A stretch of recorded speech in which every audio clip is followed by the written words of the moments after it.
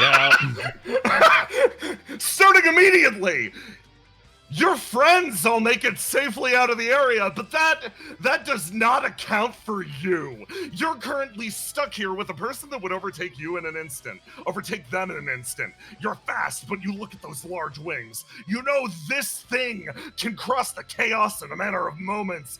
It's giant, arcing thrusters capable of carrying it across this space. But, before we talk about the next turn of combat, there's something I need to point to.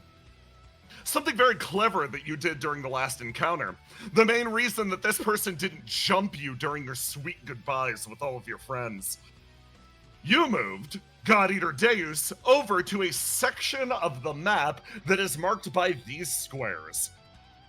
The deeper you are in, the more likely you're going to be afflicted by a particular thing that happens throughout the chaos. Let's check really fast, before we start this combat proper, if God Eater Deus is hit by a teleport storm.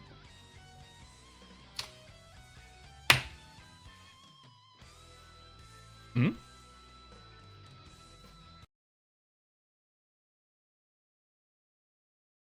Boom! He vanishes. The God of Flames remains standing, hands guarded, raised, looking out through the area. I'm not picking him up on any sensors, Kern. That kind of leads to a bigger problem, doesn't it? Yes. The question becomes, where did he go? I now throw a dice for every single other group. Okay. Okay. Okay.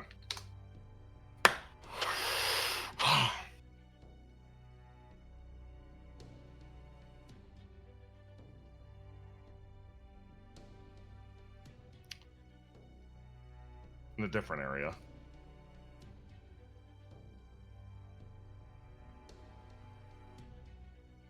A group of people make their way forwards. As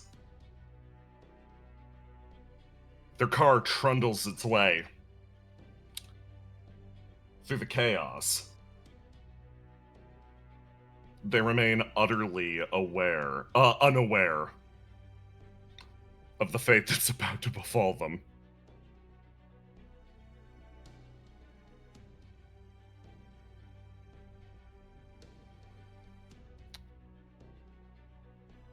Hey, Basil.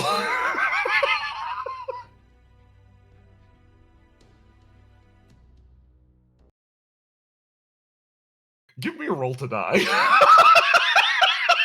It's over. So over.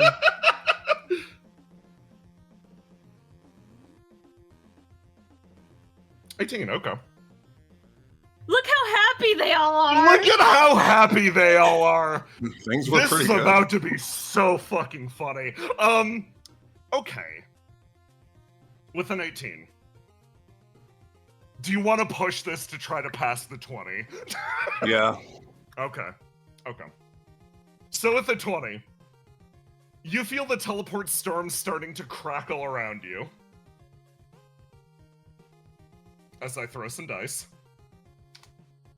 Okay. And then for you. Okay. That is hysterical. You feel an immense danger sense start to crackle up around your body. That's my ex. That is your ex. That's the ex-boyfriend. Hey, you remembered his name.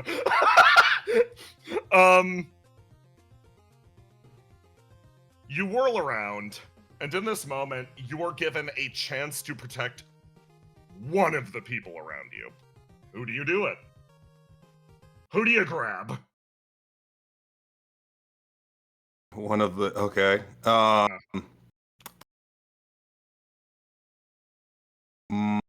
Mike. Okay. So you're gonna protect Mike. Okay. Then it goes like this. Okay. You feel the teleport storms start to crackle around your body, and you almost instinctively know that something is coming, something is about to be an issue. So instinctively, you dive forwards towards Mike, trying to protect her from whatever's coming. It's surprising, one of those rare moments that you honestly feel more intuitive than Mike. She looks at you as you throw your way forward and basically do a get down, Mr. President. As you throw your way forwards onto Mike, and correctly, you were able to surmise that Mike was the person in the biggest amount of danger here. Or maybe it's not the biggest amount of danger. No. Mike wasn't the one in danger. Mike was the target of the storm. As the storm starts to crackle and build around you, you dive forward trying to carry Mike away, and instead, you more or less throw yourself on top of a bomb that's about to explode. You dive into the location, shielding the people behind, as with a crackle of lightning, microphone is replaced with God Eater Deus. There is an explosion as the man flings you bodily backwards. You ping. Give me a roll to die. Exhaust that dice out. Yep.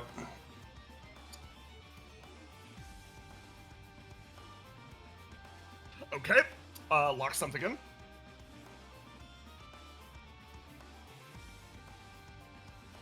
My man is going to use his signature technique. 3 consecutive punches. 1, 2, 3. You fly back, hit the tree, hit the deck, and you watch as a man springs his way out of non-existence, runs forward, punches through this guy's head, drops him, runs up to Seagazer. Hey, Seagazer. Booted into the distance, spins over, snaps this guy's neck, drops him to the ground, tin cans one after the other dropping. He's gonna run. The other 2 mass next to him screaming as you hear a roar of jet engines in the distance. Basil, you have a moment. What is this guy's problem? I'm summoning Seagazer to me, my reflection. You yell for Seagazer as she jumps up, summons the sword to herself, and tosses it to you. All right, let's kick his ass. That was rude. Bro just jumped in and dropped 2 of your friends. Okay, give me a roll to do. You get a chance to lock something in off of your exhausted dice there before. Oh yeah, it's no longer. Oh wait, no. Can I breathe? Is that what I do now? You can take your action to breathe. That'll give him an opportunity to leave. So it's simply, are you gonna go forward exhausted, or not? No. Let's risk it for the biscuit. Let's kick his ass. Risk it for the fucking biscuit. Mm-hmm. Oh yeah, no, I locked in. Yeah. Give me that roll to do. The man stumbles his way forwards. He takes a few steps. You pick up Seagazer. You leap into the air, and you drive it down into him. Give me some good narration. So, did Seagazer turn into a sword? No, she summoned it and tossed it to you. That was her action. Okay. She takes the sword, and what she's going to do is she's going to jump up into the air most elegantly. Yes, you'd be surprised with this new demonic form, and she's going to bring back an old faithful. She's going to bite him by the ankle and death roll. You leap, swing the blade, grab onto his ankle, and start to spin. You hear the roar of engines up in the air. Basil, give me another roll to do. With a 19. Something flies over. Engines screeching. It sweeps the man up. And you go with them. You hold on to the best of your ability, causing as much damage as possible. I ask you another question. Basil, do you want to push this in an attempt to stay on? The DC is 20. Yes. Okay, exhaust an additional dice, toss 1d6 at me.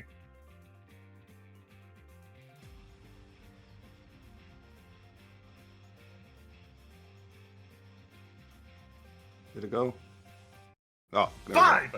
Okay, 24! You manage clinging to the man, dealing additional damage as he throws his way forwards. And that will hurt him again as he makes his way off into the distance. You hear Seagazer screaming into the distance. Your party scattered to the winds as Basil, you find yourself flung over here. And now on your current dice, give me a roll to die.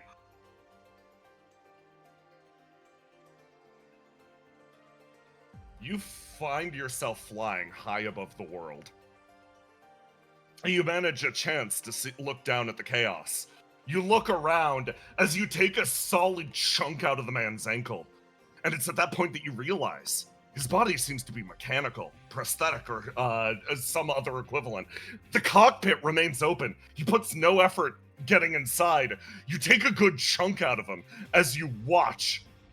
And then, at this point, you're thrown free from the cockpit. Your body tumbles end over end through the air as you sort of like tumble backwards through the skies. You spin, watching this giant bird of prey fly its way into the distance. And that's when you hear the rumble of a motorcycle behind you. Basil, give me one more roll to do. Okay. I'd love to see it. Basil, you hear a up from behind as you can tell who that is. That's right, the person that threw you the reflection earlier. That mech is speeding off into the distance, but tell me how you flawlessly did all the. That's right, Basil. Earlier, you did all the math. The most important thing, you figured out how to approach this motorcycle perfectly. It's all in your head. The calculations are complete. Tell me how you land on a motorcycle from fucking low orbit. So, even though Basil wasn't ready for this combat, she and her reflection are in perfect sync. She takes off into the distance, holding on by literally her teeth on this enemy, and realizing that her reflection, who she is in perfect sync with, is in sync with her, and right behind her, she takes off her head and throws it right towards the motorcycle in the back, towards the ground. Thump! It hits the back of Seagazer's motorcycle, and almost like a hermit crab, your body respawns from the back as you cling to Seagazer's back, accelerating off into the distance, chasing this giant bird of prey. Hey, Ace. Timing. Mm-hmm. He ain't here right now. You got time for one action. However, these large giants still are. They remain sort of staring up over at you. They close the distance in. Bit by bit. You hear flames report from next to you. What are we doing? I mean, are these things actually hostile or just mindless? I can't tell. I don't know. Ace just kind of looks around. Seems like there's like what feels like a infinite amount of them, right? I don't think so long as we're in the depths here, they will continue to come after us. Well, only really one thing we can do. I'm getting out of here.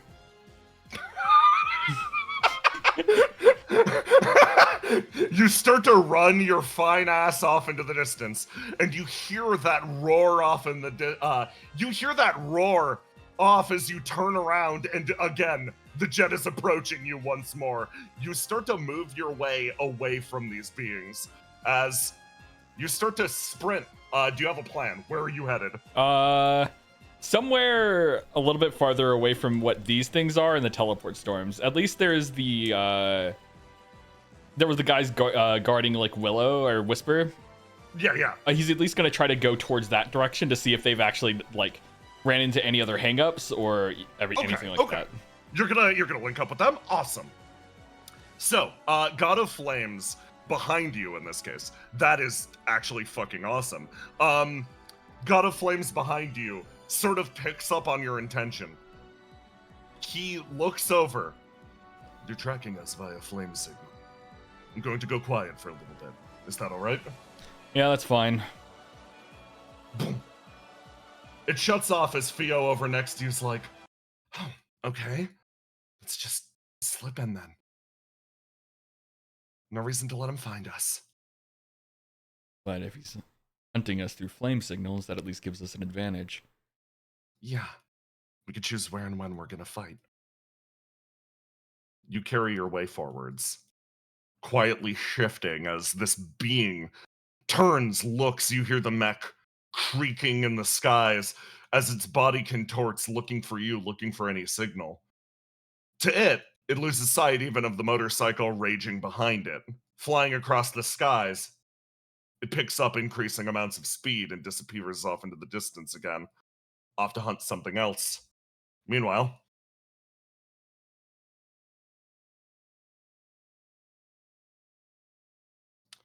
Basil, I gotta drop you a sea gazer. And the two remaining members of the mass that are still fucking alive after that, you are holding on to Sea Gazer's back as you drive your way straight forwards. Sea Gazer sort of like looks down. Oh, hey, we're getting a signal to meet up with 8 and the others. I don't think we're gonna track that thing down just on a motorcycle alone. What do you say we link up with the group? Okay. Do we know where Mike is? Sigurd pauses. Doesn't look like it currently. Okay. So we know how the waves work, right? She'd be pushed in the same direction that guy came from, if that was the source. No, I think she got snapped up by one of those random teleport storms. I guess She could be anywhere. She could be anywhere. She probably exchanged. I don't know exactly how it works. Fuck. Either way, she's outside of communication. Sigis is visibly nervous about this. Okay, we're all going to the same place. So let's just go where we were supposed to go. Yeah. Okay. Let's. I'm sure we'll get our opportunity to beat that guy's ass later. Yeah. You say that and you watch Sea Gazer untense a little bit. You feel the nerves driving up her arms as she digs her fingers hard into the motorcycle's handlebars in front of you. But your little quartet drives its way onwards, off to meet up at the nearby location. However, for the person that got randomly swapped...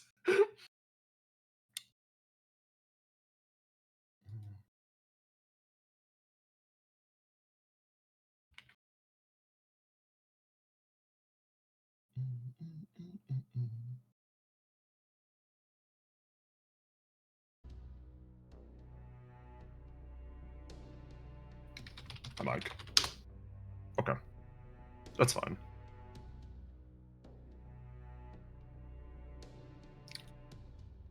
Get to use one of these maps that I didn't before.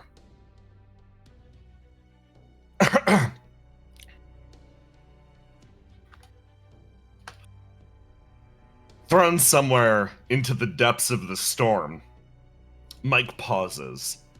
She looks up and around, hearing the roar off in the distance, not only of, the coda itself, but also of that machine bird of prey. She fidgets in place, assesses her surroundings, checks her comms, and sends out a pulse.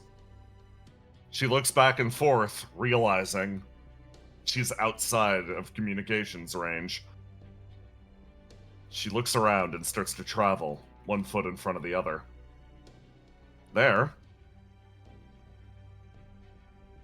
she walks for a time, finding a large structure sprawling out in front of her. She moves her way inside, shifting back and forth, and slowly braces the door open. one hand in front of her. She looks out in front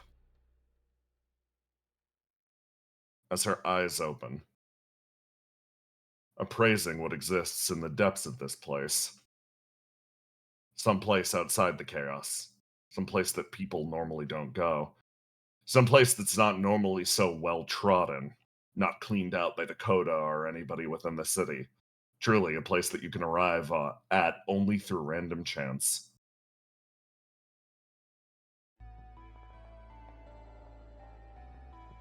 Her hand braced on the door.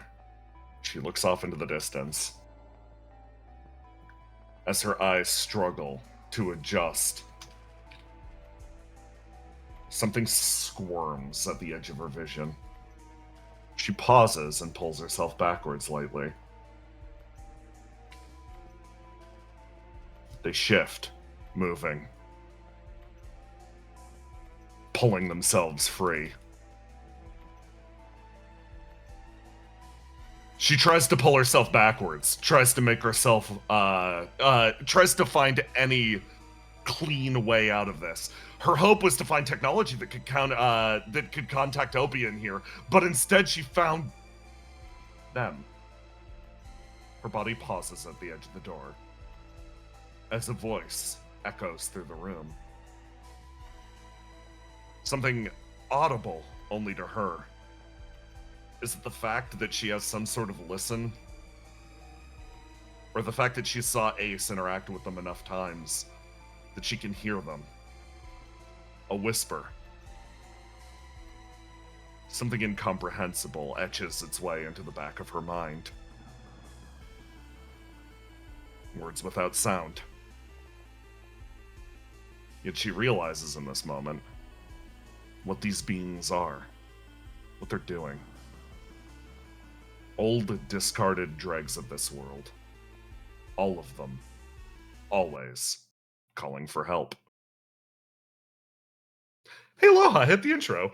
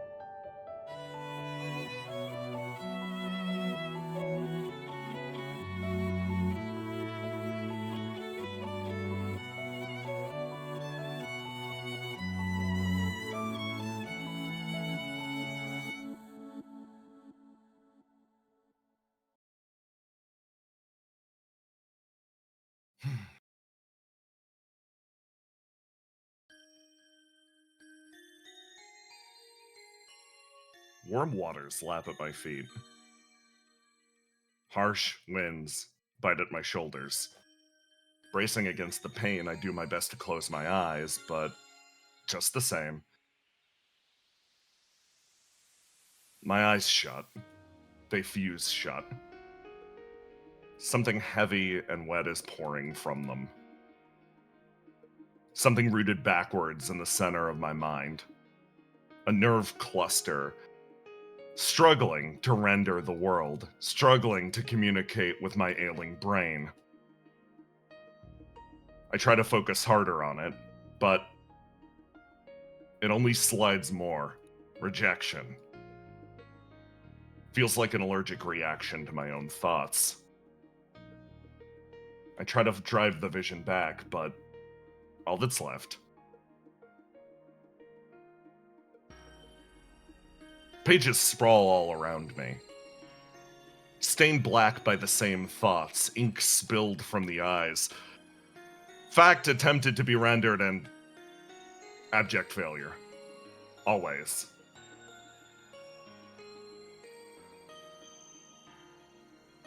It's a simple thing to accept that you could write a book with all of the facts that you can't know. It's a simple thing to recognize that you could fill an unlimited number of libraries with information that you have yet to learn. It's a different thing entirely to look at your own work and not know a single word of it. This featureless library sits in front of her, and as she watches it sprawl out, she comes to another realization for herself. For what reason does she still write? For what reason does she still cling to these thoughts? The connection is made. Repurposed OPIA comms tech. Something that normally wouldn't provide something so stable or physical. Made and manifested as a miracle thanks to her... Patron is definitely the wrong word. Thanks to the flame that she's borrowing. Two things flare into existence. In this moment, that she desires reliability. In this moment that she desires connection. Of course, these faces would spring to mind.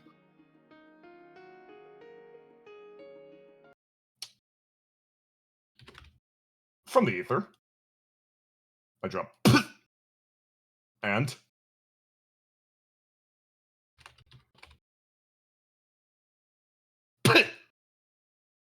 you two are drawn into this place by your OPIA communicator, functionally accepting the most suspicious call you've ever seen from Riddle in your life.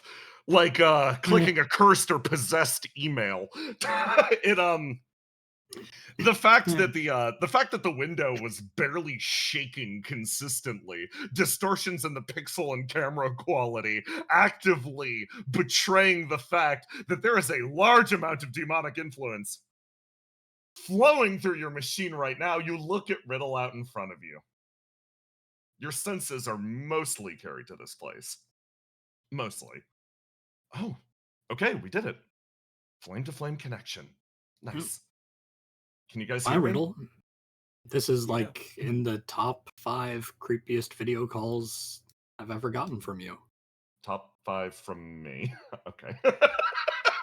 You She are kinda Riddle, mo- right? This isn't some trick. No, it's really good to... She pauses. She knows what she wants to say. It's really good to see you again, but that isn't 100% true. I'll save the proper union for when I actually make it into the city. We're close now. We're really close. There's just a thing or two that I need to do before I get there. Oh, so that means you're coming late? She shakes her head. This should speed things up. I just need a little help from you guys. What can we do? You always depend on us. She sort of scratches the back of her neck. She looks out at the area around. First of all, can you see all this nonsense? The black tides and everything? You can. It's weird. You've never seen quite as clear a visualization, but no. Rendered clearly to the eye for once. Oh, that's real? I thought there was some sort of weird background glitch. Yeah. Kinda, yeah. this is me. She sort of gestures around. Or as clear a rendering as I can get inside my flame. Normally, she looks over at you, Argos. Connecting my flame to yours would cause massive psychic damage. Argos, you have a fond and firm memory of the one time you did connect directly to Riddle. Oh yeah. Yeah. Right, so you're calling us from inside your own flame? More or less, it's my flame just directly linked to yours. Horizon's lending me a little bit of her own to sort of make the gap work. I'm not a muse or don't have any abilities normally related to that, but Horizon's a master at hijacking technology, so quite literally, you're probably in the physical world just standing stock still right now. Oh, wow. That's That not an happens issue. sometimes. Yeah, so she sort of gestures around. This is more or less it. Glad the seas aren't consuming you guys right now. Basically, if I learn too much, or if I learn the wrong thing, it tends to sink down below there. I lose track of it. Just disappears entirely. So, she sort of like swallows. I could use your help saving someone, actually. Who? It's the person who's actually lending me the flame right now. She's a little full of herself and she doesn't think she needs saving, but I really want to help her. And I wanted to ask you two first because I'm literally on my way to save the two of you, and this is a little embarrassing to immediately turn around and ask for help as a result. But she really actually does need the help. She's an outer evil.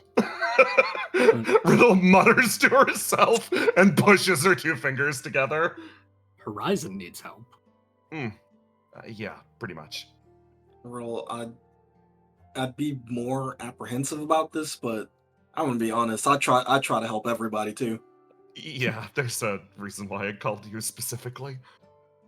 Okay, that's good. It seems like that sets her heart at ease, weirdly asking for your help, permission. Her eyes light up.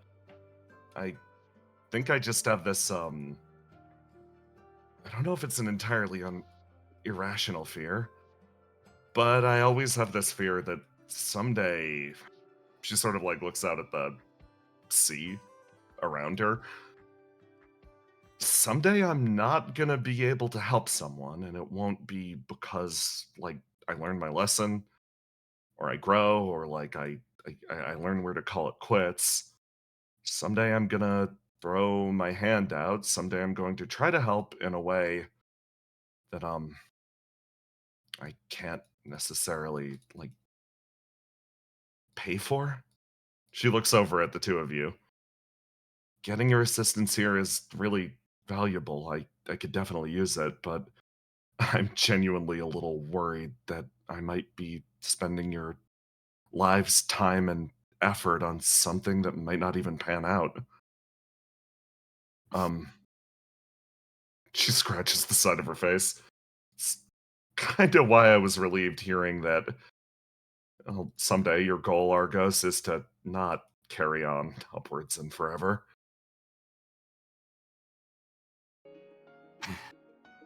Riddle, you're reaching for stuff that you can't grasp constantly.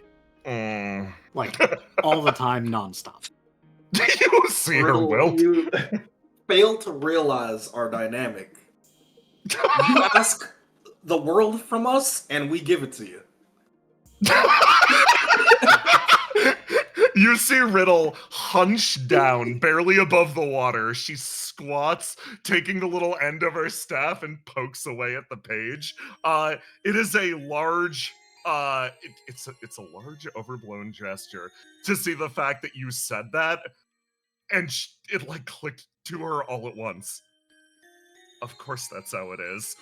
Her shoulders shake a single time. Yeah. That really is the case. Okay. We kind of gotten good at it, making the impossible possible. Yeah. You're usually grabbing for something that's pretty damn good. So, Okay. we're happy to do it. Then I'm gonna ask for your trust. She turns around. What you said clearly deeply affected her. She's trying to keep it together. Her eyes blink open from the ground. She looks up over at the two of you. Then I'm gonna ask you to trust me on how I'm gonna go about this. It's probably not gonna make sense until the very end. And just the same, I want to make another promise. She stands up. I'm coming for you guys, okay? Like, I'm dead serious. I've been very polite. I've waited up to this point. The city is almost in sight. This is the last thing I'm going to do, and then nothing in the world is going to stop me. I'm not going to be strategic about it. I'm not going to be reasonable.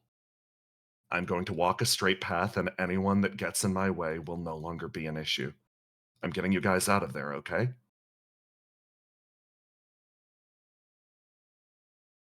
You better. I really miss you. I hope you're ready for this big hug I'm gonna give you. Riddle's entire body, she's like, physically speaking, that sounds wonderful. I just hope my bones can take it. Okay, then. In that case, let's go, she says with a smile, as over here.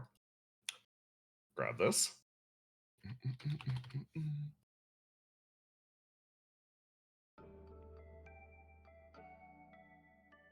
Someone quietly sits on the bench, waiting, as 3 people actually sort of flutter around. 1, 2, and a third. Not who I was expecting. Okay, I'm here. So I cannot control the told shallot. I will put the shallot over here. Is that correct? Yes.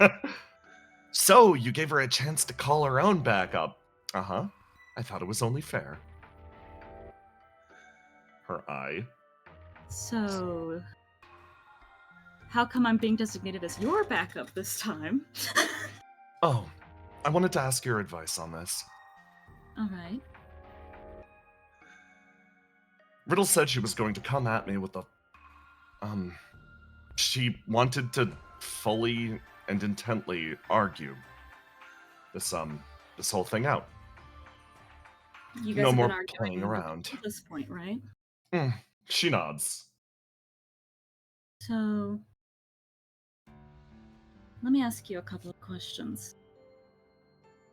Based on what she's saying, I guess that means you haven't been actually arguing the point that you've been arguing.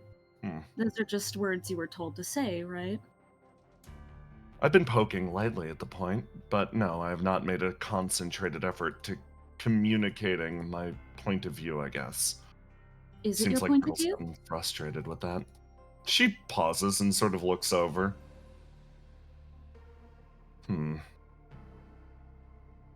She sort of folds her arms. Yes and no.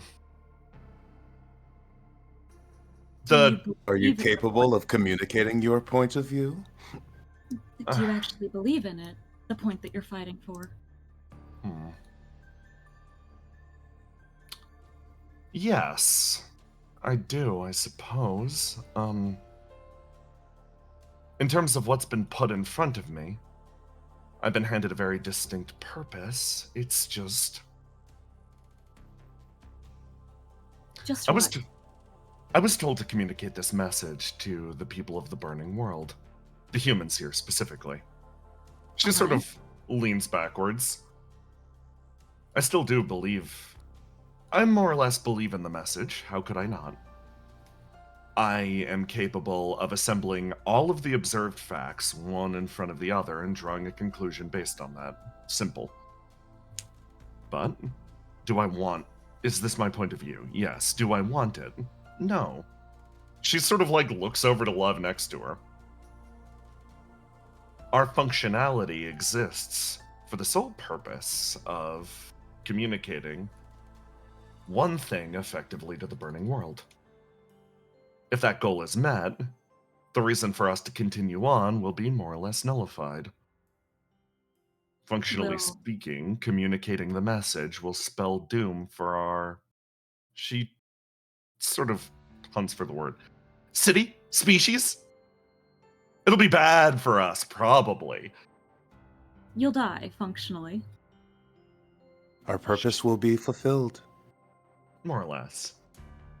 However, the one thing I learned in my time on the Burning World is that you can have a job and do your job, but not necessarily do your job, if that makes sense. She sort of Well- like smiles.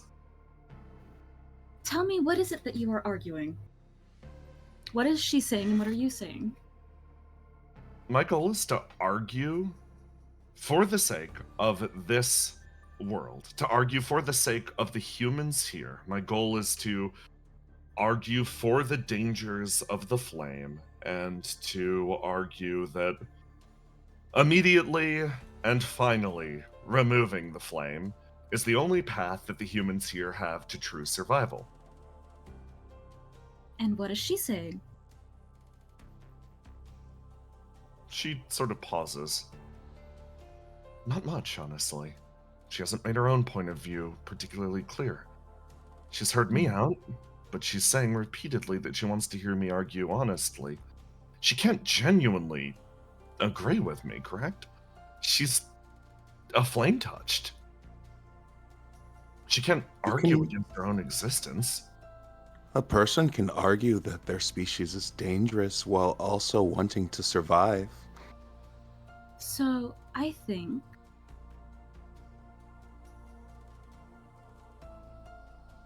Trouble's deciding how she's going to say this. Let me ask you a couple more questions before I say anything.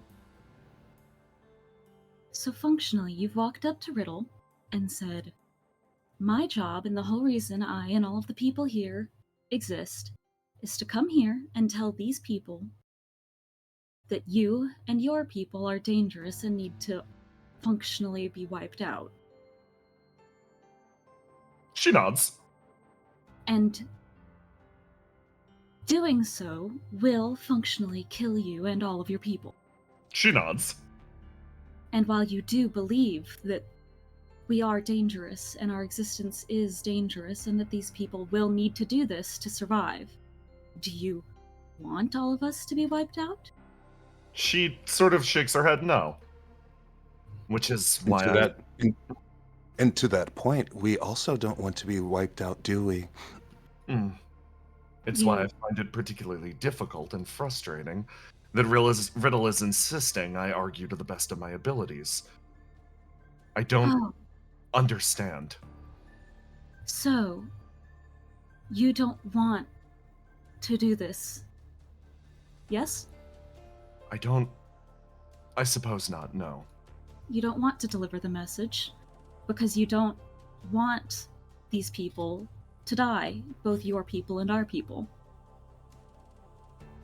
Her face looks at you and then looks at Love. It's as she was saying before. The ability to do my job without doing my job would be preferable. I see. So, Riddle is not arguing with you. Riddle is arguing with... It's better if you don't see this necessarily as you versus Riddle. Think of it as Riddle and you versus this idea, versus this conundrum. She needs somebody to argue as hard as they can for this thing that's causing all of us problems. Because unless somebody argues as hard as they can for it, she can't dismantle it. She pauses. If you're scared, if you do not want to die, tell her that. She wants to help you. Yeah, this one. She listens to what you're saying and, like, sort of quietly nods as, from over here, I drop a willow. I drop an Argos.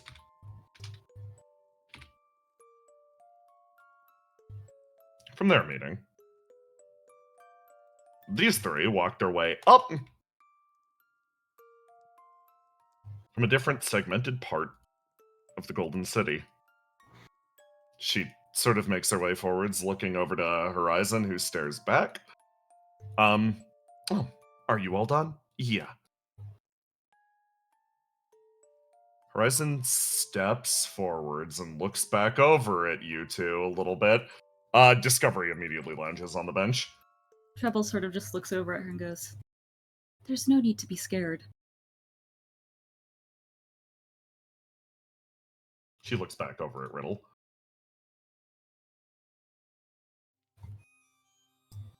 Riddle, you've asked me to argue with you to the best of my abilities. I have access to a wide variety of different facts and data that might make this difficult for you. Riddle blinks. I'm going to be honest. Completion of the task means death for not only my people here, it potentially means death for all of your people as well. I'm afraid of the consequences of it.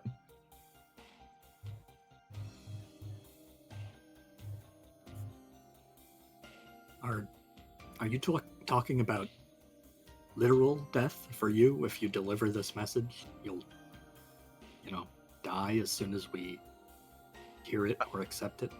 As a flame-touched being, yes. Is it powerful? She nods repeatedly. Oh. Riddle, do you think I could tank it? Riddle, zero hesitation. She looks over at you. Do you think you could?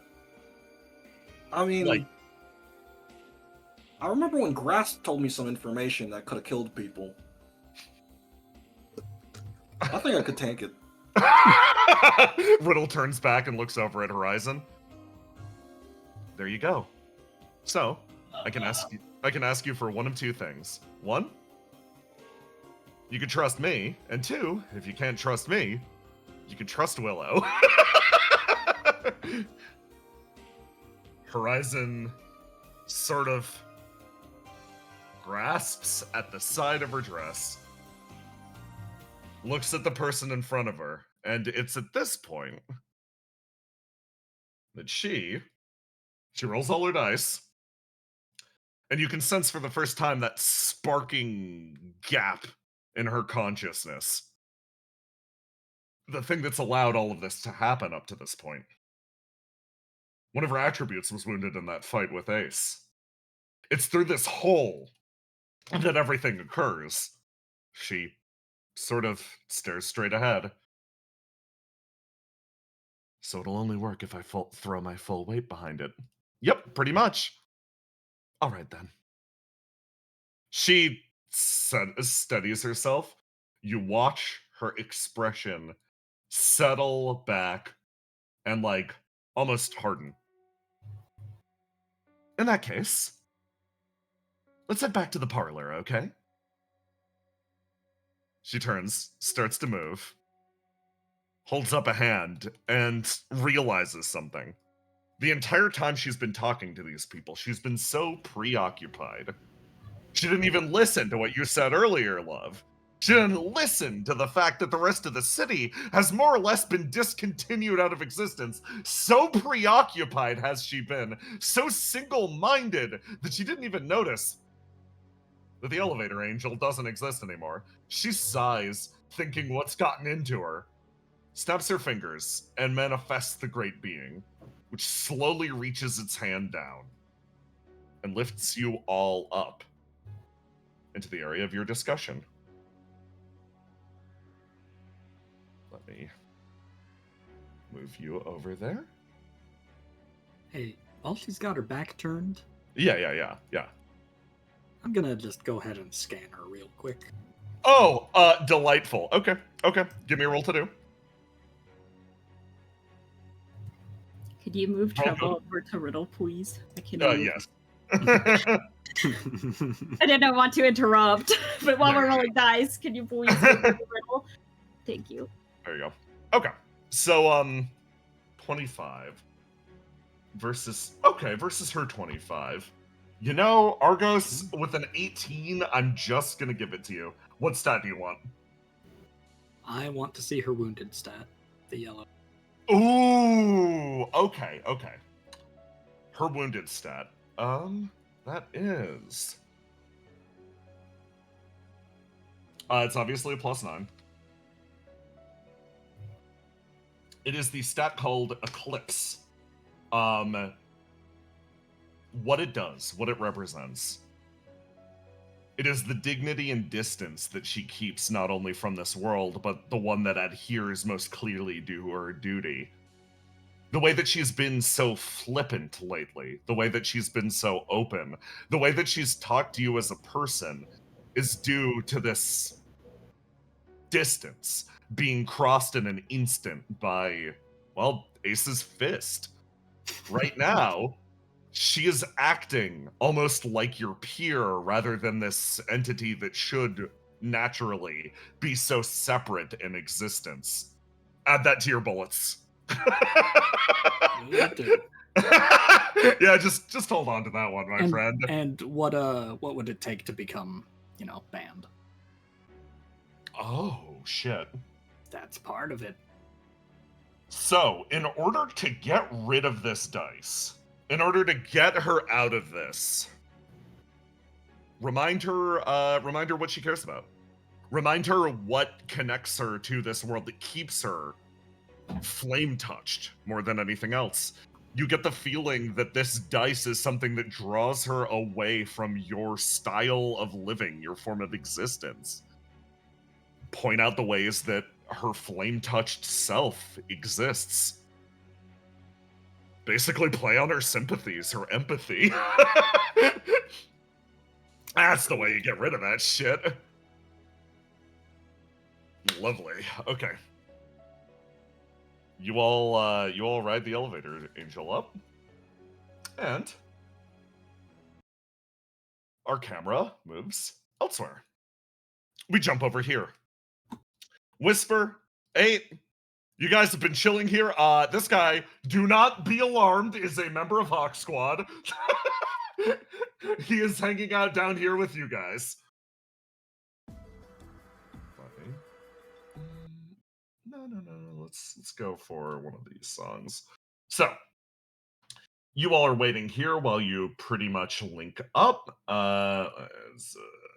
Fuck. This one.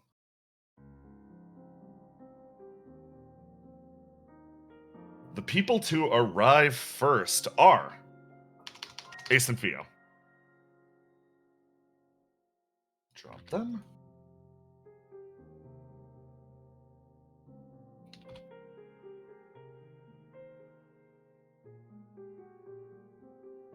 God of Flames lets you down, and you guys pretty much link up at your camp. Theo flutters her little wings, and she's like, nice. Outside of that cramped cockpit. I apologize for the lack of space. She runs up, waving to you all. Dragging Ace behind. Riddle sort of turns over, looking at you guys. Okay. So what was that thing? What was that large bat that jumped you guys? Theo looks over to Ace. A very strong pilot, it turns out. I'm back. Okay. Oh yeah. Ace, you functionally got dragged out of your cockpit. You're meeting up with everybody over at camp. What you call it? Riddle looks over to you and is just like, yeah, what was that thing you guys were up against? Do I know its name? No, God, no. The best you heard was from this guy, this member of Hawk Squad over here. Like, oh, yeah, there's a fucking guy called God Eater Deus. Just some freak of nature. Riddle like looks back over. Is he gonna stay a problem? Probably. Seems like he is able to track large flame sources. We managed to avoid him by just reducing our flame output, but it's gonna lead to a big problem once we try to leave. That's the issue. Yeah, okay. Riddle sort of like tests her teeth, and you hear a rumble as motorcycle catches up. These guys go off the side, and they also deposit. This body of the Flame Hunter is just ambiently in your inventory. Bastard jumped us back there. He just came out of nowhere and fucking killed 2 of us. Yeah. I assume you know that robot man? Why does everyone assume I know that robot man? Well, yes, Because nobody gets pissed off unless you did something. To be fair, I think he was pissed long before I ran into him, but sure, yeah. Seagazer does the mental calculations. Is that true? Huh. She actually runs the math a little bit. This guy back here is just like, oh, yeah, that guy. Fuck, man. God Eater Deus. Freaking nature's right. His parents named him that? Probably, absolutely fucking not. Let me tell you, that guy, he sort of like, you watch him reach up and scratch an invisible beard, sort of tucked away back behind. He's one of your guys, right?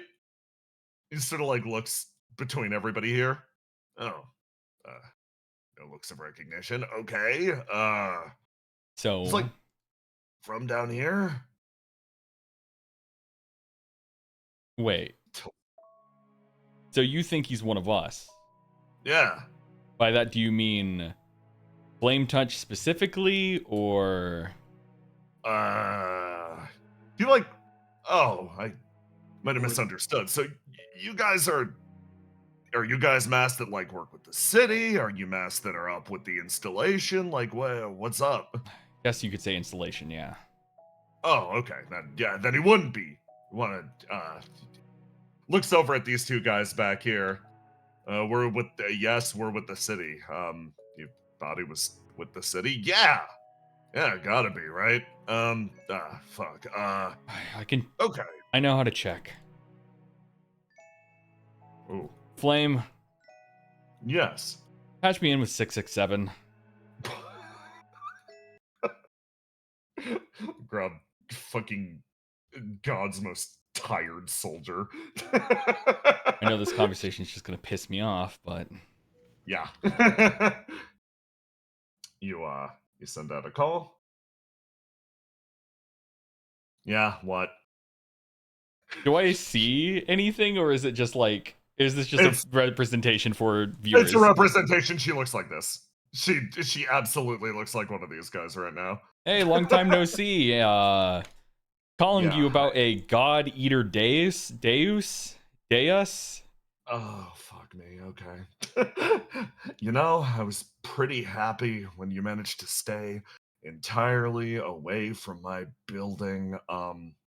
Is that going to stay the case? You're calling me from mighty close there, friend.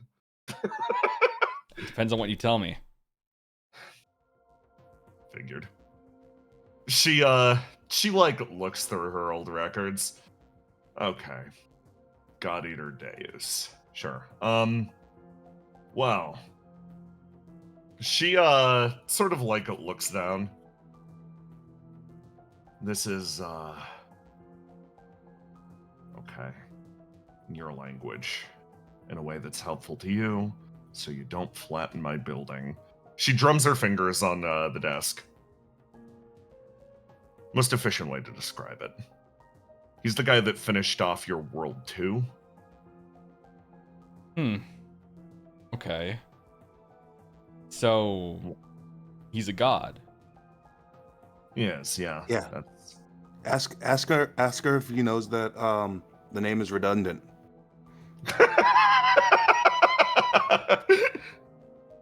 Do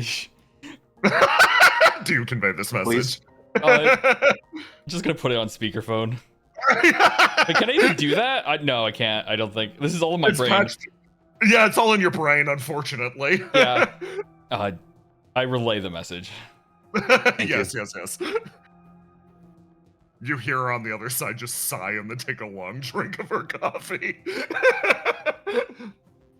So, useful information on the guy, or particularly useful to you.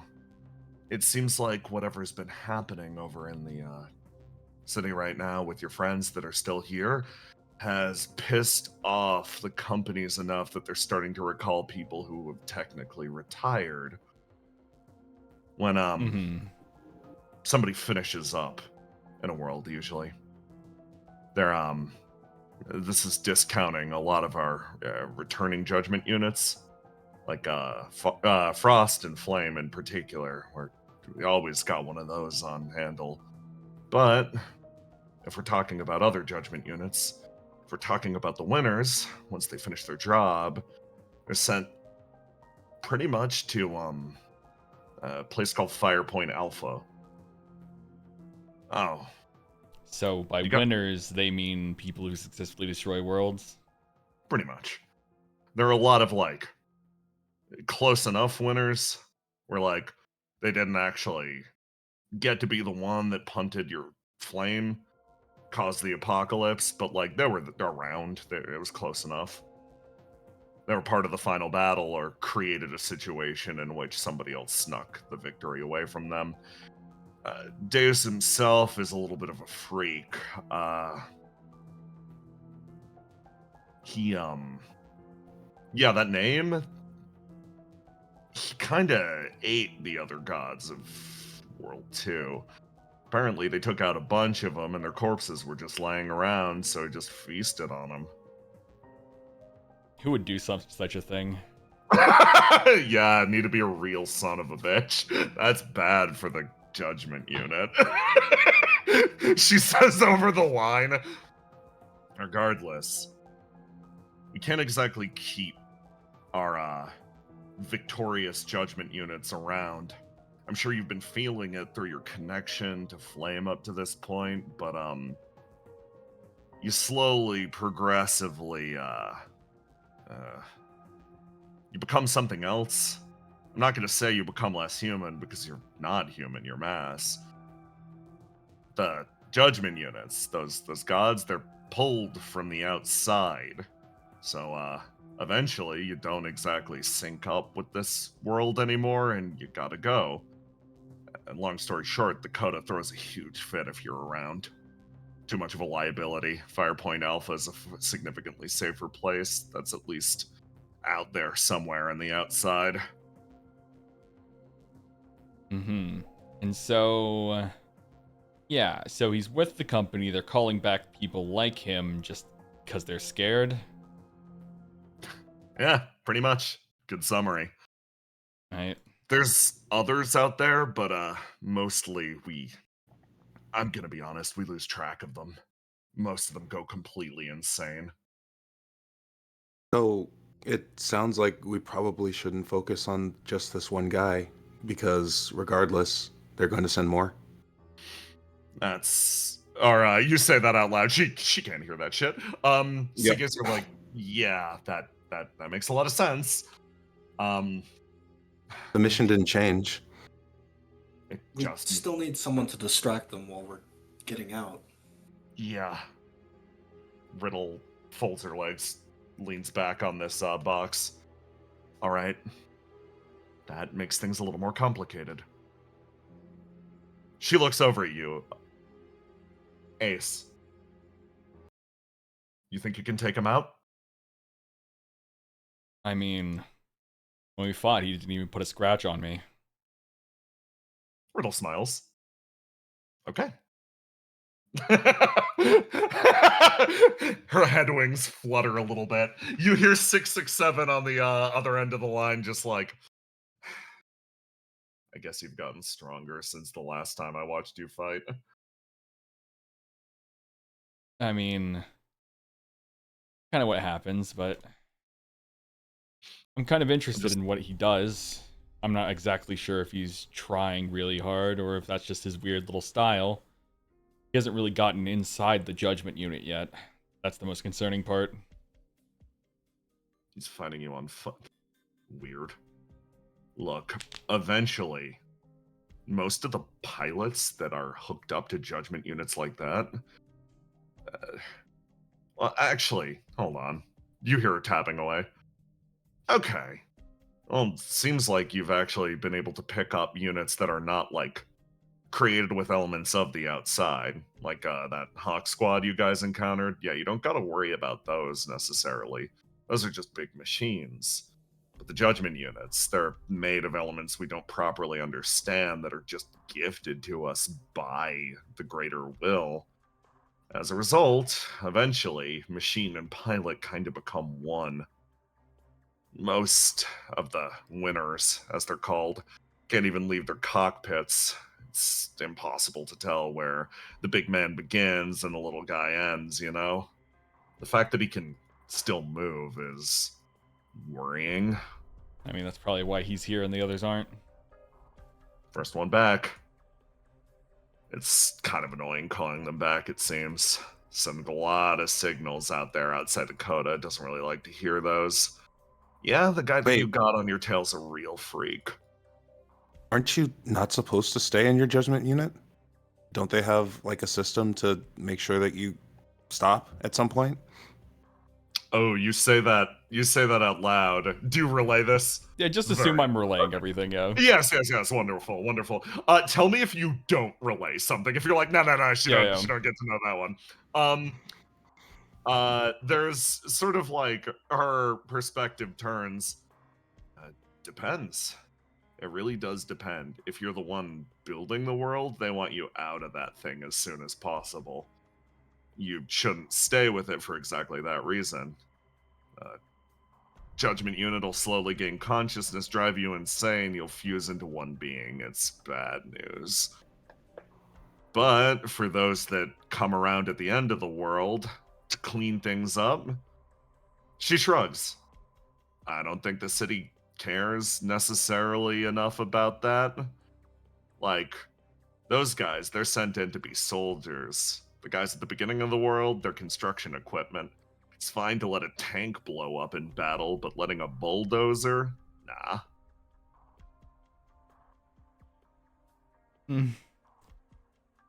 Those guys are sent out to die.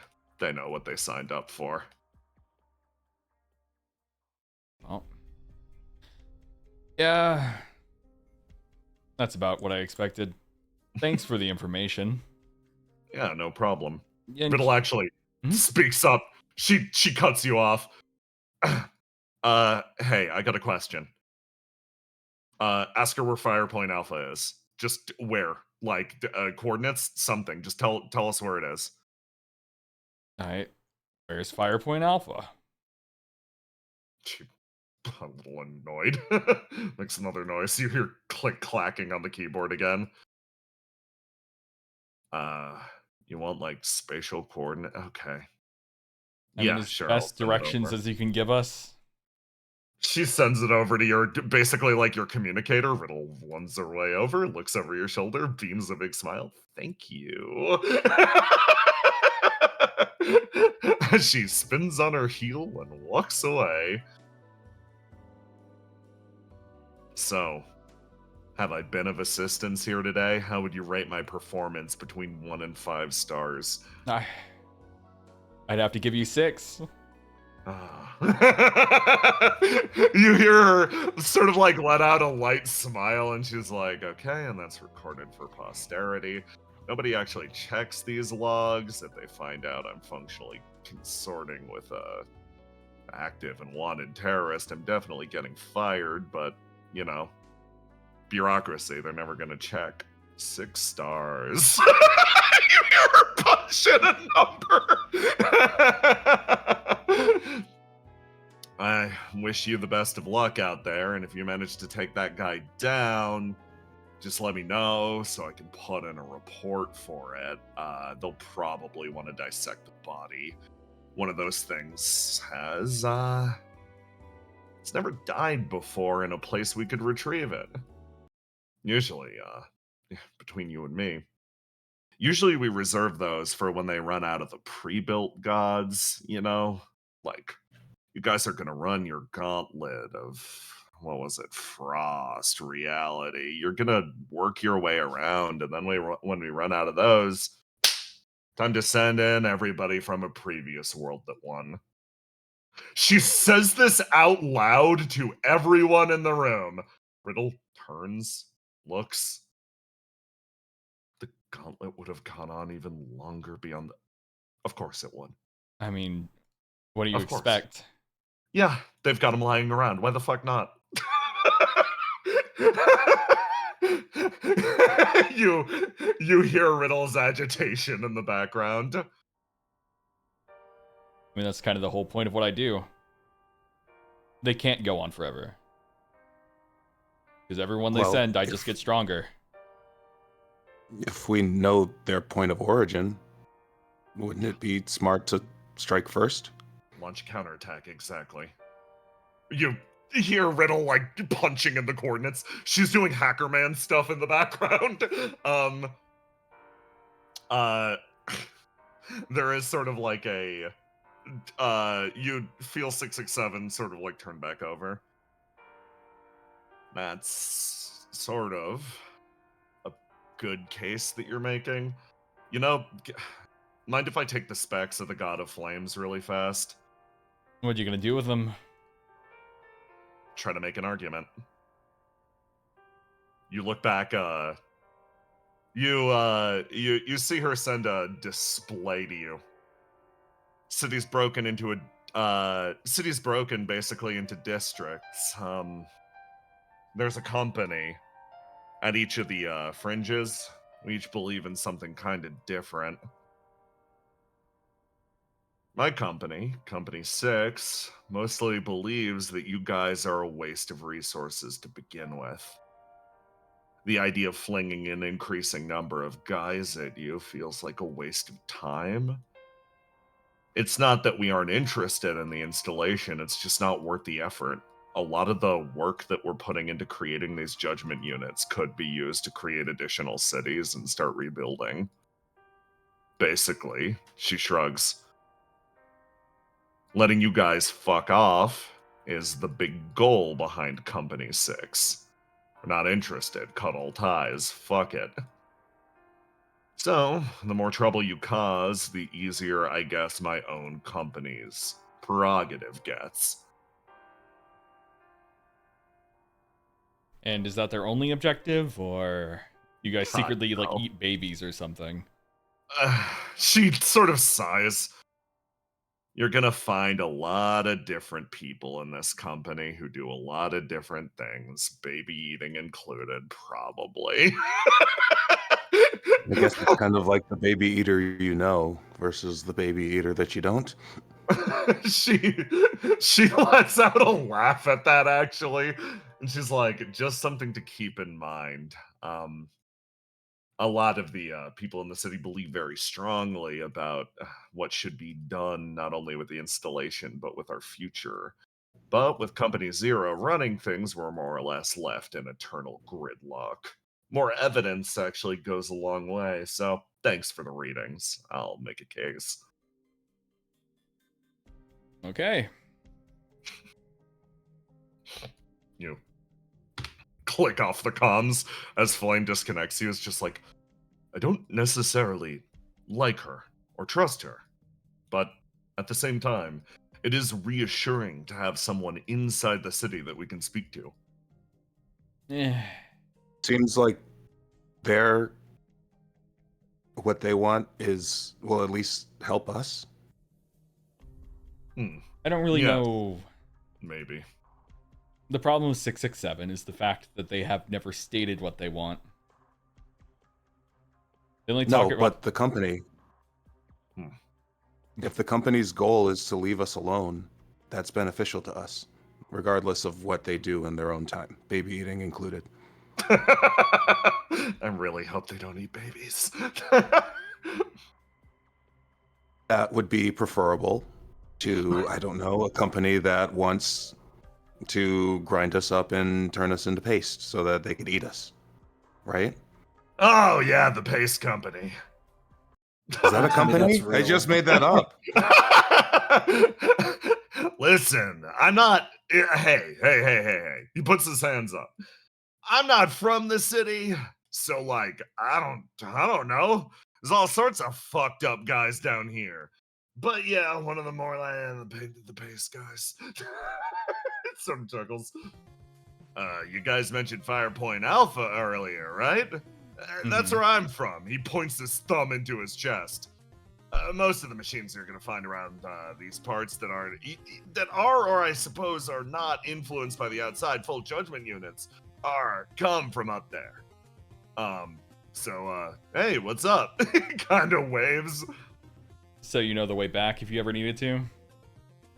Ooh, you say that out loud, and he sort of shakes his head. No, but my onboard computer does. I can't handle all that complex navigation myself. I mean, it's not like it's important now. Well, maybe at some point in the future we can have, or at least work together, or get some of you guys on our side. Ooh. You say that out loud, and he sort of like looks over to you. You guys are with the installation, right? You know what? We might have more common ground than we think. Let's fucking get moving. We gotta get you guys safely to the city. Right. Riddle. Oh, Sort of- yeah, and we lost track of Mike. Have you heard anything? There's a moment of silence as you lost, huh? In a teleportation storm. That's what brought God Eater God to us. You say that out loud and hand me the perfect segue to go over to what the fuck Mike is doing. Meanwhile, Sort of film. over here, Mike is witnessing the horrors as she calmly waits. The roar on the outside continues to travel by as these beings weirdly encroach no further on her. What she can feel from them, overwhelming, emotions almost diffusing from their body, is this strong sense of envy. It's almost palpable. It holds itself in the air, but they don't make any movement closer to her. It's almost as if they acknowledge the reality that if they kill her here, they can't be helped. But the thought in the back of their head is ever present, constantly weighing the pros and cons over devouring her, trying to use her body to escape this place, and asking again and again and again, at least for some form of liberation. Mike looks at the beings in front of her and is gonna decide what the fuck she's gonna do. Oh, roll twice. I'm gonna take that second roll. Lucking in her purple dice for them. She looks at these sprawled out, almost oily beings. Makes her way forwards.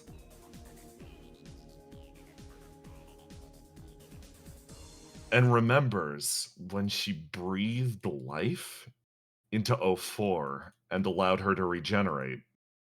Pure flame. She looks at the beings in front of her and sort of starts to think. Inhales. And then sends out a light wave that travels through the room. lighting up the distant shadows of this bunker. Hey, Trouble. Yeet. You find yourself standing atop a wall as Falcon 4 waits for the return of Argos, Willow, the rest of them. How much am I allowed to talk right now? Vis-a-vis how much of the lobotomy is in place? You need to be polite. Okay, You must be polite. Customer service voice. On. I understand. Falcon 4 sort of like makes his way over to the edge of the wall, looks out. So, this is the city everybody died for. Yes, this would be the city that most of the humans currently reside in. You know what I said earlier about walkable cities?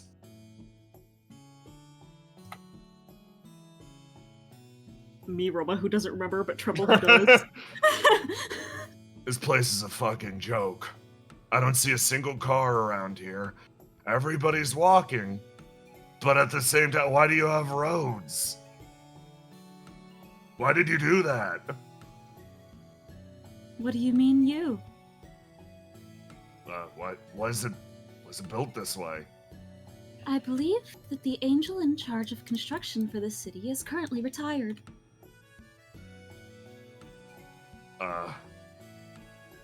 Good for them, I guess. I was not present here when the city was created. Oh, okay. I have only been the governing AI of the Demiurge system for about 2 weeks. 2 weeks, really? Yes, So about the time that I woke up too, huh? yes. Before that, I was a mass of the installation. Blinks slowly. Those are interesting words. They I are not don't the know words what I that would is. use, but they are the words that are required to be used.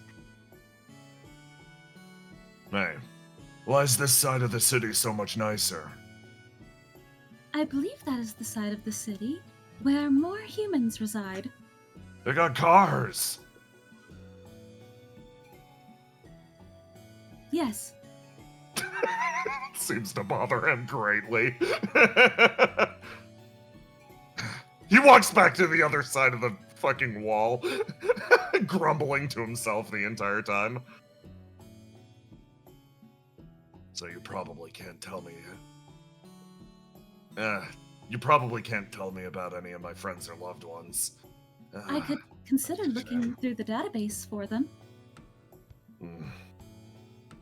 If you would Okay. like information on people from that time, there are people in our number who may know. They're probably dead or taken by the flame anyway.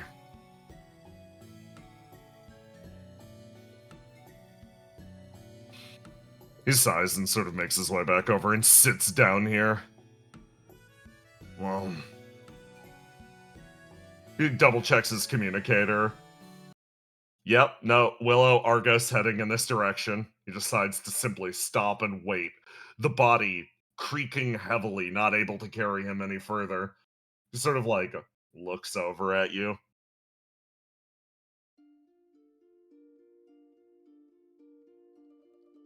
So it's bad, isn't it? Which part? My body. Your body is currently in pause, need of maintenance. Don't even call it a doctor's appointment anymore. It's maintenance. Well, Fuck me. I suppose it depends. Is your body currently primarily organic or mechanical? He opens and closes his palm. It's flame, whatever that is. Is it organic or is it mechanical?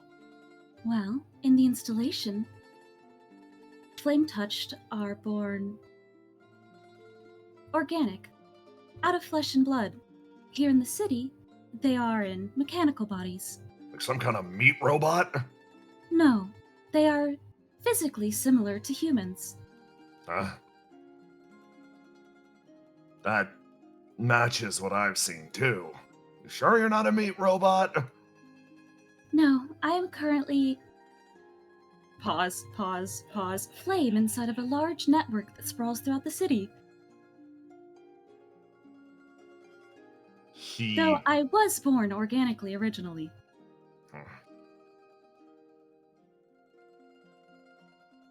Back in the war when I was fighting it, one by one, I watched people I knew be overtaken by the flame and replaced. Exact duplicates of themselves. But it wouldn't matter if you cut their heads off. They'd still just keep moving.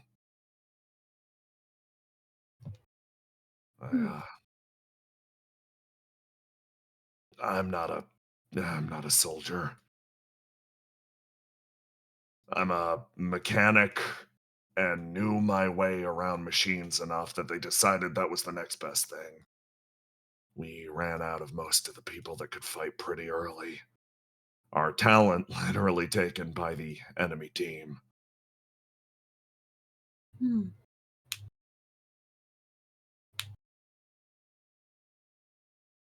There's a long pause.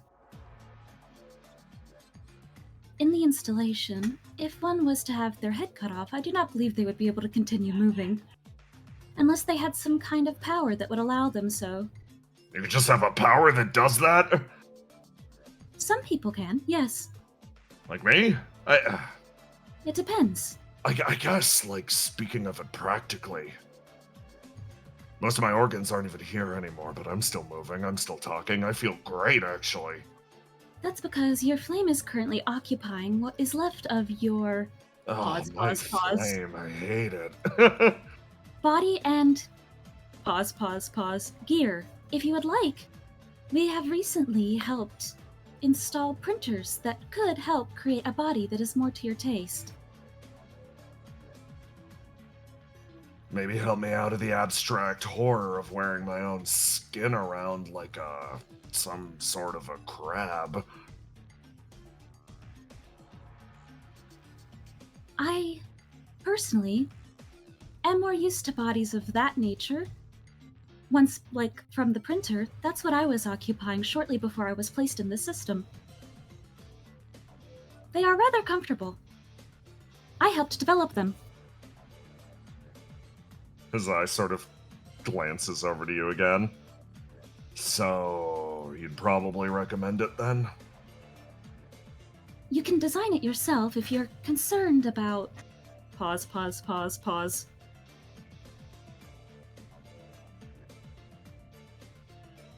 Possible sabotages of some variety?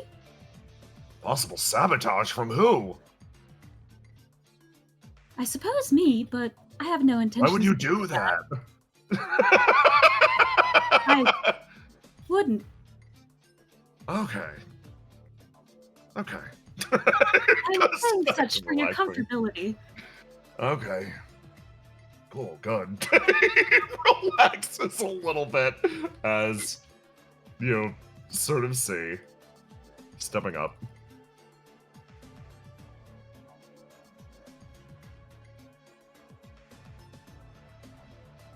Willow, you and Argos join these two up on the wall as the large figure turns over, sort of stares over at you, and pulls himself up, dusts himself off, takes one step forward, vaults this instantly, and then throws a fucking flying punch at you. Clash with me instantly.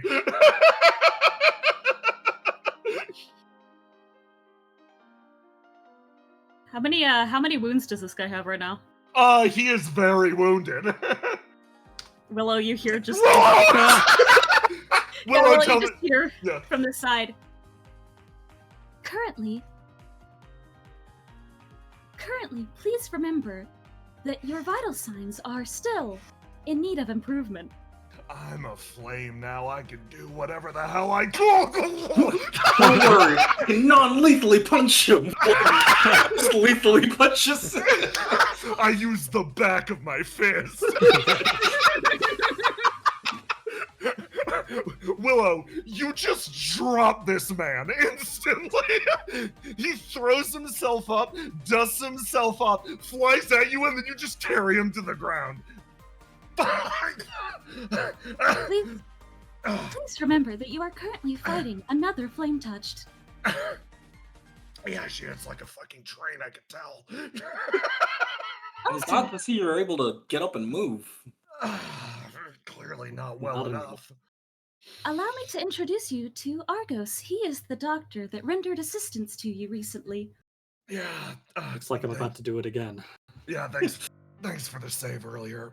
Oh. Okay, you win. Get off of me. Alright, I'm just making sure you're not gonna punch me again. Even if I did, you'd probably just...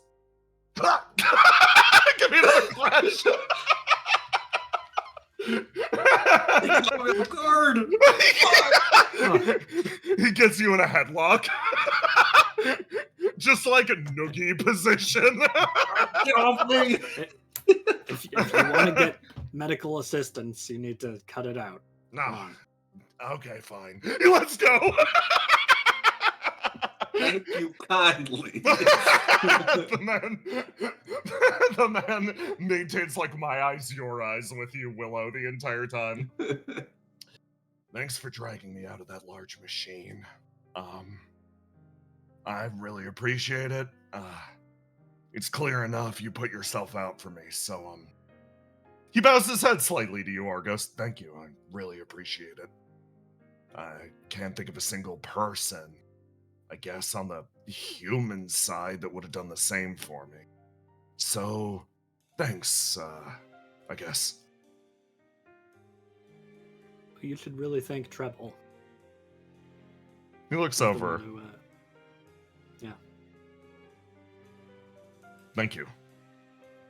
He becomes deathly serious, and you see his eyes split into a smile. His body burns lightly. You sense the man's gratitude. It's genuine, if awkward. And then it refocuses on you, Willow, and he... the eye fixates on you again!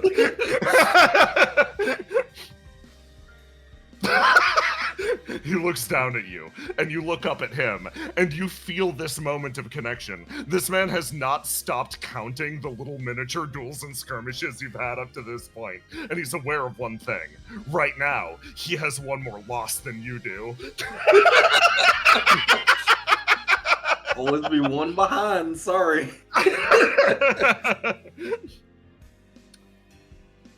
Listen, as to help pay off your enormous medical bill, just go with it. Oh, fuck, they still have this? We actually have a payment plan where you can pay us an information. What exactly was going on with you what did you have in there with you? I apologize. That is likely due to my interference. Treble? I am currently occupying the Demiurge system, which has a large number of restrictions. I believe you, but that would also be convenient to say, wouldn't it? These restrictions are constantly being broken by my flame and reapplied by the operator. He attempted... Pause.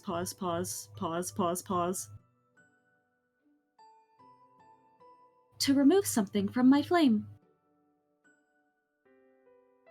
Oh. And that's what was in that mech? I did not want to lose my memories of Riddle. Oh, I see. But... Pause. There is something... Pause. She said to me once, a very long time ago, I believe may have caused issues with the flame. Oh.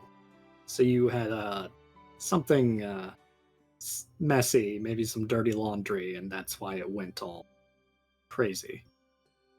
There's a pause. I remember who Riddle was before she was put in the lake. And that person knew things that we cannot. Like on another tier of knowledge type of thing? Outside of the tier system. Oh. Wait. She... Pause. There are things that if said or uttered out loud will cause... Pause, like she's trying really hard to convey this. The instant annihilation of whatever world they are set in. How did she know something like that? Where do you think Riddle is from?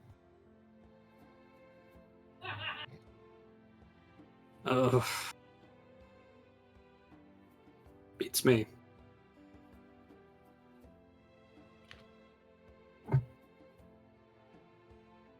I guess I Well, never really asked. She told me about it once.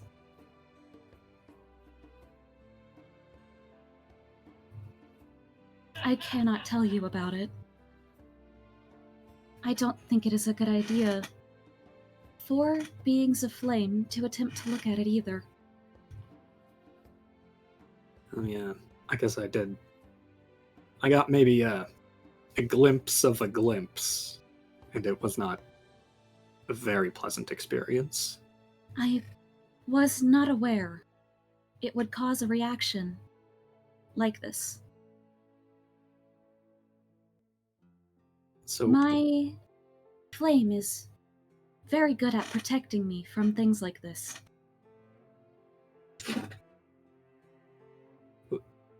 wait, so this cursed knowledge or whatever that would destroy everything. But Oh yeah. we should be Thank you streaming. so much for getting shit back together. Yeah. Oh wow, an ad. That means we're back. That means we're back. Just give me- boop, boop, boop. Oh my god, Roma the lineup. Unfortunately, this is exactly what happens when I try in any way to discuss this information. As you say, that stream dies. God. What happened? The opera's like, silence her now! Can't kill her! Treble has been trying for so long to talk to people about stuff, and so often she'll be like, I'm gonna tread close to the line, and then something explodes, and she's like, mother... This time it's stream. It knows. Fucking for leaning over. I'm gonna be honest. I'm happy that she answered and is doing like an eloquent job of it, because I was just going to say that a lesbian ghost haunted my very homophobic robot. I mean, that's the gist of it, ain't it? Yeah. They're nodding to each other in the background the entire time this conversation has gone. Functionally, Treble, you get up to the line. You approach the line once again. And that stream cut is fucking canon. As you go, that's right. I sometimes try to start saying things about it, and then terrible things happen. And your entire body seizes up, and you just... Oh. The system said, shut the fuck up. Uh-oh. It's And okay, then you she's start moving rebooting. again. I see. It seems that is about the extent I'm allowed to talk about this topic. Trouble. Normally, the thing that stops you is your own ESP or some deep sense in your body. This is the system tasing you. It isn't some other power, it's not your flame, it is literally this topic of conversation is like, cool, hard banned. The system restrictions currently prohibit me from speaking any further on this topic. I see. this kind of information from outside, what should be known, that, if it's spoken, it might sort of end the world or something like that. Sounded kind of familiar with another conversation I've been having simultaneously. Yes, you are still having that conversation. Ah, Man, a lot of things like that are happening lately, and I don't know how I feel about it. there are things. Pause, pause, pause. Pause, pause, pause. I did my very best to warn you about ahead of time, but there is no way to describe it until it happens. I take my hand off of the buzzer.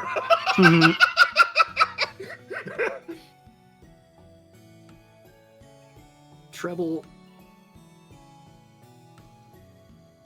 You know what? It's fine. I apologize. You did. Yeah, it's okay. Well, it's not okay, but apology accepted. I did try my best.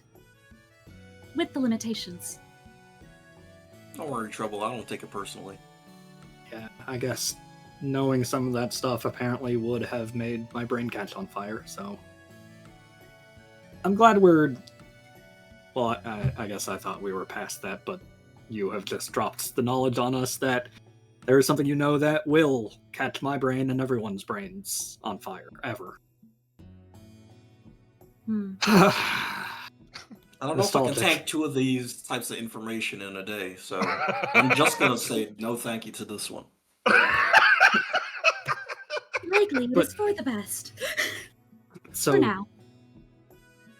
it was successful, right? You got your knowledge or your memory, Riddle and everything. That's okay. No, Oh, where'd it go? currently, the flame that I placed inside of Falcon 4's machine is currently being held by the Demiurge.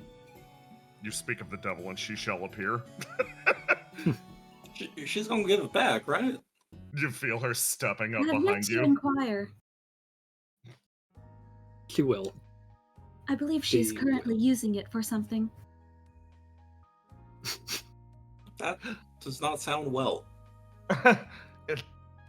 Sorry, did I interrupt a conversation? Is everybody talking about me? Oh, Yes. no! Yes. I see. Well, that's great. I was hoping that I could get all of your assistance. Argos has come up. You flutter over to her. Argos, Yeah. you proffered the suggestion that we should find more locations for those 3D printers, correct? Definitely. Her Oh. face splits to a smile. She stops and turns and looks over at you. Were you about to search the entire map for different confluences in power that could potentially assist? I could if you would like. I was going to suggest. Pause. Falcon 4 is currently in need of a new body to inhabit. If possible. She says, looking at you, Argos. What is your opinion as his doctor? Oh, fuck. You know what? Just for fun, let's scan him. Give me a roll to do. Okay. 18. You scan Falcon 4. Let's see. Tell me which attribute you want perspective on. Of these fucking 2 unwounded attributes. Or any of the wounded ones, to be honest. Oh, let's just go with the red. The red attribute. Okay, awesome.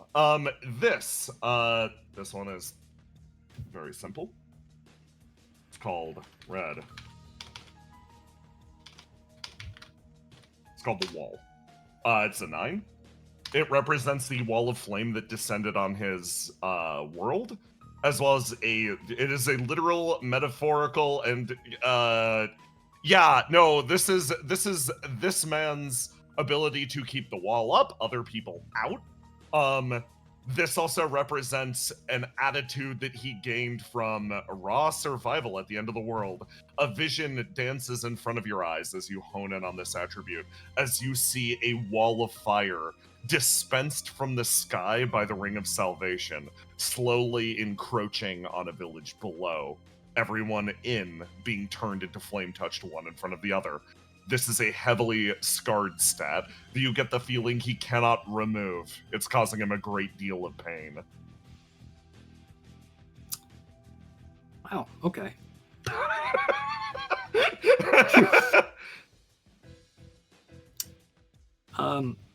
Yeah, it would be good to help him out.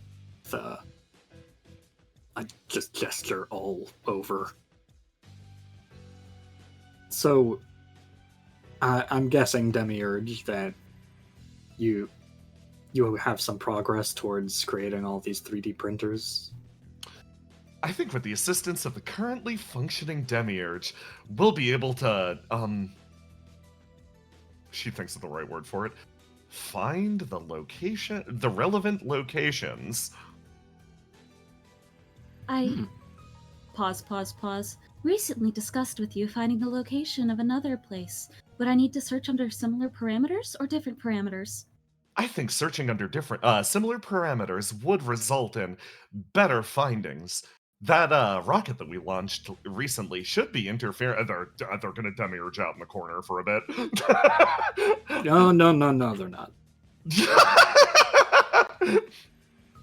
Yes. So, your bringing this up wouldn't happen to be an attempt to placate me when as soon as I learn about what you're holding. She pauses and actually turns. What do you mean? You have something that belongs to my friend. She looks over to you, Treble. Are you currently using it for something? Are you worried? I am concerned. She sort of folds her arms. Using it for something. Yes, I am. I'm using it. Will you need it for an extended period of time? She looks back over to you. The longer I have it, the better. But I don't necessarily need it, no. Is it safe? Will any harm come to it? Or change? She looks over at you.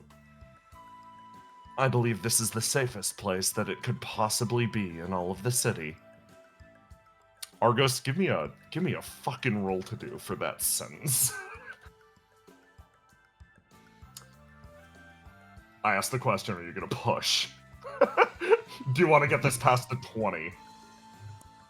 How are my dice looking right now? Yeah, sure. You're one wounded, one not. Yeah, you can always breathe between scenes in this. You're in a very casual setting. Yeah, so roll me 1d6. If you beat the 25, you'll get extra information. Okay, 20. With the 20, you manage to dig past and immediately pick up on something. She's not telling you... She is telling you the full truth, but not all the information. But she's hiding behind the fact that she doesn't need to provide all the information to potentially, fully explain herself. She's scheming. She's got a plan cooking in the back of her brain and is using the limiters as an excuse to not fill you in. Treble. Yes. It's up to you whether you want to trust her with this, but if you want it back now, you're gonna get it back now.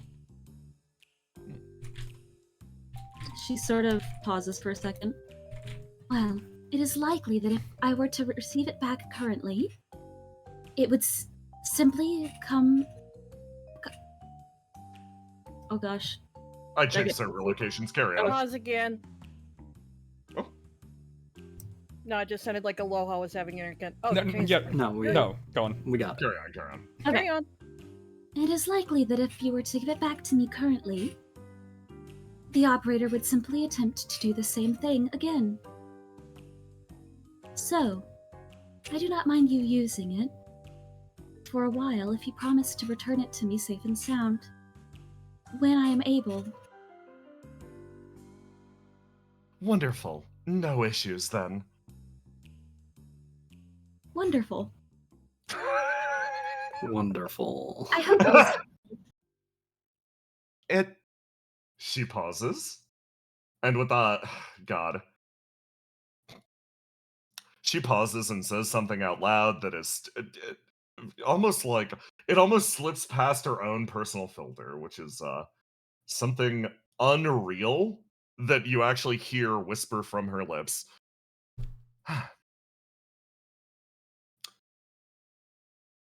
How does she phrase this? To be honest, I wish that there was somebody in the world that looked at me the way that you look at her. She says that smile on her face and then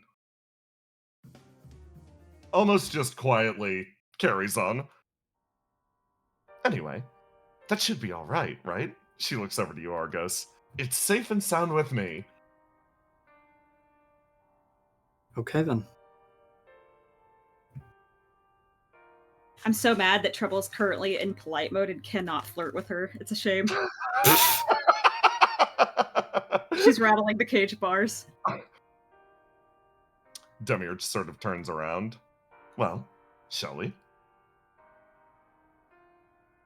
Do we need to return back to...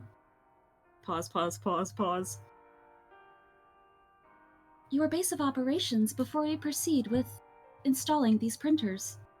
I believe we should be able to... Well, ultimately, that will depend on you. I see. I will do my best to scan for you. Stability sort of puts her hand up. While we're out there, let's go and recover Treble's body. We're gonna need that, right? Oh, yeah. I almost forgot that we never got a body for Trouble. Yeah, I kind of assumed we picked up a spare at some point. We did receive a body. That is why Clive and Jean are so thoroughly injured.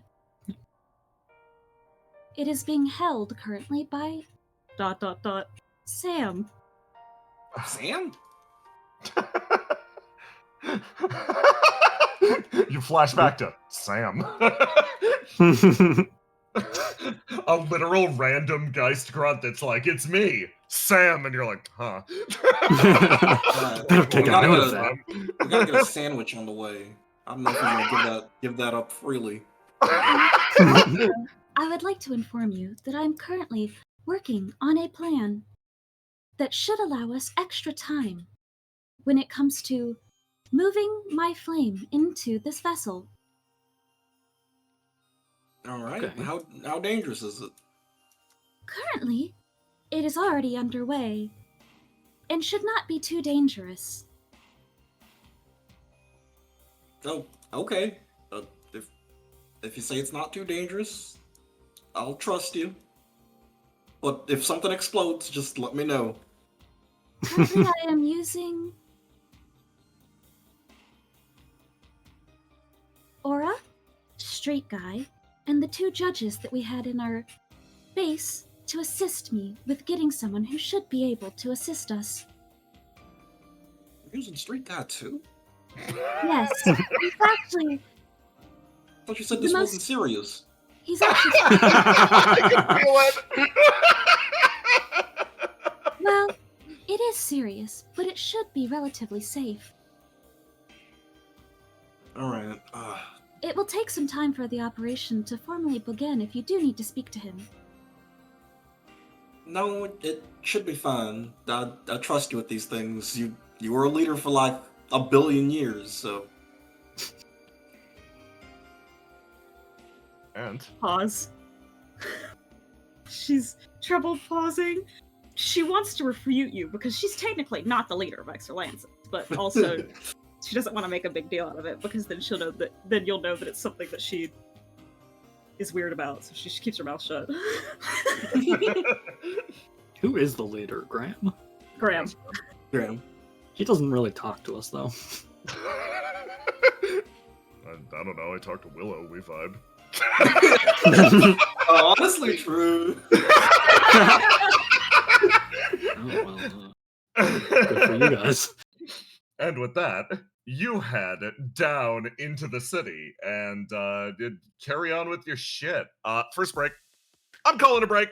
Everybody, bathroom, etc. I'll be right back. Break alert. I love talking as Demiurge Treble because it's so often she wants to say some crazy shit and cannot say it, so it's just like pause as she recalibrates her sentence. She needs a little spiraling Macintosh rainbow Yeah, circle. loading symbol.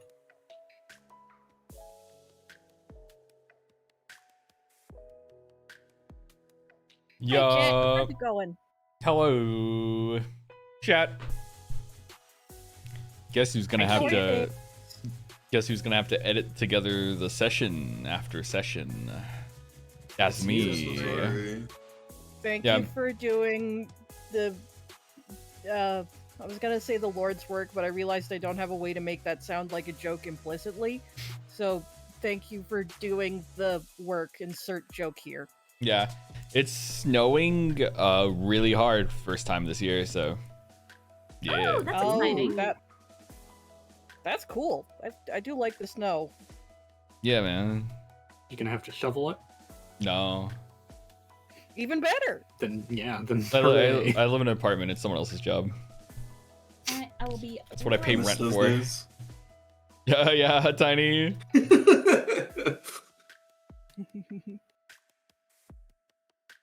Yeah. We're gonna be doing Thanksgiving stuff tomorrow. I made Nice. deviled eggs. Oh, yeah. Oh Do you make yeah. it with relish in it? No, I don't. Good. I don't like relish. Yeah, me neither. Yeah. Is Christian gonna have it? No, I live in an apartment. Like, I pay, part of the reason you pay rent is so someone else does that. So, in theory, Not shoveling snow, literally breaking the law, and Yeah. I'm not joking. yeah. Can't believe this is how we find out Christian is Aloha's landlord. I would. That is the biggest insult anyone could ever say. My landlord is the biggest piece of shit ever, dude. redundant. We fucking. This is so the handle on our microwave broke.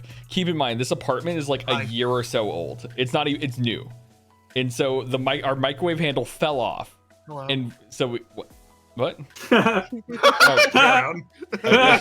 Shut the fuck up. But so the microwave handle falls off, right? And so we're like, hey, can we get like maintenance to fix it? And it's like, yeah, sure. We have like 60 of these in storage because apparently the microwave handle just breaks all the time because he bought like a fucking bad like cheap microwave. And so it's like the maintenance guy comes in and goes, that'll be $60. And I'm like, I look at him because it's like, you live in an apartment. You're not supposed, like, this is not my fault. You're supposed to, the reason apartments are like this is so you fix it for free. And then he saw my look and was just like, I'll do it for free.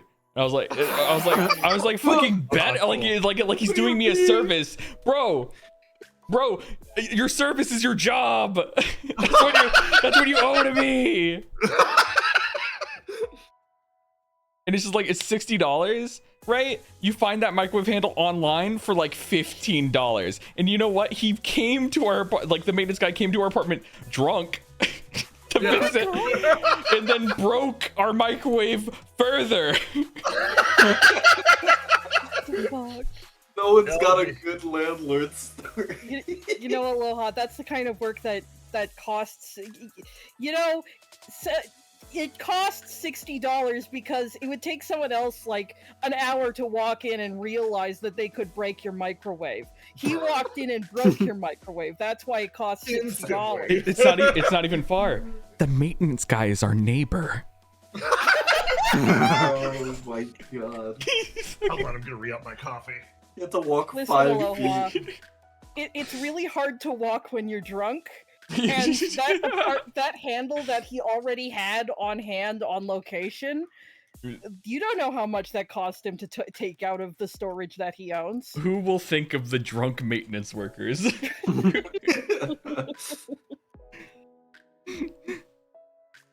Hello, chat. No, they're the real victim. He's the real victim here if you really think about it. Chat, what do you think happened to Microwave? Where is she right now? Microwave. So it's like inner Chicago, New York ass highway robbery? No. It's Minnesota.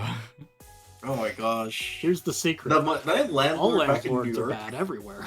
My landlord back in New York never fixed anything.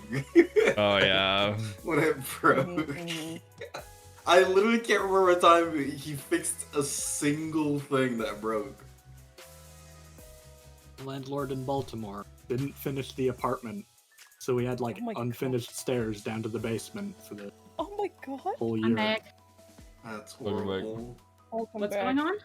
We're talking about bad landlords. Yeah, I was when you said aloha, that's the worst possible insult, because I have the worst landlord. No, dude, it would have been an insult because it was comparing aloha, comparing Christian to a landlord. Period. Yeah. Oh yeah. Yeah. I'm pretty sure our landlord doesn't know that I live here. Even though we like gave him all the paperwork. Just You like, know? who is that guy? This guy requires us to pay he doesn't take direct deposits. He only takes checks, right? Why? But he insists that the checks are not placed in an envelope and are just loosely put through the mail slot of his door. I What? I have an instinct to say that's illegal, and I don't know why. In our That lease, feels shady as hell. our lease is so jank that I can't use it to get an ID as What? proof that I exist. Yeah. No. In the lease, it also says that we're not allowed to have a washer and dryer in our apartment, but those come standard with the units. What? I'm back. Bro. Yeah. So the drunk while maintaining thing, was that also a factor when the lease was being written, perhaps? Is that a theme? Maybe that's just the theme and you didn't realize when you joined. What does the operator feel about landlords? What do you mean? How does he The feel about operator them? is a landlord. Simple question. Simple question. Adjust glasses. If you're trying to lead me into any sort of political debate, because the topic of a landlord has become very politicized lately, you're not going God, to he's the succeed. worst. guy's a Landlords landlord. have become politicized. Kill him. Who will think of the landlords? I'm Who sorry. will think of the It won't landowners? be me. I'm not going to think of the landlords. I'm not going to think of them at all. You're not drawing me into your reindeer games. Oh my god. Fence sitter. The great fence sitter. I have no strong opinions either way. Let's hear your argument. I think both sides are bad.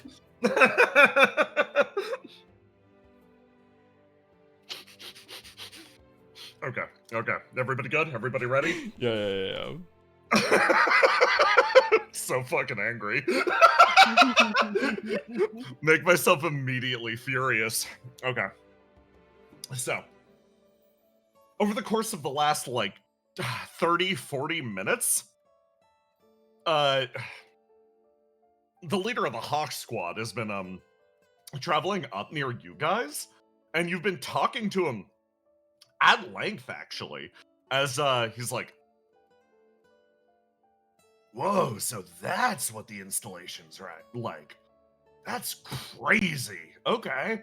I didn't realize things worked like that. Like, you guys like flesh robots?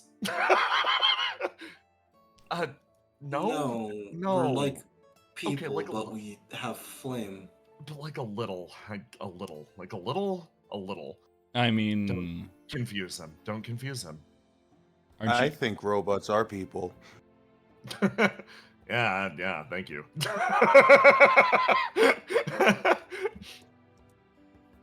It's just like weird that you guys like you got blood and stuff. That's crazy. None of the masks I know have blood. Why would you do that? Blood sucks. It's theoretical blood. Don't worry about it. Okay. I thought it was real.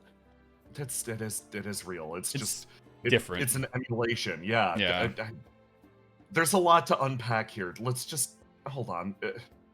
So there are masks where you come from too. Oh yeah, honestly, most of the pilots where I'm from are masks. So like, it's not surprising that like the guy in the big capes piloting a robot and everything. But yeah, no, lots of masks. The fact that the Hawk Squad is like a human-led squad, that's a little different. We're sent here to back everybody up during this time of great unrest. So that's what you do? You help people? In theory, we usually aren't really called in for stuff like that. Mostly, we're like, this is embarrassing to say. Hey guys, is it okay if I say this? You hear over the comms 2 voices chime in. One of them, of course, like the other, yeah, man, whatever. And then the other, very refined actually, speaks up and he's like, it is what it is. Describe our job. We clean up space junk primarily. Oh, we're kind of similar then.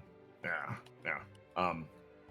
The reason we move in trios is because if one of us gets taken out by like passing asteroid or something, gets pulled away, then the rest of us can at least report back because comms aren't so good out there. Yeah, apparently things are going bad enough in the city right now. Firepoint Alpha got called for reinforcements, so we had to redirect away from our primary objective and start sending people over in this direction, which is crazy.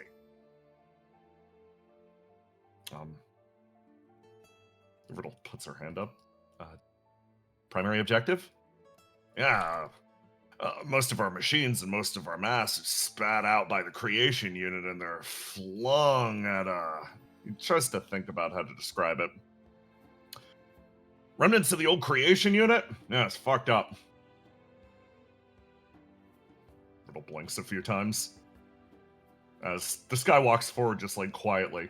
Remnants of the old creation unit. You mean destruction? There's like a pause. This is like, yeah, one of the tormented left back from the old war. Yeah, for the most part, yeah, that's where most of our guys go. Wait. Hold on.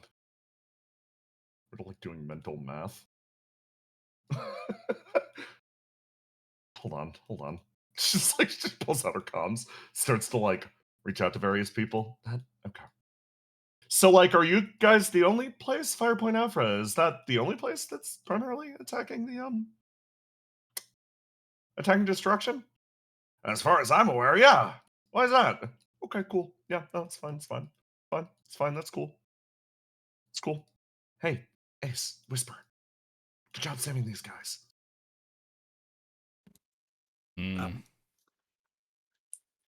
Yeah. Everybody got really quiet when I brought that up. Oh, sorry. I just was lost in thought. Yeah, I mean, this shit's crazy for me, but it's probably crazier for you guys. Like you're living out here in a world of flame. Seagazer walks over next to you and definitely picked up the vibe shift. But like for us out there, it's mostly just like I don't really know the history because I was born like way after it, but after the Tormented blew up Earth or whatever, we're maintaining one of the only autonomous facilities with a fully functional creation unit still intact. And as a result, it is our responsibility to take down the creation unit that went rogue. That's, the primary mission, at least. He straightens himself up. But, to tell you the truth, I've never really seen the war myself. Apparently it's still raging and still brutal, but for the most part, our superiors aren't too keen on sending humans down there. It's mostly mass. Well, let me know if you ever need help with that. Oh, yeah. Of course, I don't want to see you put in a robot and then flung at that entrenched position. It's apparently really bad. Bad everywhere. Seeker moves her way over to you, Ace. So,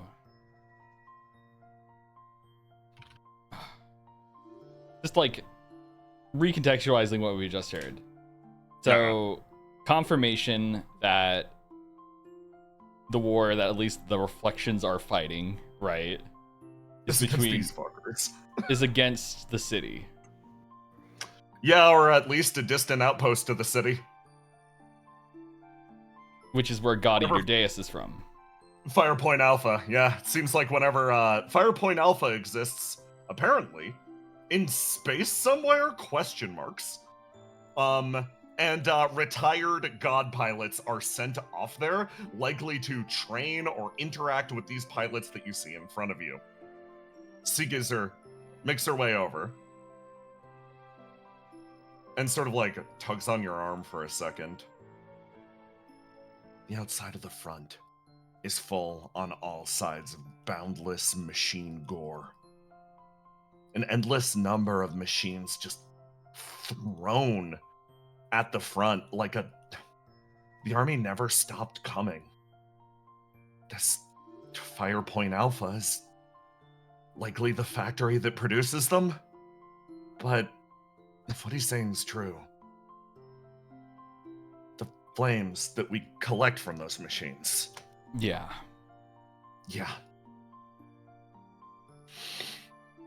Seagizer inhales, bites down hard on her jaw. That's not a problem for right now. I need you to know that's gonna be my priority eventually. I mean,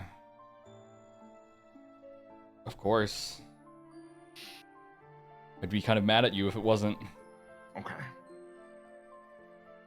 She pulls her way backwards and she's like, yeah, I'm gonna talk to my anger guy. Yeah. And everything suddenly it puts in perspective of why she's helping us. You say that, and as Hawk Squad continues to converse, Seagizer looks over at Basil, then looks over at Ace. Yep. Lifting pressure off of her battlefront.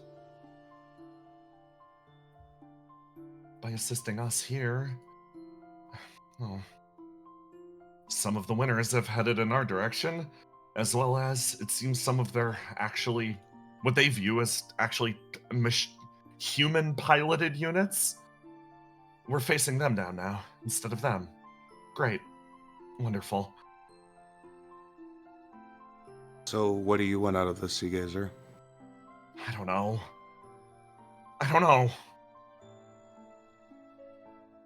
Well, I want the war to stop, I guess. Do you think diplomacy is possible?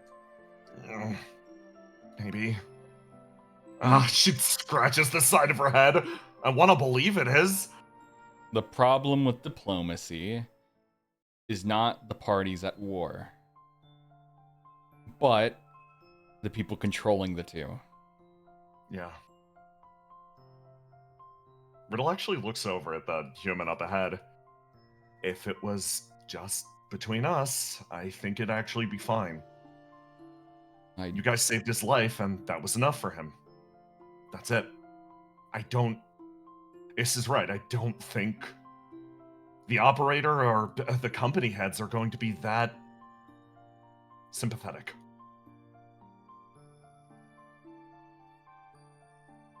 Or destruction. Of course they're not. They were never at risk. Seagizer sort of mutters off to the side. I think it's important to take the war to them. Maybe if their lives are at risk, they'll feel a little bit more amiable to peace talks. Hey, Ace. Mm-hmm. It pings up your flame a little bit off of what Whisper said. Oh shit. This willow might be based. It feeds a little bit that sparking in the back of your head. Oh, at least we have a direction. Yeah, a direction for the future, I guess. 8 speaks up and makes her way forwards. Directly attacking the city right now is our current concern. My main goal right now is to make it out of this operation alive, obviously. I didn't realize destruction was going through so much on her end. Fascinating. Just quietly says to herself. That was my original goal as well, but after learning about this, it reminds me all too much of Geist, and I hate those people. Well put. 8 sort of says.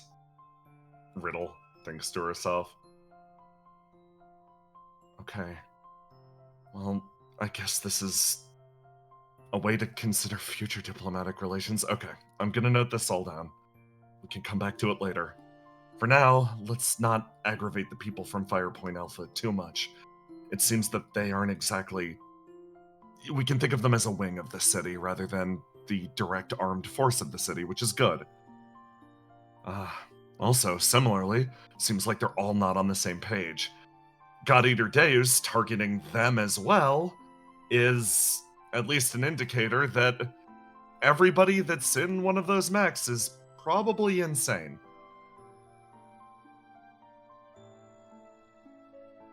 Seems like a good general rule. It says quietly in the background. I was waiting for it. Whisper pokes Riddle's shoulder. Those Two people, turns.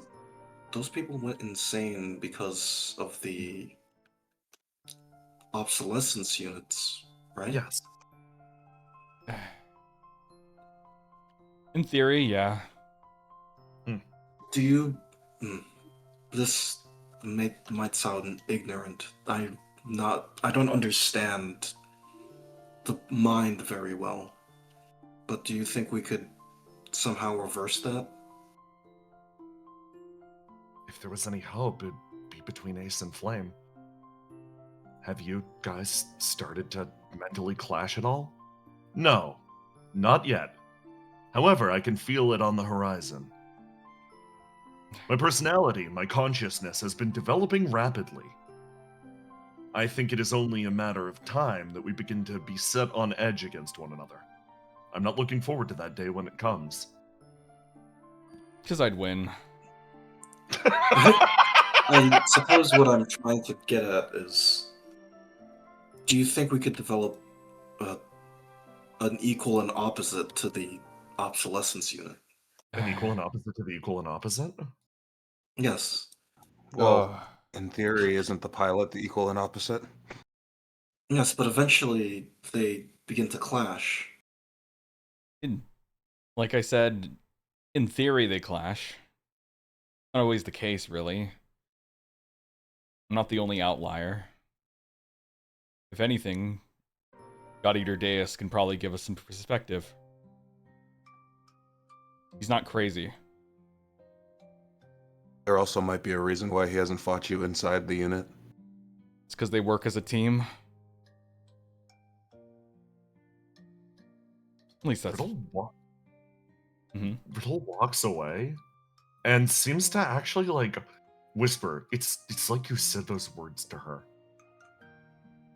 And she's blinking and staring at the ground. She looks at the dirt and starts to draw something with the end of her staff again. Her image of the elements, equals and opposites, one facing the other. She draws a path. One back and forth. Equal and opposite. reflected one to the other. Then she squints at it, considering your words a little more closely. Are antonyms always perfect equals and opposites? She draws a different pattern. The opposite of a planned obsolescence unit, which is something else's opposite. It isn't one thing reflected to itself. One thing can have two opposites that are entirely distinct or separate. Her staff ticks against the edge of the dirt, turning this idea over in her head. She sort of tests her teeth with her tongue. She closes her eyes, and there's almost a click as her worldview expands. She walks her way back over. Whisper, you're brilliant. A beaming smile. She just sort of looks at you. If it's possible, I'd like to figure it out.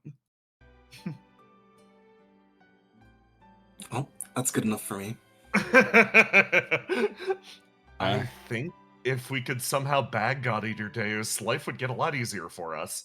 But, you've seen how much of a monster he is. I mean, I can go talk to him if you want. Really? I mean, what else am I going to be doing on this mission? Riddle sort of like looks over at you. You could accompany us on the rest of the walk. You can help carry the angel parts. I'm just kidding. You can go fight. Please. I mean, it's up to you guys. Either fight him now or fight him later. If you fight him, I'd like to come. Which one was Theo that? smiles, flutters. Yeah, I'll kind of need you just in case anything goes bad. Sounds good. Okay. Especially if we're trying to communicate with him. Oh, yeah. Yeah. Normal Riddle? communication. Yeah, Ace isn't exactly my front line of communication. Ace, do you need to bring anyone else with you? For the communication side of things? I think we'll be able to communicate wonderfully. Ace is an actor. Yeah. I've never seen him act. That's because he's always true to himself. Which I've been told is very good for the sake of communicating. Good luck, Ace. Yeah. Good luck with your stealth mission or whatever. Theo and Ace, I was gonna have you guys roll for staying unnoticed from God Eater Deus, but if you're drawing his attention Yeah. intentionally, you guys wind up going your separate paths. In this case, what happens is, Ace, you're given a location to head to after all of this is done. It's on the outskirts of the city. It seems like Riddle is planning on mustering OPIA's forces there and expects you at the vanguard. She gives you a time, she gives you a place, and expects you back there by then. For everybody assembled here, a question is asked. Whisper and 8 are headed into the depths of the city. They are going to be infiltrating and sneaking the angel parts in. Ideally, using whatever's happening with Ace right now, and whatever's happening with Riddle mustering her army, as a distraction, sliding in through the tunnel that Willow made. Basil, very important question. Where are you headed? You can stay on with Whisper and infiltrate the city, linking up with them, or you could be part of the vanguard that's going to kick down the front door. Guess that's a good question. Seagazer, how are you feeling? I'm doing Our a lot group is better. kind of scattered. Yeah. She sort of like looks over at you. I'm not good at stealth missions necessarily. I definitely would be better at breaking down the front door, but like, I don't know. Doesn't matter either way. I can try to be sneaky.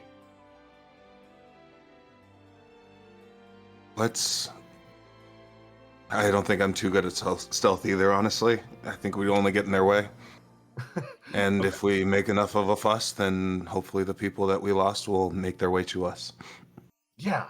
No, that's a really good point. She smiles and... Oh, and then she rolls that stat, which is exactly the reason why we should be on the infiltration team. What? Her expression stays, and she's like, yeah, we're much better at breaking down the door. Yeah, we're much better at causing problems, right? Well, neither of us is really going to change unless we start to do things we aren't usually good at, right? Her expression settles in on you. Look. Is now the time for personal growth? We're in the middle of a very dangerous mission. Isn't it always the time? She claps you on the shoulder and then makes her way over. She laughs and she's like, okay. If it's any solace, I don't think you'll have the best time is now. If you ever think that there's going to be a better time, you'll be stuck waiting forever. Plus, it'll let you see the inside of the city rather than standing around outside in a camp, just staring off into the distance, aura farming. Also, this is what they don't tell you. If you're on the sneaking team, you have a lot of free time to just check shit out. Honestly, if there's enough of a commotion, they're probably not going to be looking for anybody, even if we're not sneaking too well. Which is what we're counting on Ace for. And he's good at commotions. So, for context, you look over at Riddle. Riddle, I know you're spread thin. Just make sure you're taking care of yourself, okay? Yeah. She claps. She puts her hands on your shoulders. We could travel with each other for a good distance still. We'll just be parting once once the commotion starts. So, preemptively saying our goodbyes is probably the best idea. Basil? I know. I need you to trust me, regardless of how dire things look, particularly in the near future. And similarly, I trust you. Of course, I always will. Okay. Well, let's keep moving then. Riddle sort of smiles again as your little squad pulls its way forwards. You travel a distance ahead, and I'm going to reveal something.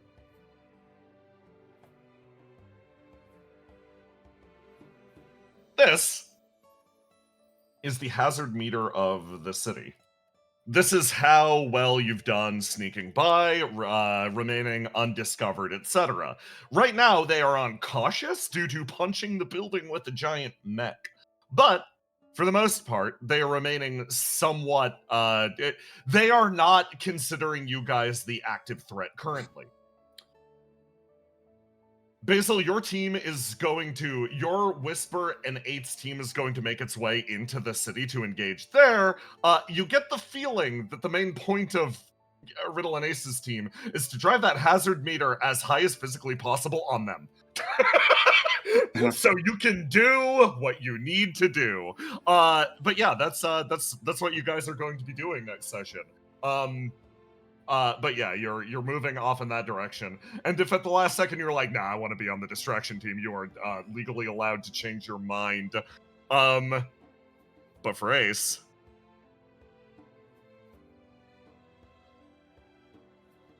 your machine power's on. Flame emits from its body as you pick yourself up. And in an area, actually with none of those large beings, you manage to pull yourself away from the rest of the group. You pull yourself away from Hawk Squad. You find yourself alone in the middle of this area. In silence. Well, yeah. What Ace is going to do is he's just going to have Flame sit cross-legged in the middle of this area. Yep. Oh, you're gonna sit your robot's ass down and simply wait. Okay. Mm-hmm. You get yourself ready here. And you wait. Should I activate the flame once again? Sure. Very well. Calling him here. The flame starts to flicker off the sides of your mech as I have you roll to die, and then I need you to tell me what you are locking in. All right, let me drop swing. Roll to die. Let's see. Roll a die. Uh-huh. I'm going to be locking in red. Fantastic. You hear the screeching roar of engines as something flies its way, screeching across the chaos. It flies straight at you. The flame flickers to life. He is on you in an instant. This shadow of death as he flings himself towards you. Ace, your formless acts up. What dice is he locked in? What dice is he locked in? Uh-huh. I don't think it matters because right now Ace is staying in red. Fantastic. Okay. You position yourself there. As the robot screeches to a halt, and as before, the man throws himself free from the machine. He flies end over end straight towards your robot, and you stay in red and give me a roll to die. Roll to die? Okay. Yep. Mm-hmm. So, roll to die. 18. Okay. Let's do this. He flings himself through the air. Tell me how you stop his incoming attack. So, simply what Ace is going to do is, it's this kind of thing of he reels back one of his 3 consecutive punches, and when he does that, even though he's small in stature, Flames is going to just move his finger forward gently to stop the punch as it's reeled back so it can't gain forward momentum. The effort. Precise so as not to crush the person in front of you, not to send him flying. Your finger juts forward, cold iron, forcing back the hand. He's not able to build up any momentum. Instead, his body touches down on the front of your fist and contorts his lower body, flicking downwards. He rolls across the ground, and he comes to a complete halt at your base. The machine behind you actually stops, repositioning itself. It sweeps around like a gigantic figure. It whirls its way around behind him. So, And then the man sits and crosses his legs.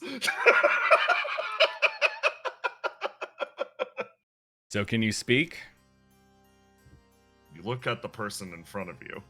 You ask that question, and you're hit with a stony,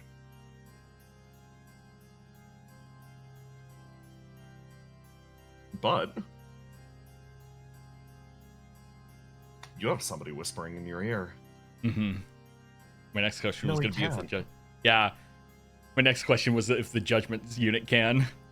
Yeah.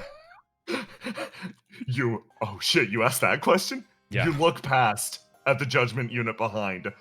Theo's eyes open. She looks back at it. It can. Mm-hmm. Good call. So, I'm going to make a few guesses. Just because you two are curious to me. Because it's somewhat of a similar situation. Your judgment unit gained sentience after eating multiple gods, correct? Or I guess I could Ooh. speak directly to you. You say that out loud as the person in front of you doesn't move, but Theo registers. He's nodding. Okay. That's fair. It's a similar situation, but I don't think we're that far gone yet. So, next question. Was the pilot driven to madness due to the obsolescent unit, or did you find a way around it? He's thinking really hard. He's remembering something. I see a distant place. Whatever they were talking about before. Firepoint Alpha, it's awful. Cold. His body, it's mostly decayed. It's burned away. This man in front of you is one of the infected. They replaced most of his organs, most of his body. Did he find a way around? She watches him as he grips the chair in front of him. Body rebuilt, piece by piece. It seems he did.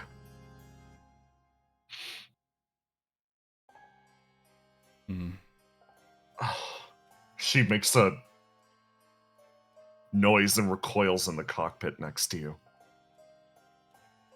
It's not pretty. It's not pretty at all.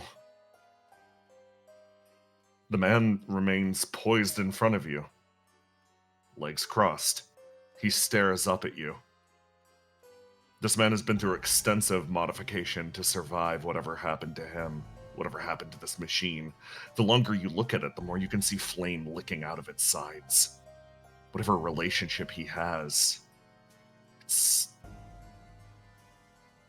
he points up at you. A finger that burns its way deep into the cockpit.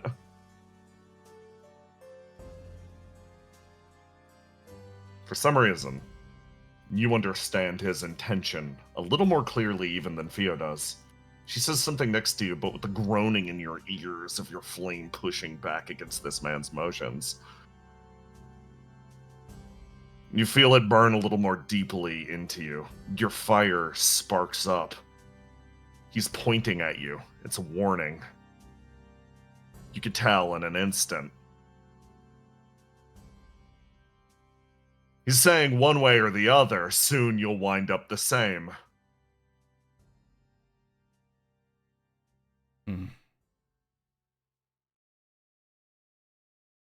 Yeah. Part of the reason I'm talking to you. As Flames slowly stands up. You draw yourself to your full height. One last question. Even after all that, why do you still fight?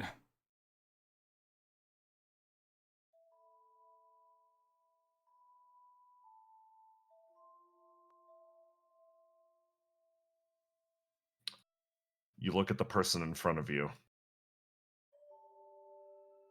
You feel the flame burning at the back of your mind.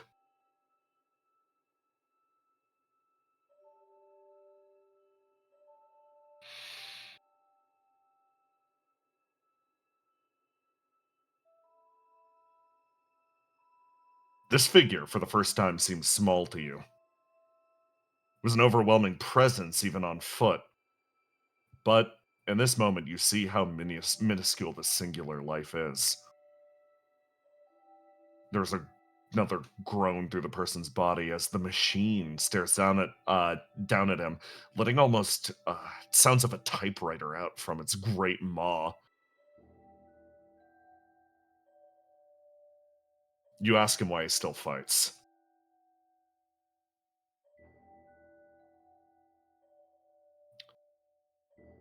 Then the machine behind starts to speak.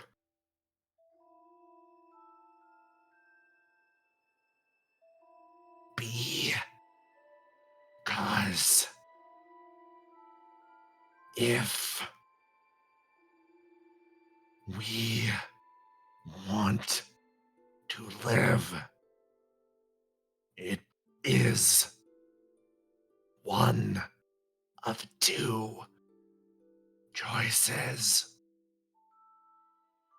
And then there's another groan. His voice, almost uttering through the metal. This man doesn't have a jaw. He doesn't have a throat. But he throttles the flame in his body long enough to force out words. You fight or you run.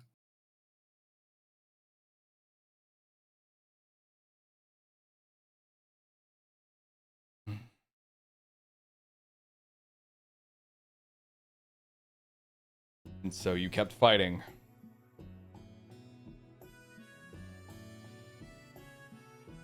Is there anything you would change? He takes one step backwards, moving back towards his mech. He pauses.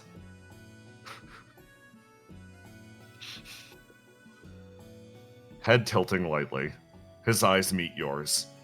You could tell that this person's seen combat after combat. He swung his fists until his body did not remain anymore. You ask him the question, is there anything that you change? And for a moment, you feel weakness. Give me a roll to do. Mm-hmm. Yeah.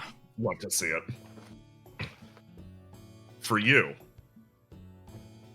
Trace, you ask this question, and you attempt to look through his body language, and you find yourself paused on the exact same precipice he willingly threw himself into. Flame continues to lick around his body. What little human parts remain are vestigial. He's become a machine for combat.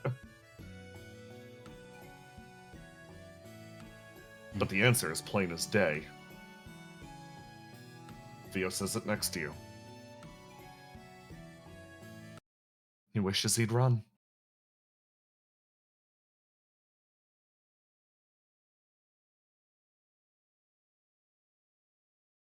Ace is going to open the cockpit and jump out. Oh, fuck! He pauses, exactly. He pauses, sort of turned back towards the machine. Hey, Ace, I'm gonna give you one hint for what attribute that was. That was pointed. That was pointed towards his yellow stat. He's want to run away. Yeah. Okay.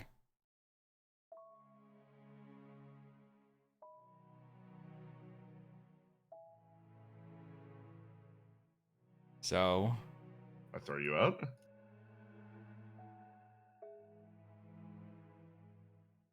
Since you can't think of any other option, why don't we get this started, huh?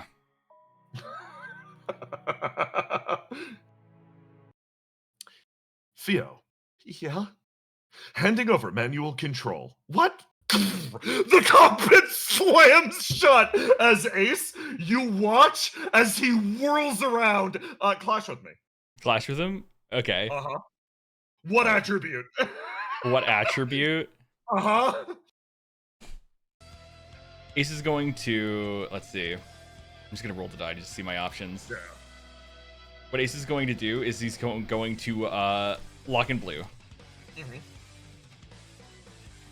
Okay. Give me a roll to do. Yeah. And Ace right now is barehanded, so get a bonus d6 on it. D6, okay, you win the clash on the defensive. Tell me what you do. So as Ace jumps out and this guy finally punches at him, it's a lot easier for a small man like this to punch something so large. But when facing someone as equal size as him, they don't seem as powerful. As the punch goes towards Ace, he simply steps to the side, and Ace is going to take an action to just simply swing back. Okay. Give me that roll to do. Yeah, that's what I thought. I'd love to see it. Okay, Yeah. okay. Please, I'm begging. Okay, he takes the initiative, parries the attack, and comes back at you. Clash with me again. Clash with you again? Yep! So, yeah, sure, fuck it, why not? 21. With the 29, your body, boom, Wait. flies. Yeah. Plus 5, so that's 26, and then I'm gonna push 26. You're gonna push it? You're gonna push it? Yeah, so I'm Okay. going to Ignite to push. Okay. So roll 1d6 again. Yeah. Oh, there it is. Okay, with exactly enough, you exhaust the dice, but the attack flies straight at you, and you parry it again. You gain the initiative. What do? You're locked breathe. out of your dice. You breathe. Tell me how you fucking aura. Wait, no, I got a part of it. He hits you with his full force, and you raise your arms, and you are ready for this exchange to carry as long as physically possible. As your body flips end over end, those fists hit like a truck, and you bodily fly your way backwards. But you're caught in the hand of your machine, and it whirls around, you carried in the palm, as you look down at the person in front of you. Now we're a farm. Yeah, so as Ace looks down and is just gonna say, look, I understand being someone like you. Small fish in a small pond. I just don't think you've ran away yet because you haven't fought someone stronger than you. Oh shit, okay. Well done. Unlock your fucking dice. Get back up. Your go. Your go. So what Ace is going to do is he's going. Oh yeah, that was just his turn, right? Yeah. Fucking clashes and all this fucking bullshit. Okay. It's my favorite. So what Ace is going to do is he's going to just run forward, and I can do an action to try to lock out one of his dice, right? Yes, absolutely. Okay. So what Ace is going to try to do is so if his yellow is his urge to run, and since Ace is trying to get him to lock into yellow as much as possible due to his ascended dice, yes, Ace is going to just simply keep going at this guy. And it's just an exchange of blows, but it's not exactly with lethal intention, as Ace is just going to simply keep talking to this guy. And just goes, you know, running away is an option at any point. I don't think you can actually do anything against me. Give me you can choose your roll to die for the purposes of selecting a new swing also. Yeah. So tell me what you're locking in. We got to find out if it's a clash. Roll the die. What Ace is going to do is he's going to lock in his blue. Oh yeah, okay, keep clashing with me then. Yeah. 27. Okay, your 1d6. 1d6 for raw fisting. For raw fisting, okay. You managed to take the offensive here. You slam him backwards. He will exhaust his blue. Yeah, he will exhaust his blue, lock that out. His body flies backwards as he slams into his own mech, and it whirls around, picking him up, placing him on its shoulder. It is going to then turn around, reel back, and attempt to strike at you. This is the mech incoming in your direction. Theo is going to rush forward and try to fucking counter it. Fucking giving me out controls. Okay. Yeah. Okay. Oh, Theo, okay. Theo just boots this guy straight back as the God of Flames is like, that was very impressive. Excellent work, Pilot Jr. Feel like, Ace, I do not know how to fly this thing. She picks you up, and you find yourself here again as those thrusters spin up. And he is going to throw himself bodily forwards at you again. Ace, you're formless. Clash with me. Formless? Okay. Yeah, what dice is he locked into right now? What dice is... He's exhausted out of blue, right? He's exhausted out of blue. So that only leaves red. Smile. So I locked into red. Clash with me. Yeah. Roll to do 22 plus 1d6 for punch. For punch, okay. Yeah. He bodily throws himself out of the mech, and again you clash in the air. On the defensive, you win. Give me another go. So what Ace is going to do is, as an action, he's going to try to lock out his red, and but this time just simply not with words. Ace is just gonna see him come at him, and is just going to try to completely embarrass this man by just kicking his foot upwards to just send him spiraling into the air past God of Flames. Yeah, throw him off the momentum. Okay. Yeah. Now you've got initiative on the clash. You clashing back with him? Clashing back with him? Sure, why not? Can you beat a 32, my friend? 32, okay. 1d6 for fist, and then 1 point off. I'll push it. You're gonna push it? Okay, yeah. Okay. He'll push it too. Who's gonna risk it? Fuck! Oh! Okay. Wait. Math. I believe you're tied. Escalate with me. Escalate? Escalate raw 1d20 plus 1d6. Oh, yeah. There it is! Yeah, forget 1d6. The man! Yeah. Okay, so that isn't gonna be as much damage as it could have been because those were wild rolls. As you guys negate each other's force completely in midair. You trying to get rid of his dice. But he manages with the escalation to fly through the air and on a wild hit, he manages to catch you in the bottom of the chin. Only 20 damage. You flip through the air, flying backwards. Theo catches you, spins around, and cradles you like a baby bird. Honestly, the worst loot loss of all. My cred in front of the bird. Then, this one's going to take another step forward, and it's your go. It's my go? Yes. As in Ace, or can Flames do anything, or is it? Just... Oh yeah, do you want Theo to get his ass? Yeah, sure, Theo, go crazy. Theo is going to she's swapping dice. There it is. Oh shit! So Theo throws her way forward. That's another escalation. My goat? My goat! It turns out Theo is the best mech pilot you've ever seen. As you hear the entire thing groan, she's like, okay, 1 step backwards, set my feet, head down. Maybe I can use these horns for something. She rams them into the god's chest, creating a bridge between the two of you. As this guy takes massive fucking damage, based on the damage you dealt before, that's first wound on the mech. She creates a path for you. Go get him, Ace!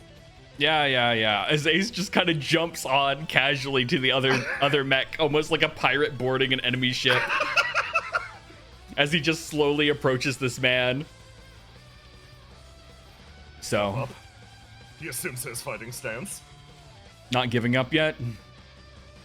He looks at you dead in the face. This man doesn't know how. Let me teach you. It's time again, Ace. Give me a roll to do. Yeah. So, roll to do. I'm not locked into anything currently right now. All I have is blue in theory. I think he's locked into red, but that's fine.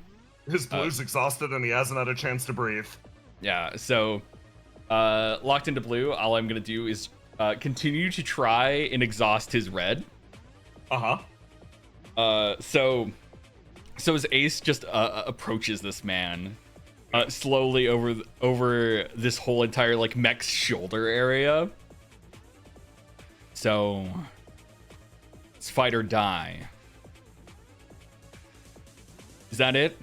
No loved ones, no important things you have to hold dear at the, what was it, that installation? You can feel it. They died a long time ago.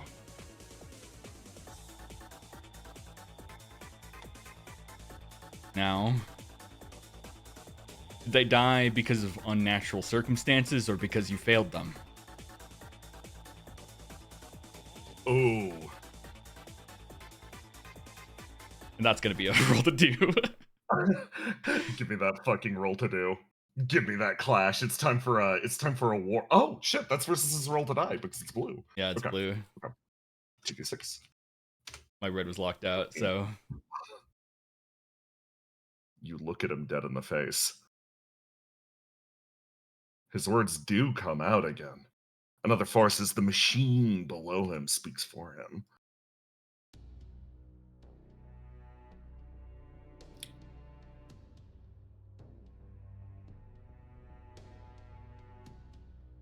I was unable to save anything. And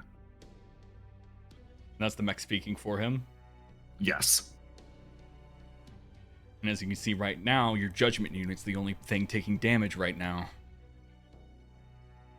If you keep going on like this, you're going to truly be left all alone. Yeah, Locke is fucking red up for that.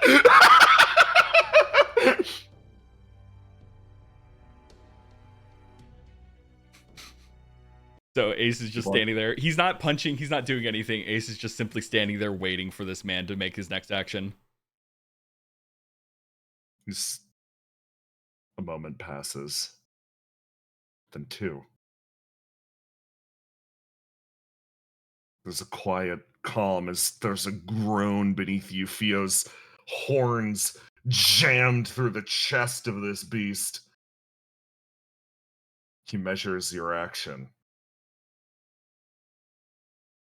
He tries to decide what's important to him right now. His eyes fixate on you.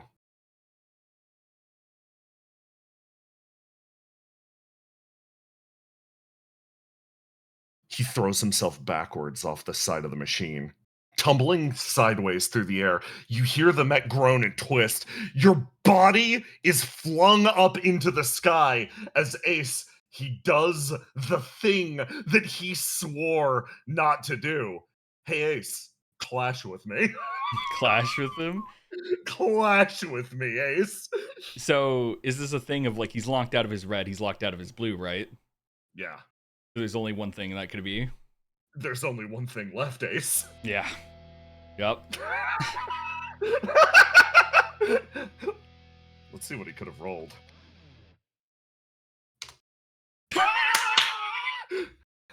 Hey, let's roll your dice for me. I just want to see.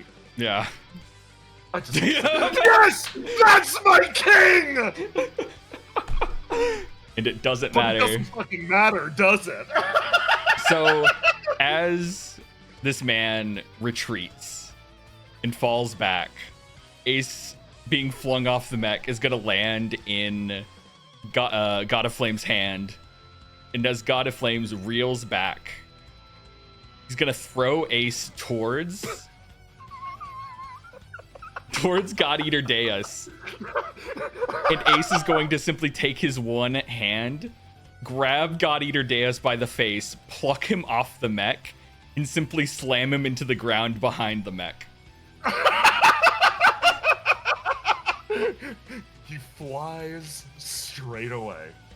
As you find yourself positioned here, you hear God of Flames going, calculating trajectory.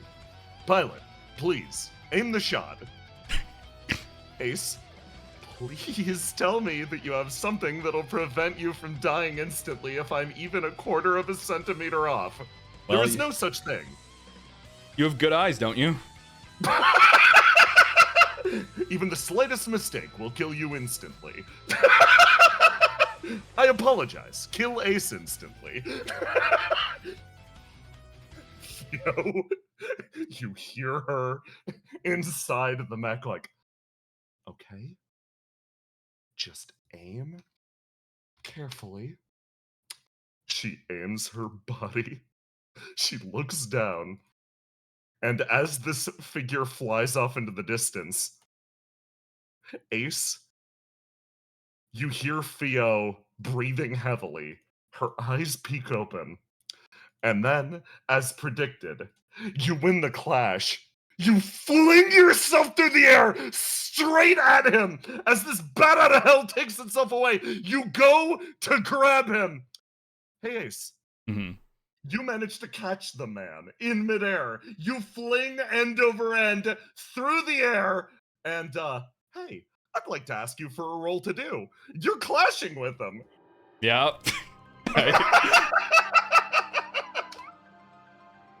This is the new game plan. You grab him and fly. Boom! Carrying his body straight down into the ground. You hit him against the dirt. As something unexpected happens. The machine continues flying. It carries its way into the distance and disappears as you land, letting out a fucking gout of fog.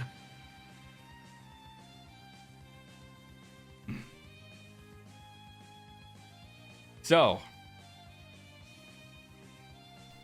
content to keep fighting? You look at the person in front of you. He picks himself up. I'm gonna roll his 3 dice. Because he is gonna breathe. And he looks dead ahead at you. He looks at the way that you're standing. The way that you've countered him up to this point. It seems like he's trying to get your estimation. And he realizes you're right. He's never met anybody that's stronger than him. A thrill passes through his body. For a moment, he feels excitement once again. His eyes fixate on you. And then... Tunk, tunk, tunk, tunk, tunk, tunk, tunk, tunk, tunk, tunk, tunk. We have caught up! He looks over at the towering god behind you. Look, I understand what you're doing right now. Sizing me up. Yeah, it's a good plan. But just to let you know, this is just me, I guess, fighting you with one hand tied behind my back. I'm not even using my reflections. I'm not using anything special. No mech, no anything, really. Just me versus you. Now, if you want to keep going, I can up that intensity. He But folds his arms. I don't think you'll live through that. Right? Give me one more roll to do. Do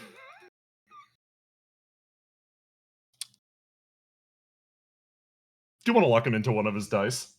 Lock him in one of his dice? Uh-huh. Yeah. I'm gonna lock him into his yellow.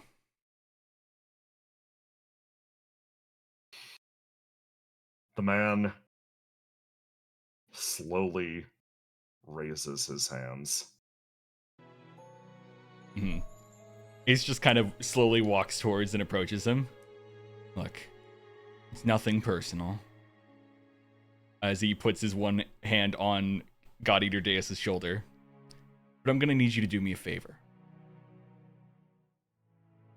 I'm gonna need you to go back to where you came from and report to all your buddies that there's something way, way scarier out here that they can't handle. If they value their lives even a little bit, the option of fight or run becomes pretty clear, right?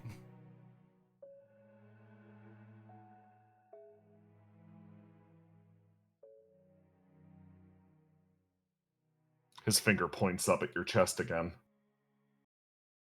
And then he nods. He turns. Lets out a machine-like whistle. And that shadow flits past, picking him up and flying into the distance.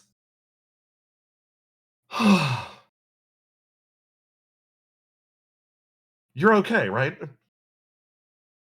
Not even really a scratch. Okay. Okay, so I hit the target. Feel visibly relieved. See? I said you could do it if you put your mind to it. You have good eyes, and plus with God of Flames, you pretty much have auto-aim. I wasn't going to tell her that part, so she might build confidence. I think ignorance and confidence are two very different things. I see. Noted for future reference. Shall we return to the others? Yeah. As He Ace reaches his hand down for you.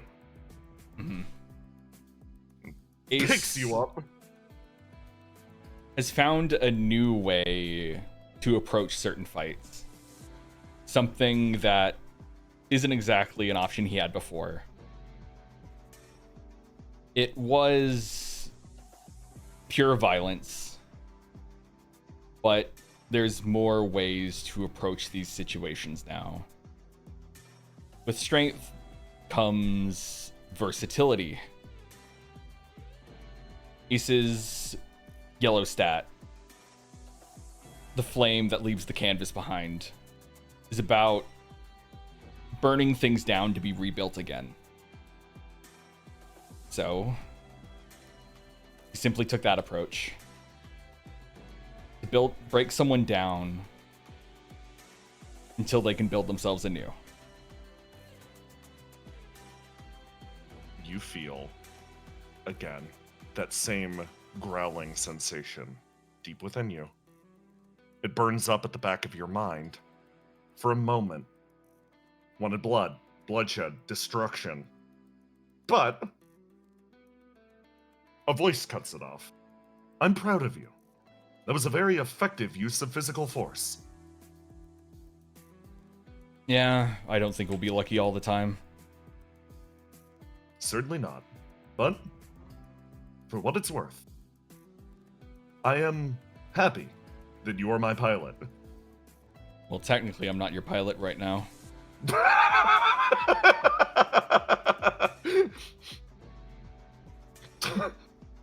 The God of Flames makes a very human gesture and leans over and kind of whispers in your ear, just like, she is exceptionally talented, correct?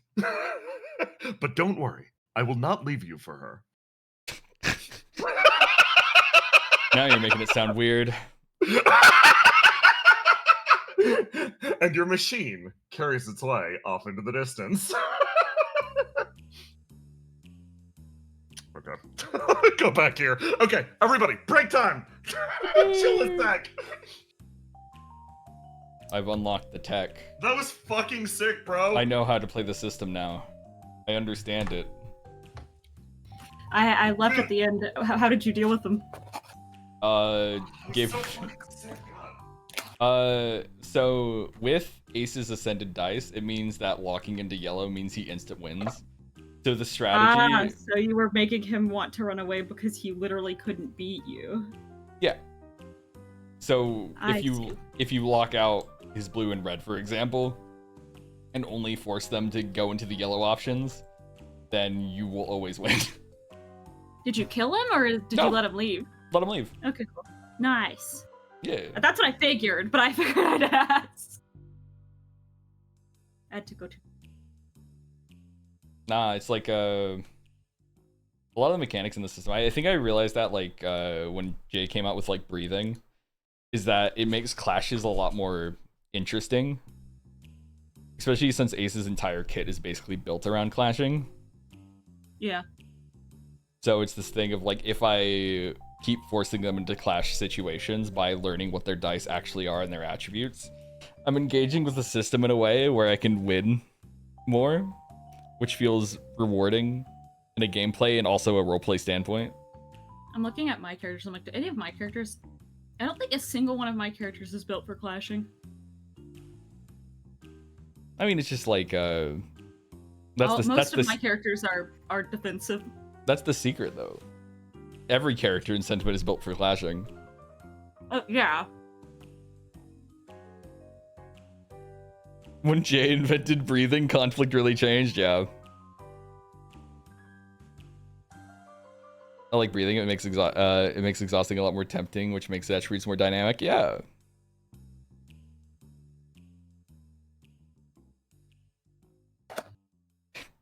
Yeah, Ace just told them, don't come to the city tomorrow. Don't be at the city when I get there. Wait, come on. Oh.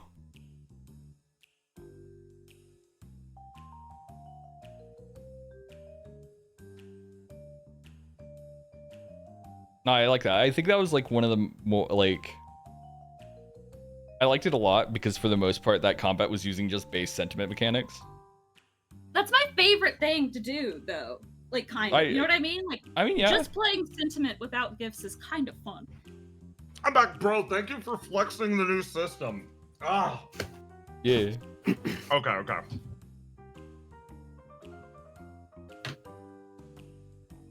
I think that it's fun that Theo is the character paired up with Ace. Kind of love it. That's... Who would do this? Argos off in the distance, slowly dying. They're very fun to see together. Mm-hmm. This is true. It's Monzai comedy, bro. Yeah. I say that about any two people standing next to each other. That's funny. Facts, though.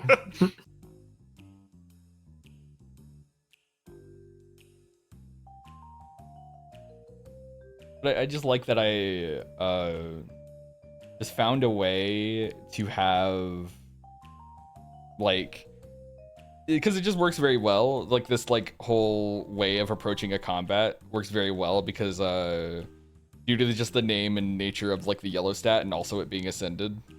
Yeah. Right? Oh, I love There's it. been a It's a, flow.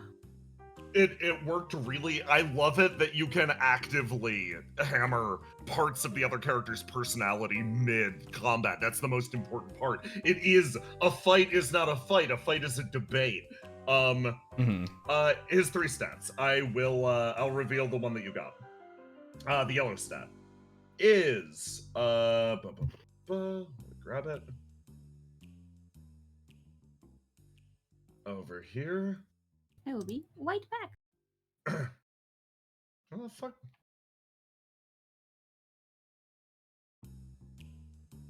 The wings that cross the skies. It is literally his, like, if you'd hammered it in a different angle, I would have gone, oh, it's his mobility stat. Because it's his stat for getting the fuck in and getting the fuck out. Yeah. Punch him in the mental. Yeah, Punch him in the mental. Sentiment. Punch him in the mental. I heard Christian talking earlier when I was in the kitchen. He was talking about sentiment. It's like, yeah, sentiment. I like it because it's like feelings but crunchy. True. I should make that the tagline on the Patreon.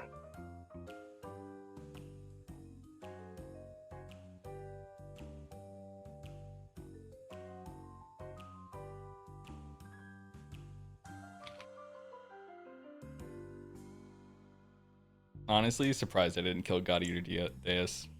Yeah. You managed to break his morale, which is equivalently interesting. Dude, it's just like KOTOR 2. You could have splattered him at the last second there. You got him away from his mech, which was the thing giving him massive damage resistance. Oh yeah, literally. If he kept going, I was gonna splatter him.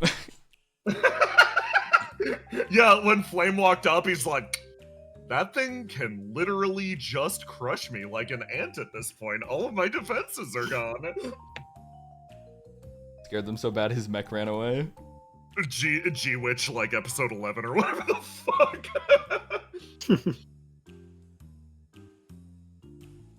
Oh yeah, Okay. I'm gonna use our restroom really quick. Sorry. Yeah. Everybody use the restroom. I'm gonna figure out how I'm laying out session. Okay, I think I know how I'm gonna do it. I had dinner. Wonderful. Hi, chat. How's it going? What did you have for dinners and or recent meals?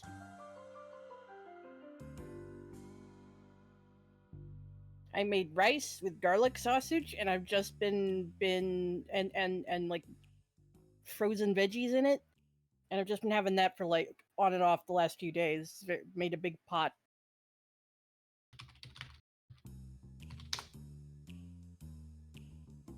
Trying to think of a question to ask for the YouTube. Chat, what would your yellow stat be named? Oh, I that's was a good gonna one. ask- I was gonna ask if you were a god, what would your element be? Ooh, nice. I was gonna ask, what's the last thing you splattered? I like it. I don't want to know that. I like it. Don't when, answer that. Don't answer that. Don't answer that question. I like it when Willow casually will say something, Willow or Whisper will casually say something that, like, the conversation carries on and Riddle in the background is like, yeah, I'm just rebuilding my entire worldview based on what you just said. Give me a sec. What are we making opposite? Well, wouldn't the opposite be the original thing? And Riddle's like, no, things can have more than one antonym. Blinks one eye at a time. Just because something is completely diametrically opposed doesn't mean it's diametrically opposed in the same direction. It's not a one-to-one, it's a 3D space, her like mumbling to herself and ain't like, good job. Welcome back. I'm back. Look what you did. I was Learned we like, can't be if trusted you to ask just have YouTube something questions without you. if you have something that's gonna fuck up your brain. Just have something that fixes your brain. Easy. Exactly. Riddle That's how thinking about Whisper was anthems, 8 thinking about ant. 8 was thinking about the ant. 8 is always thinking about the ant. That's the only thing 8 is thinking about on any fucking given day. Okay. Okay, I know how I'm gonna lay things out. Can you perhaps tell me I which scenes I have for the rest of the session?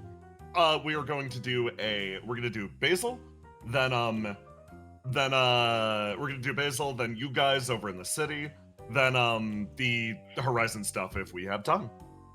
Okay. But yeah, that's more or less the plan.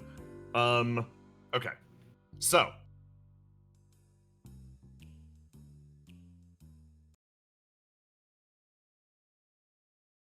everyone on this end of the equation, if you remember, has a secondary objective on their way in. These large structures are spread throughout the exterior of the chaos, and this one in particular is built to control the dispersal of apocalypse seeds. You've been directed over to this location, and your job is to hook it up to the Demiurge network so that it can be manually controlled, shut down. Apparently, this thing is disconnected and connected instead to one of the Demiurge proxies, which means it's under company control. Seagazer and Basil, you guys are over here while Riddle fiddles around with the machine up here. She, like, looks over at you, Basil. So, like, didn't want to ask, but, that guy you like, right? He, died to one of those apocalypse seed things. Yeah, but he was kind of too far gone by the time I got to like him, so... Oh. She, like, looks over. Why do you ask? Okay. This is a crazy train of logic. Let's see if it holds any amount of water. The Coda wanted to talk to you. Right? And, like, the apocalypse seeds are how the Coda senses things. They're like sensory organs or something. Oh. So No, I get it. Yeah, right? The Coda wanted to talk to me due to what it felt when I was communicating with that aspect of it. Yeah, exactly. Like, it might have functionally crashed your date and was like, hey, what was that? No, that makes total sense. It was very astute.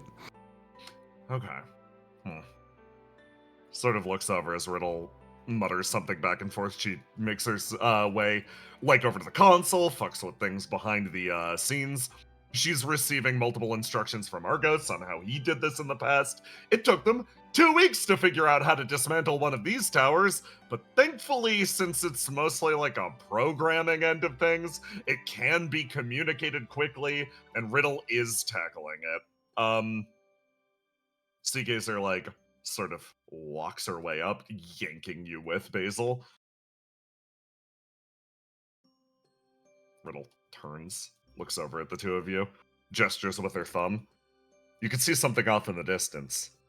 Past all these strange obelisks out in the mist, you see something almost towering on the horizon. It's ugly, almost it's this giant, almost like concrete stain that exists separated slightly from the rest of the chaos. Not that far now. We should be there within the day. Been a long trip. Yeah, I haven't hated it. I feel like I've actually grown a lot on this particular leg of her journey. You too, she says, looking back over at you, Basil. She kind of does like a kind of motioning to the fact that she has not grown. physically.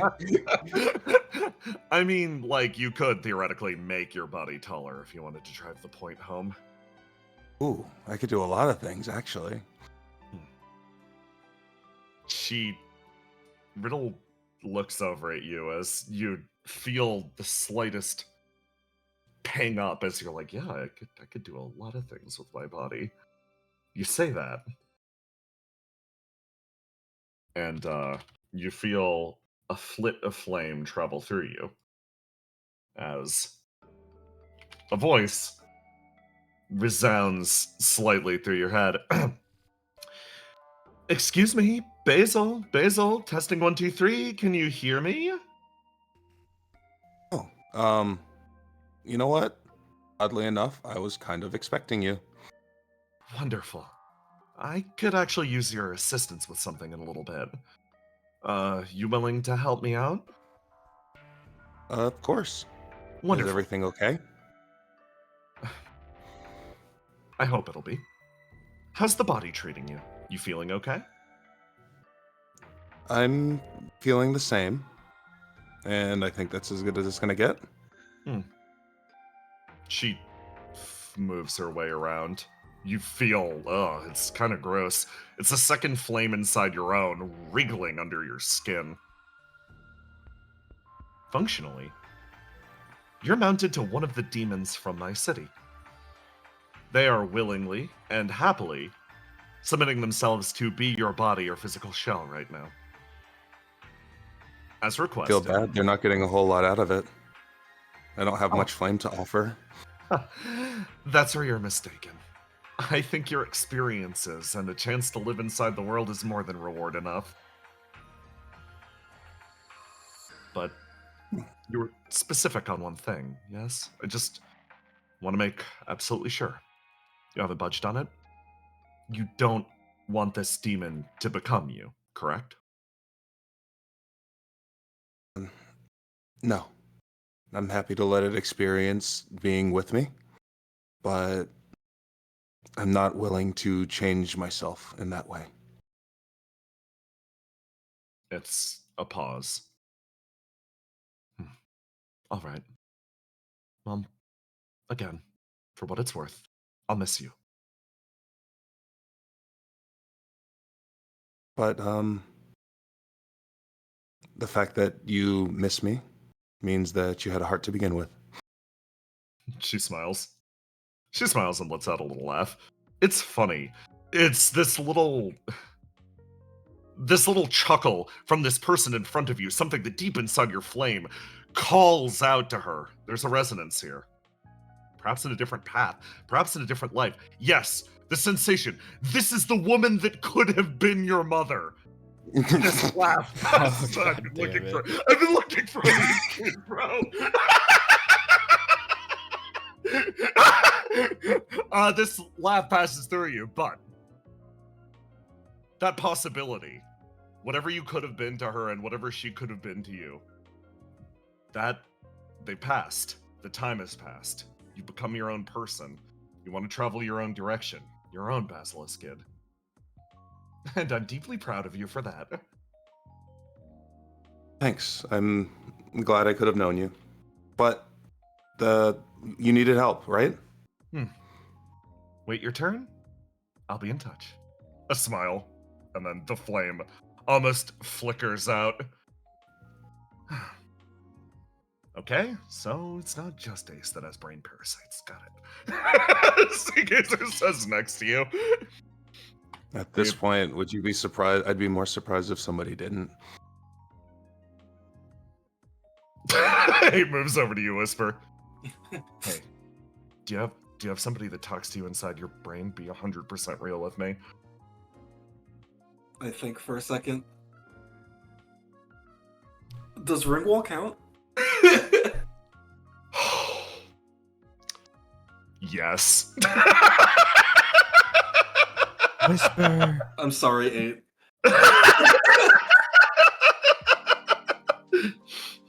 I also have a brain woman.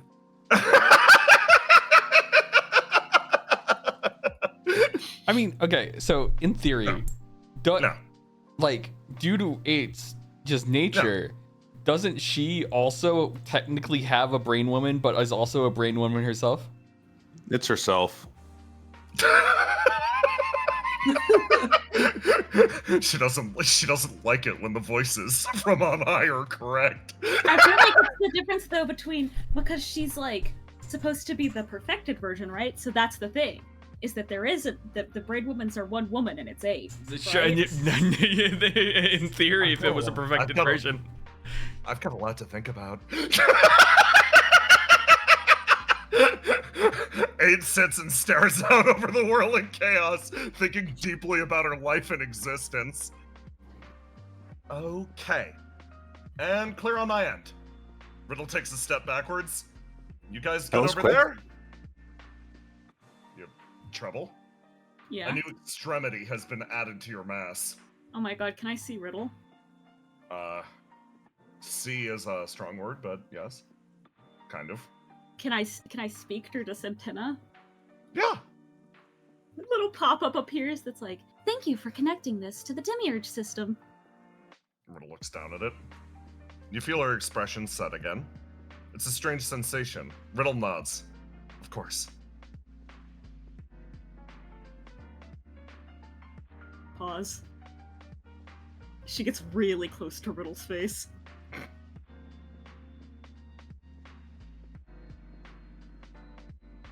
You get as close as you physically can. Riddle remains with the same expression. I am not permitted to get any closer. Riddle reaches her hand up and slowly pats you a single time on the head. Yay! She does not change expression even remotely. Her hands remain fucking clenched hard as diamond. You, haven't really seen Riddle like this for a while. It's actually kind of nice if you think about it.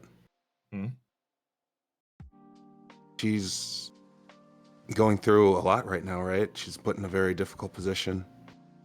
Riddle is watching. And even though she can't fully express herself, I think you can still feel how she feels. It's Riddle? kind of the strength of the emotion. Riddle nods very seriously. Her jaw is still clenched. You're absolutely correct. Not that it'll make it feel any better. I don't know. Can't help but feel jealous. Trouble, this feels very familiar to what the demiurge said earlier.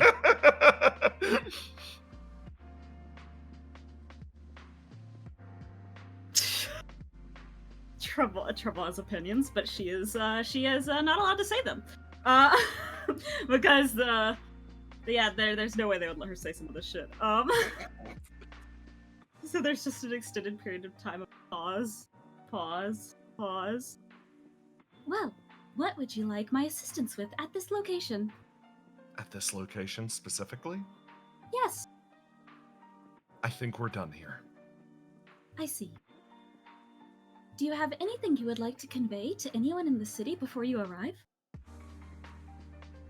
She closes her eyes. 6 hours. I see. I will inform the others. She nods.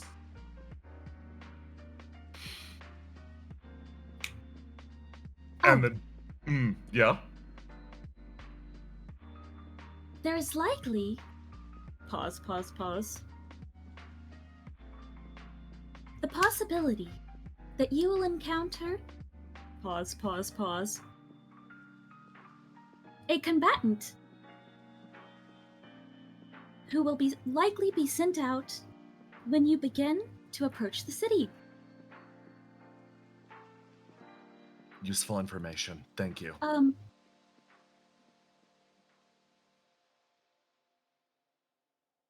His designation is Falcon 4. If you happen to see this individual, please do be careful.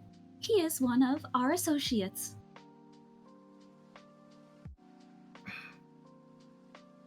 I'll do what I can.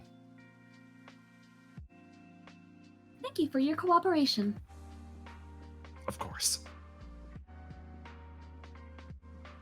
You watch her shaking hand reach up and slowly disconnect the connection.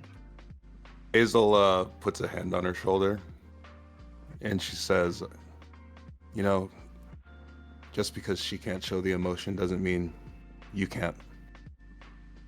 Riddle sort of opens her mouth a little bit. If I let out even a fraction of how much I want to be there, how much I want to cross the distance between us, and how much I'm going to rip down the city walls and anything and anyone between us, I will not be able to stop until my mission is complete. She closes her eyes, inhales very carefully. Just a little while longer. You have not seen Riddle this tightly wound ever. She is Okay, like then. about to fucking detonate. Just a few more days. She turns. They're not going to last a few more days. No, I think you should have faith in your friends, you know?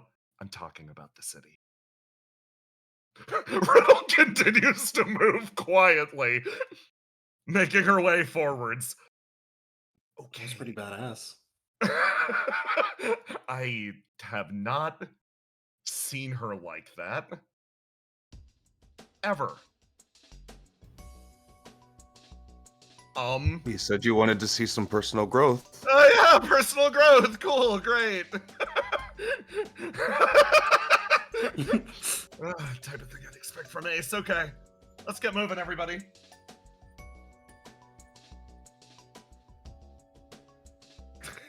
You pile yourselves together. You fucking kept moving.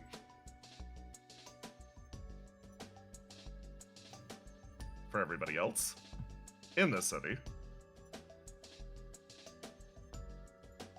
I'm gonna grab some people. You have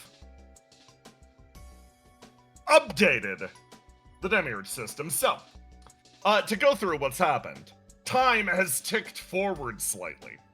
And as a result, Treble has been able to invest in new, different areas.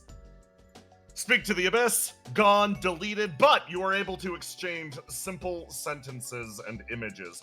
The words are a little beyond you, but you can send a thought. This, iterate the mass. You know that there are some alterations happening to the mass all across the city. However, you know that they are building factories or facilities to make mass changes to the mass. By researching this specifically, Argos's plan of creating different 3D printers scattered across the city actually improves a little bit. You now know where to divert resources from and where to divert resources to in order to build new 3D printers.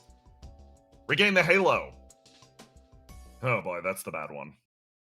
They are making substantial progress in bringing the Ring of Salvation back online. With now what you know about Firepoint Alpha, the fact that different installations can exist outside of the city and beyond the chaos, maybe even up in the night sky. You know, the Ring of Salvation is out there somewhere, and there's a facility inside this city that is attempting to contact it, bring it back online, and turn it on you all. If that becomes functional, fire will once again rain from the sky, and your escape will turn into hell on Earth. Containing the threat of the judges is indeed what allowed you all to get away last time without triggering the judge encounter during the your little evil ritual. And the executors are naturally we're CCing the operator as much as possible. So minus 1d6. Officially, due to your infiltration, you are currently ruining his game of Warhammer with Say Miscellany, which is like Good. the biggest dub. And the other thing to pick up on what Treble's next you know what? I can actually save that for later. Because Treble has begun her next area of research. But let's get to our characters.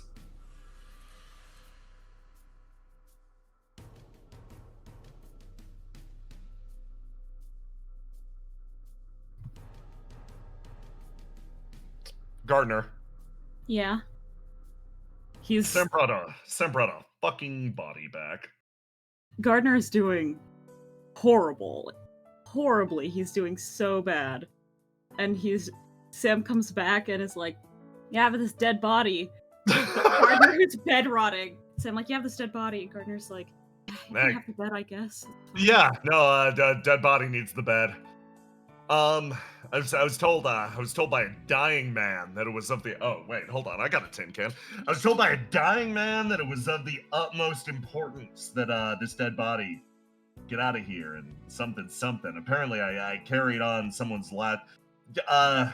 Rekko's on her way over. Oh. That seems to make him cheer up like a little bit, but like just a little bit. I'm glad to hear she's all right. Yeah, no, apparently she's doing good.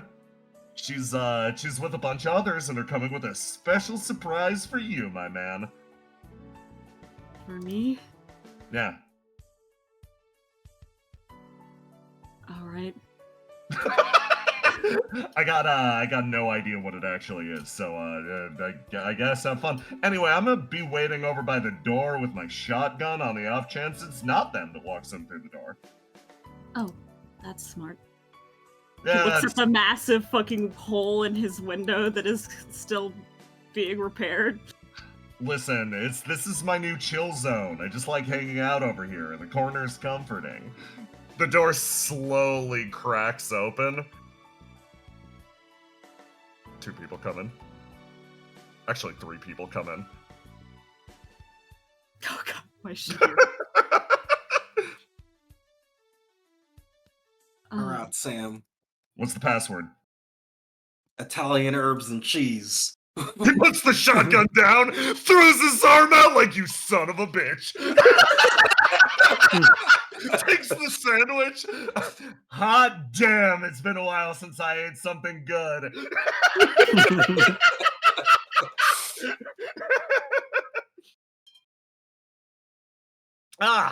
Anyway, yeah, come on in. You got other guys out there? Okay, shit, you do. Door opens. There's a few more people walk in. I hope you don't mind the extra company. Yeah, no problem. Dead bodies this way. For Gardner, watching everyone shuffle into his house, sees Rekko, sees stability, sees the demiurge, and immediately comes over past you guys like, oh. He's Gardner, so he can't emote that much. But he does come over and hug the both of them. You make your way over to the pair of them, and Stability's like, "Hey, Gardner, hey. Hi. Good to see you again." Okay, so you both aren't dead. She sort of like looks over at the demiurge. No, though I had been replaced.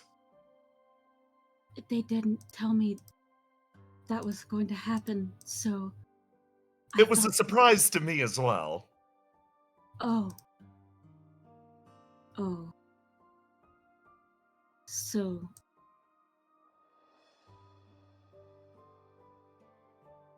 I see. I am He just goes quiet. I am unrelated discarded junk.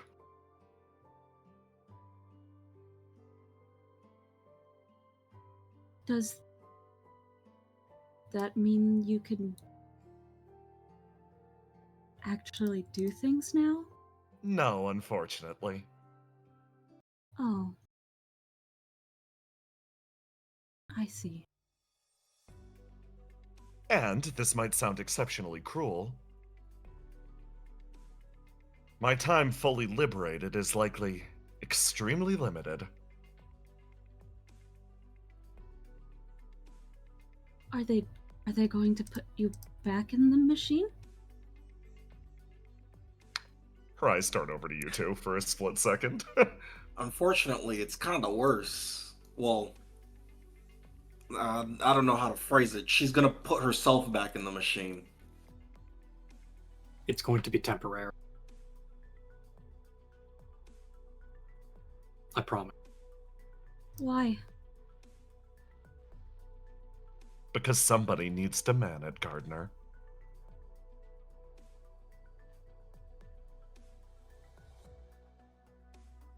He looks freaking heartbroken. I've got a sort of a idea of a plan on how we're gonna get her back out. Could you fill me in on it? Or would that be A detrimental? security risk. I see.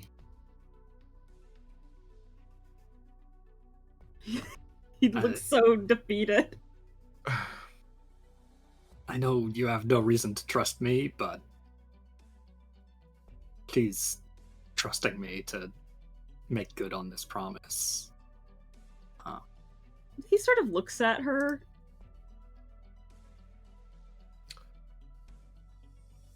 How well do you know the Demiurge, Gardner? And she's like his little sister, so like he knew her before they put the restrictions on her. Uh-huh. So I think he thinks he knows her pretty well. When Argo says she has decided to trust me, she is getting a little pissy about it. Like, body language changes, still very polite, but she, like, folds her arms, taps her foot, her tail lashes a little bit. Which means he's probably telling the truth, actually.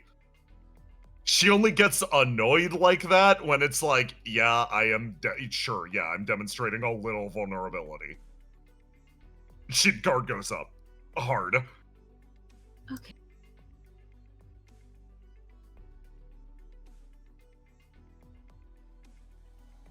Alright then. I suppose there's not much I can do to help. I don't think that's necessarily the case. There's lots of stuff around that, Stability actually speaks up. Hey, Gardner, can I talk to you for a sec? Oh, He sort of looks between Stability and Rekko and is like, give me 1 minute, Rekko. He sort of like leans down to talk to her. His energy changes. How to talk to short people. He's so like he's so gentle with Rekko is the best way to put it. Like she will break. And he sort of trots over towards Stability. She walks over. And long and short of it, she explains to you, to some extent, what she's been up to and why they weren't in contact. She explains to you the risks of being in contact with them and whether or not you want to take these risks on for yourself. It's like, I don't want to drag you into this. So, it will make your job harder. It'll make your life harder. Do you want to do that? Is the gist of it. But she does, like, run you through. Here's what I've been doing the last 2 weeks. Here's why I haven't been in contact. Bro, I can fill you in if you want. It might actually make your life more difficult. Be real with me. Yes or no? He sort of like thinks because like Gardner is he's in a very delicate situation.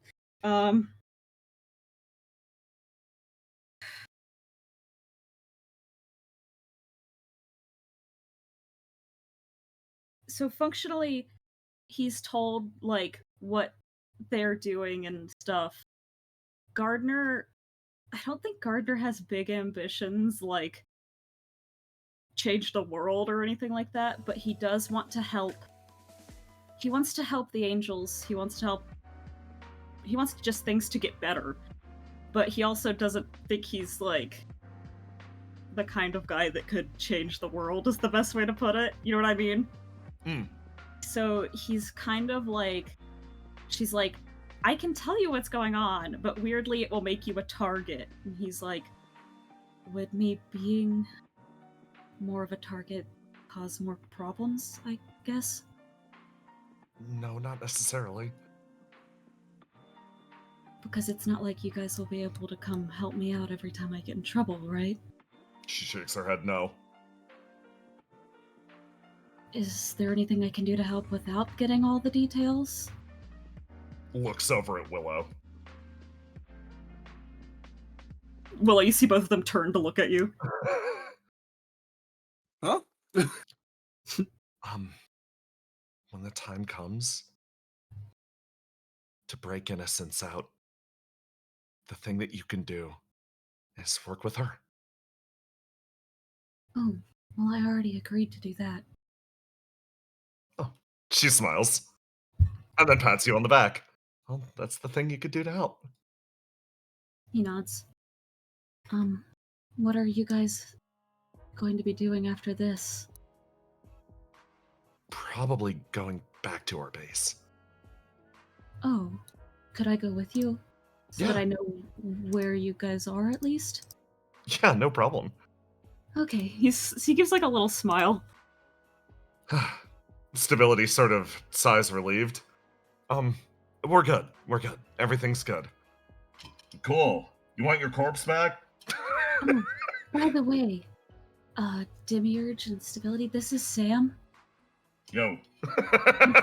He's been living here for like the last couple weeks. Yeah, really kept the place locked down, except for the one time that the operator apparently came in here. Wait, yeah, no, you were there for that part, right? Some of Yeah, the I security remember that cams, it's part. crazy. Yeah, I think what happened at the end of the whole situation is that he like ripped apart my friend, put her in a robot. Yeah, I saw that happen. That's a real shame. Like, it didn't... Like, that wouldn't have happened if I'd been on guard duty, is all I'm saying. You know, somehow I kind of believe you. You know, that's more belief than I usually get, so I'm gonna take it.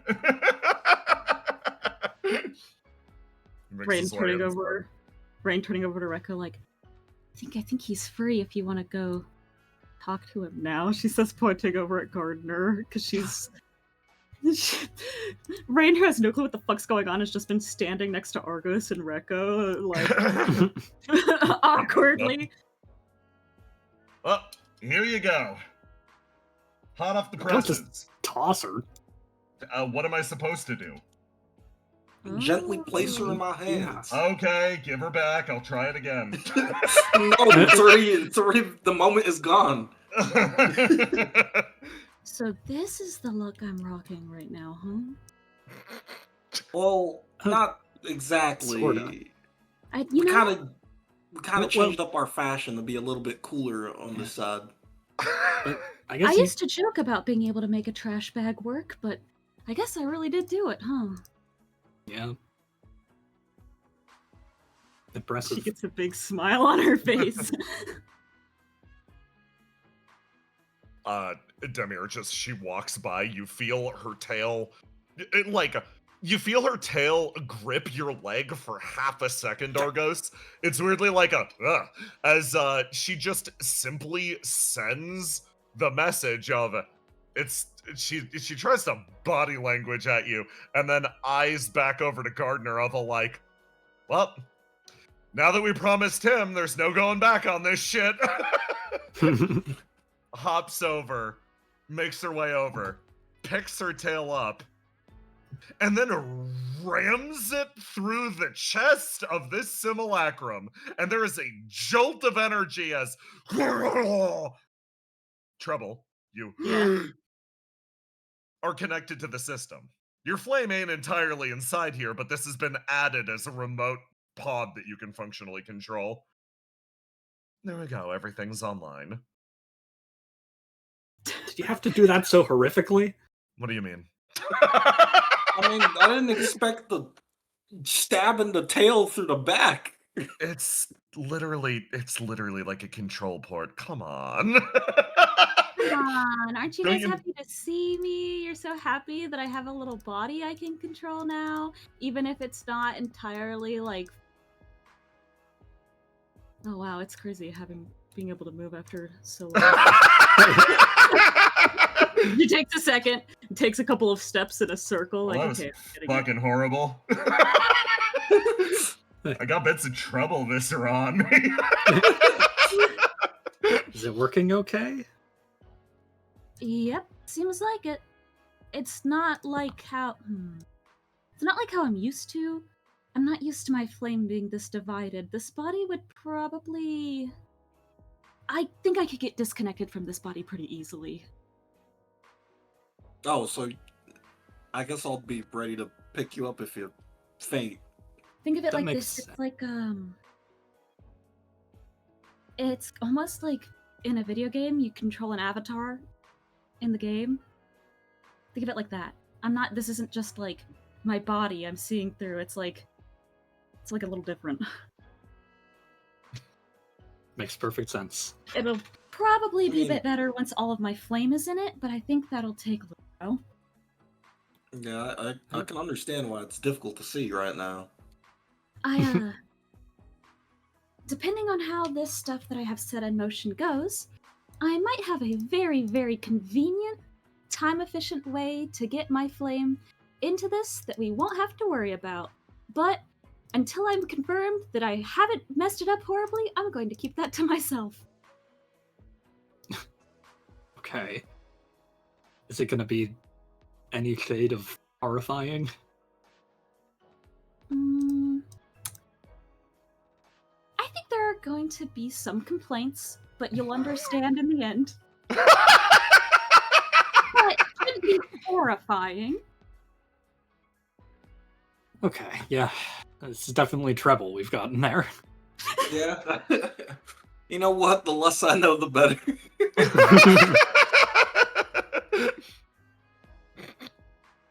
Sparkle, sparkle, sparkle. She turns it on strong. Demiurge starts to move her way quietly back across the room. There we go. Mission accomplished. This And nobody had to die. submission. Still gotta get the rest of her in there. That Right. Good can to come see you on later. your feet. Her eyes sort of like dance back over to you, Argos. Well, next thing's next. Time to establish some of those 3D printers, correct? Yes. Stability puts her hand up. I can, Rekko. Yeah?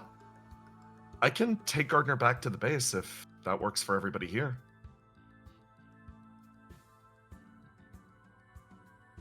There's sort of a moment as, Demiurge sort of smiles. That sounds alright. Okay, Gardner, let's, go. I can show you where we've been headquartered out of. Alright. Stay safe. Trio starts to make their way forwards. Rekko reaches over her shoulder and sort of waves by. As they head their way out, you are left quietly in Gardner's apartment. So, like, where do I go? This is crazy. Last time I was here, I got put in the Demiurge machine. that is crazy. Anyway, like, am I supposed to lock the place up? Like, what's happening? Sort of like looks between everybody here. Brian sticks up like, did you want to go with them? You could probably still catch up, right? They're all the way over there. You can hang out, Sam. Yeah, sick. Okay, what's the plan? We're gonna, I think, do something with the 3D printers. What do you know about printing bodies? You a cop? No, actually, we're specifically doing this outside of the purview of the cops. Okay. Like a lot, unfortunately. I fucking work for Geist. That's gonna come in handy for a good cause this time. Wow. Just Are you implying that my previous employer perhaps did not have particularly good motivations? they can't hear you right now. It's okay. Actually, don't put it past the guys for not be able to hear Sam. He gets so fucking close to you. It's been so long.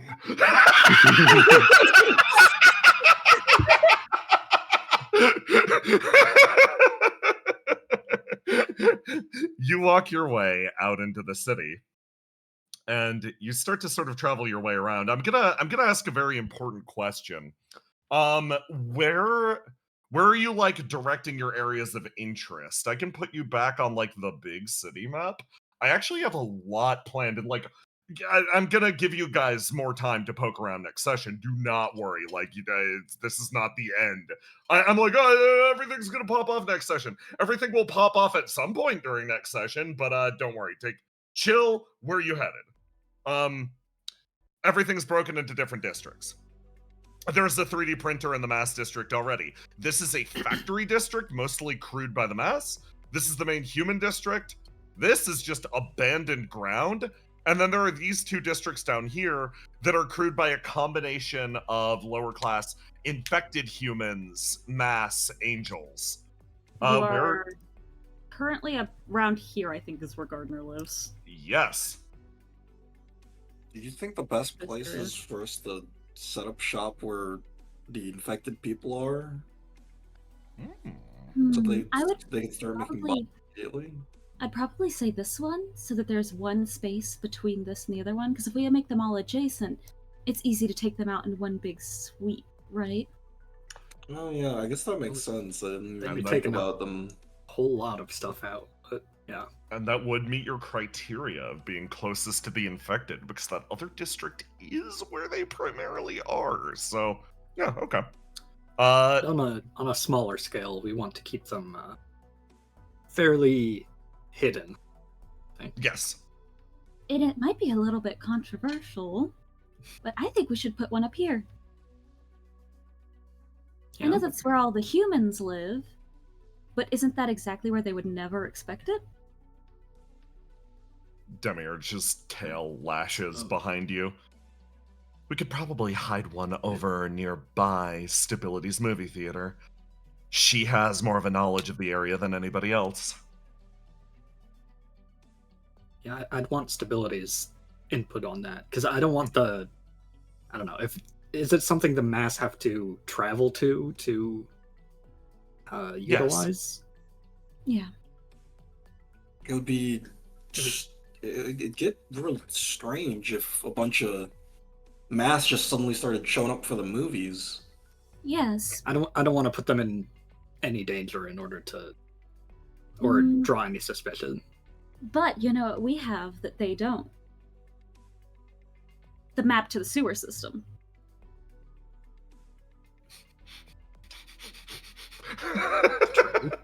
I'm glad you filled that in, because I was about to say a few dozen things that were not that answer. It's gonna say lips. yeah. So if we were to But they can have them soon. If we were going to hook Rebellion Guy up, we could give him a map of the sewer system, and then we could make a lot of these printers just underneath the plate, right? Yeah, wait. We could just put them all in the sewer, couldn't we? I don't think it's a bad idea, certainly. Yes, we can Having hide them one or under the two. surface. Having one or two above ground might not be a bad idea. That way, if they find them, Yeah. they'll think they've wiped all of them out when they find the ones on the surface. Good thinking. You travel to the nearby district and towards the power idiosyncrasy that you find there. Basically fulfilling all of your criteria of discrete area, not openly visible, but pretty much on the power grid in an area where power gathers. Also, since we have Fate Weaver, if we really need power, we could probably use Flame. You say that as you move into this district that clearly has a lot of flame in it. Oh, so that's what was happening over here, the Demiurge says, making her way forward as these large plants extend their way out of the ground, almost twitching with flame. She makes her way forwards, sort of stops. As you look around the district for a place that you can put a 3D printer, you actually see someone quietly looking over, tending to the flowers. She turns, looks at you, makes eye contact with you again, Argos, It just nods and then goes back to it.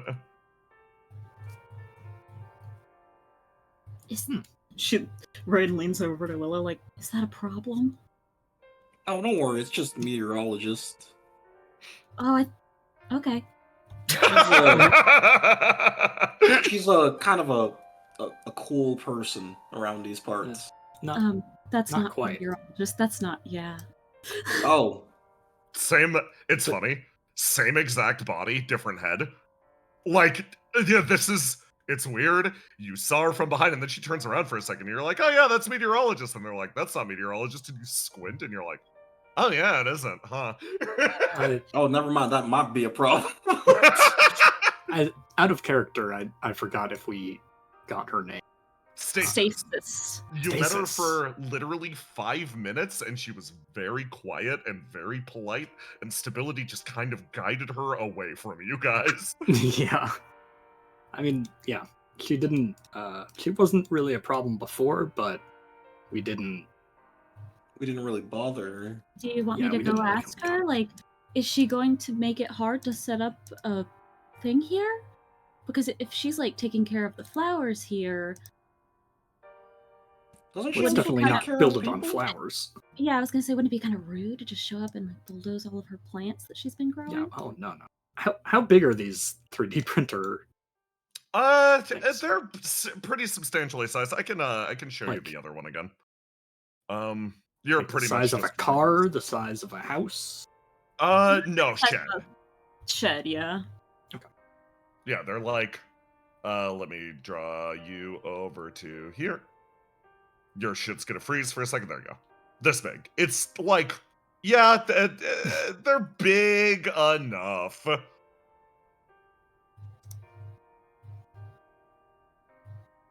mean, maybe this is a good place to locate it in the sewers so we don't ruin any of these flowers, trees, or anything. I'll just go ask her. I'll be right back. Oh, There she goes. Oh, wait, hold on. I'm just tagging along just in case anything bad happens. Oh, okay. That's good. Willow's good with people.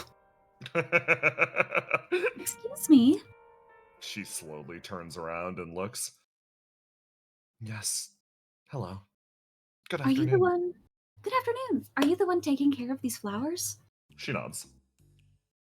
Have you been taking care of these flowers for a while? Do you come here regularly? She nods. I see. We were going to build something in this area. Would that cause any problems for you? She thinks. And then sighs visibly and sort of stands up. Shakes her head no. Are you sure? She sort of like same assent of the head. No, it's fine. It will mean that some people are going to be coming through here pretty often, and I didn't want them to mess up your flowers. It's okay. I can rebuild elsewhere. I mean, if you want, I can help you make it so that you don't, like, how do I say? I should be able to put them into, like, proper flower beds, if you want, so that they don't, like, get trampled on. Or is it the fact that you don't want to do it near people that's the issue? She almost tilts her head. If I'm being asked to move, it's because of this city, right? Huh? No, we're not asking you to move. You got a choice Confused. in this. Yeah. Like, She We were- blinks. we wanted to put something here that, like, and we don't want to, like, kick you out or anything. If you want to, like, grow your flowers here, we didn't want to, like, get in their way. This concept seems like you are speaking another language to her. I don't understand.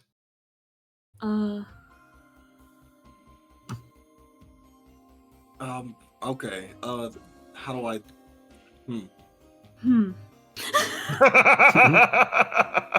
You are allowed to say that you are uncomfortable with the situation.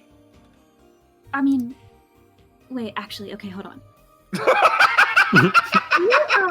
Do you grow these here as like a hobby? She looks back over, and then looks back at you, and then she tilts her head a little quizzically and nods like a... Weirdly, that word feels strange in her mouth, but she agrees for the sake of communication. Okay. Does that mean that you're used to moving them when they want to build something in an area? She nods repeatedly. We also want to do something kind of hobby adjacent here. It's not like it's not like a big thing or anything. It's just like, you know what I mean? Oh. And our hobbies can coexist. Yeah. We just wanted to make sure, because like people might be coming in and out of this area. We didn't want them to like trample on your flowers or get in your way. She seems to accept this explanation. The two of you managed to more or less convince her. She's like, all right. Yeah, if you're willing to help me set them into beds, that would be nice. Okay, Yeah. I should be able to create some raised ground and stuff. And I can speak to plants. She turns. Because I'm really good at gardening. She turns We and should have gets brought that. so fucking close to you. Her eyes ain't blinking. As far as the angels that you've seen, this one is the most machine-like. The closer that you get to her, the clearer you can see. She's made up of a lot of unfinished parts. Like, the pallor in her hair, her pupils. It's like looking at an unpainted model. This is one of the last angels they ever made. You can tell that clear as day. They didn't put as much effort into finishing her. And that, with that same unsettling, unblinking expression, she says, far too close to your face, "What are they saying?" Okay, alright, let me... It's been a minute. I'm going to use my pyromancy. Or my PSP, sorry. Yes. And see what the plants are saying. Give me a roll to do. With the 20. You make your way over and you start to narrate like, oh, these plants, they are built from the sewers below, flame almost trying to escape. This person has allowed that flame to grow into a shape familiar to a plant, but the more you stare at the plants in front of you, the more you realize these aren't flowers, they're machines, same as her, but this flame has been given another chance to live, even in its new shape. The best way to describe it is this being, intelligence-wise, is like, it is barely aware that it's alive, but at the very least, it is grateful that it is no longer trapped in the sewer. It is grateful that it is no longer being sent to the cistern. It is grateful that it is not being devoured by the coda. It sings with the same thing that you find in all things Willow. Gratitude that it is alive. Your plants are pretty damn happy. She stares straight ahead. Her expression remains unchanging.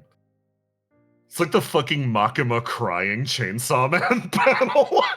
There is no shift in expression, but you just see the lines of tears from her eyes. They're grateful that they're alive, taken care of.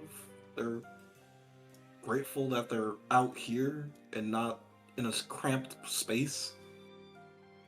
They're grateful in general. She remains otherwise motionless. She sort of bobs her head a few times. Thank you. So, here's what I'll do then. Let's find an area where we'll put our stuff, and then I can build like like a wall here, and then we can have all of the plants growing over here and any of the areas that we aren't using. How about that? So that you don't have to worry about people coming and bothering them in the new area they live in. She turns.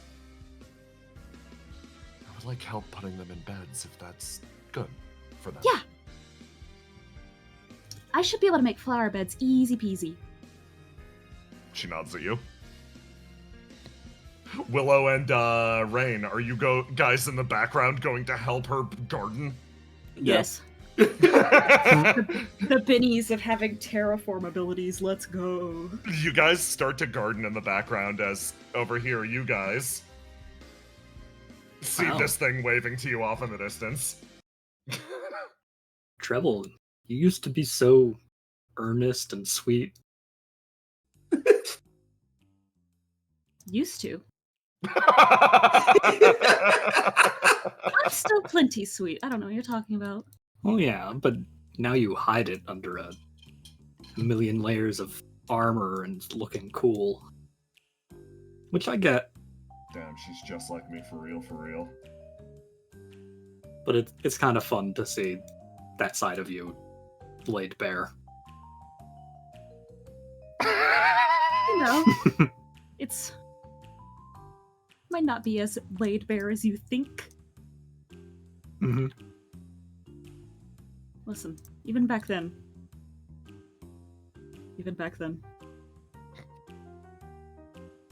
Okay, tough guy. She's pouting. Oh, how many weeks has it been since the devil on my shoulder, Treble Sprite, has been constantly hounding me? Finally. You stare up at the divine parting of the clouds and your eyes tear up for a split second. Finally, must be what they mean by redemption. Her arms are crossed and she's just walking forward. There's a discreet area off to the side, far away from everything else that shouldn't. Oh, something happened while I wasn't looking, didn't it? No, everything's fine. Really? Yes. Mm-hmm. Demir's big smile on her face continues traveling forwards, sort of makes her way over here. It should be discreet and out of the way enough. Oh, yes.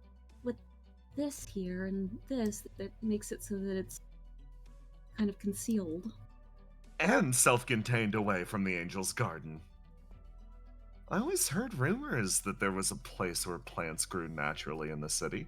I don't know if this is necessarily it, but just the same. It's nice to see. Stasis getting up to a hobby. I also know, similarly, it's not just her that uses this place. Oh, who else uses it? Other angels come by for a chance to see something even resembling life. Oh. That gonna be a problem? No. This place is, strictly speaking, already deeply, deeply illegal in this city. Anybody that comes here is already risking their own hide. I think we'll be fine. I was gonna say something how nice it is to have something like this even in the city. Not impressed. She folds her arms. Oh boy. Okay, Demiurge. Time for you to roll. Oh, okay. Blue stat. Sure, I stopped the ominous music. She loosens up a little bit. I think you'll find that the best things throughout the city are the products of the people here rather than the city structure itself. You will find no shortage of nice things throughout the city, but that is not because of what the companies do. That is because self-motivated individuals like Stasis or Stability have decided to make something slightly better of this place. Oh, yeah. Guys, No? I just realized something. Hmm. Speaking of this, and how there are places in the city that people make better on an individual level, Yes. Yeah. I just realized something. Don't be Mhm. mad. I got distracted by getting a body, so don't be mad. Okay. Guys, Okay. where did Falcon 4 go?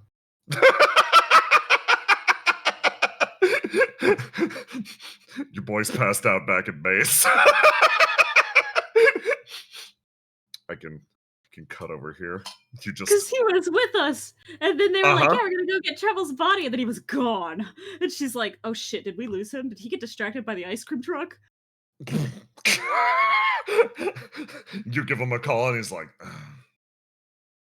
slowly opens his eye. Sits up.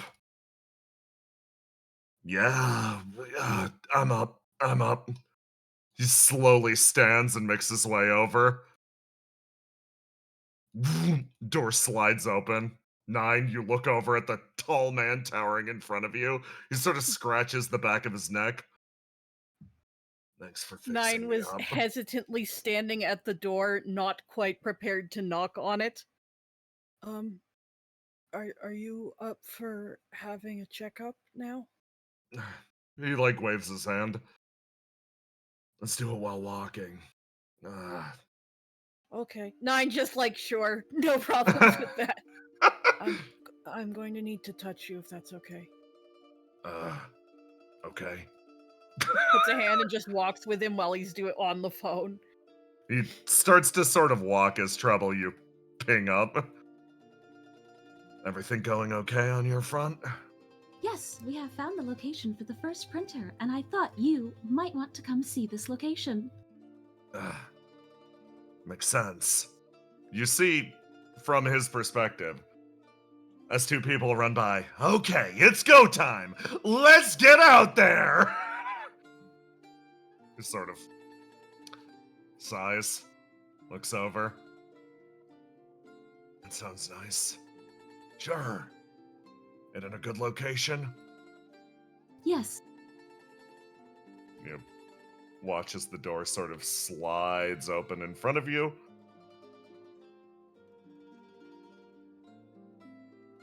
As 3 additional people start to work their way through the facility. So, basically, that's it.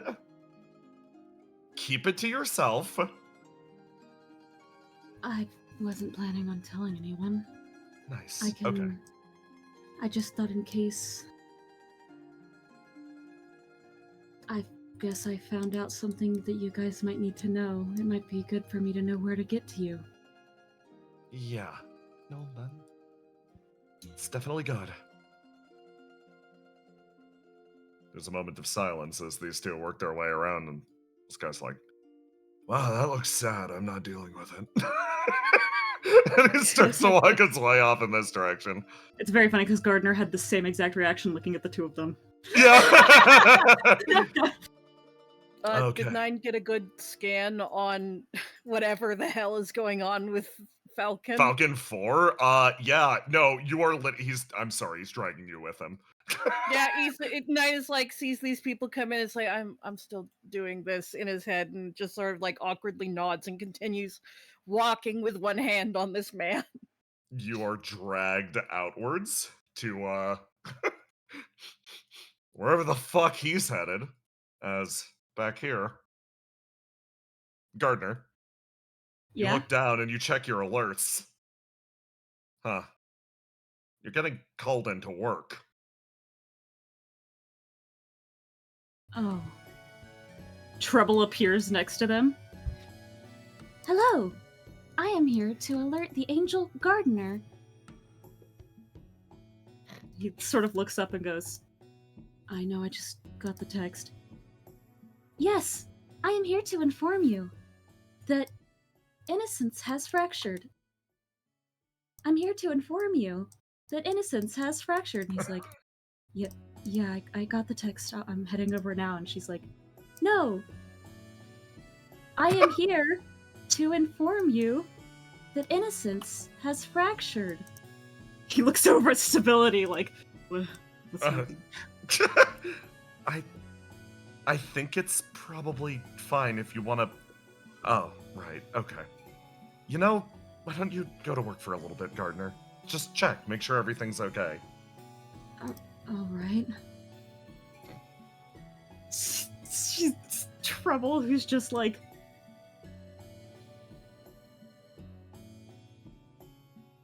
I love this. I love not being able to communicate as Trouble to my own fucking character. He's like, all right, I was... Okay, He looks like he... Because he doesn't like this part of his job. He's like, I'll try to meet up with you again later. I still had some questions, but I guess I should go do that. Stability watches Trouble as... She is squirming. But she can't say anything, so... Gardner turns and walks his way towards the heart of the city. He takes one step forward over the other.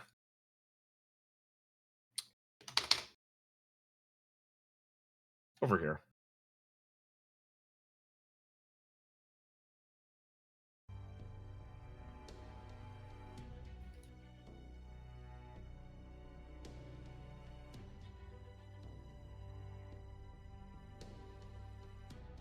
Oh god. She's still here, the creature? The creature is still here. Horizon sort of leans in as you all are gathered up more or less around the table. All right then. She looks around at everybody gathered here, sort of thinks to herself. I've heard the repeated complaint that things have perhaps gotten a little busy in here. So? What do you say we simplify things? She looks at Riddle across the way. Okay. I'm fine with that. Right. Okay then. Horizon claps her hands and... into fucking powdered dust, most everyone in the room disappears, sent away, as Willow, Argos, you guys are actually yanked in place. Riddle keeping you rooted here. Hey, wait. Oh, don't worry. They'll be back. She sort of leans in, smile crawling its way across her face. So, what do you say let's get started? She looks at everybody assembled here, the kindest smile in the entire world. I think it's important right now for me to reestablish exactly what we're arguing. Does that sound nice? Sure. She leans her way I back. need the context. Horizon raises her finger. I'm here to establish something simple. I'll be attempting to establish the necessity of my message. That the flame presents a threat not only to this world, it also presents a threat to the world that the humans here are trying to establish. And it presents a threat to the universe as a whole. And I guess my goal is to be proving that message meaningless. Exactly. Sound good? It should be very familiar for you guys. You've dealt with humans and you've dealt with eternity in the past. So, just think of this as a continuation of that. One thing. Hmm?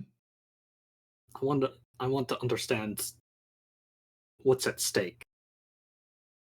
If we prove what you're trying to convey meaningless, what does that mean for you? She sort of drums her fingers on her head and then looks over at Riddle. I suppose that depends on what your image for me is. What do you want out of this? Riddle's expression shifts over to you, Argos. She sort of shifts in her seat a little bit. I'll make it clear.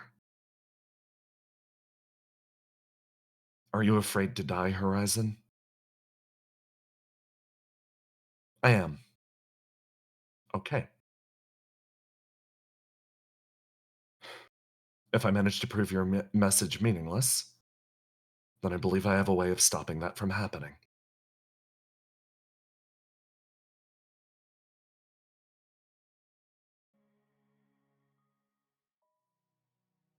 Her face looks over to you, Argos. Then to you, Willow. All right, then. Is that all right?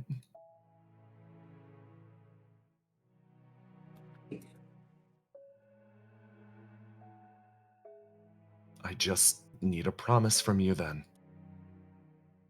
I need you to come at me with everything, Horizon. Don't hold anything back. Okay?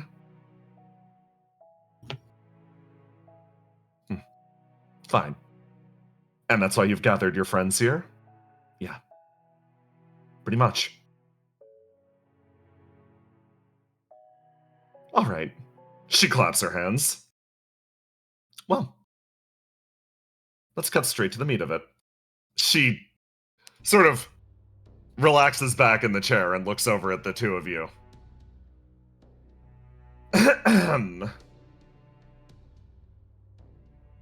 A core part of this argument is going to be providing information that you have no access to, that you had no way of knowing. These are, I believe the people of World 12 would call, unfair, asspulls. This is information from outside of your reality that can be used to prove that you're a threat that, again, will be surprising information that might set your brain on fire. I ask that you do your best to hold on through the argument regardless. If I truly am going to hold nothing back, I need to resort to dirty tricks. Again, prepare yourself. Riddle smiles. I've noticed you're no longer asking if that's okay or not. Okay. Good. Like the energy. Well, in that case, hit us with your worst. She folds her hands and sort of leans in, looking over at the two of you. So, let's start with the obvious. What you probably have been able to deduce through simple contact with me. Every world connected to an outer evil is dead already. These are the words of dead civilizations that have encountered the flame that are moving their way over to you. As a result, these are the whispers of the long dead. We know what we're talking about.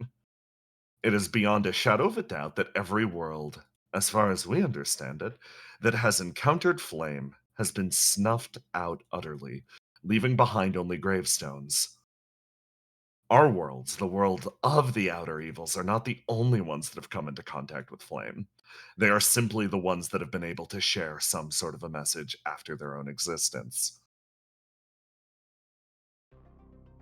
If you want an understanding about the situation that you're in, an understanding about the world that you live in, understand this. Your world is already 99.9% dead. Every segment of your world that I have observed over this long, long time is overcome with the same boundless oceans and ash that we have encountered elsewhere. A diffusion of flame into outside reality. You might view your world as sterling and alive, but there is another reality that needs to be shared. Your world is in its dying gasps. Most of your land is dead and uninhabitable. She looks over between the three of you. If given its natural state of course, the flame will simply peter out. It is the destiny of all flame to amount to utterly nothing. Do you know why that is? She sort of beams, looking at the three of you.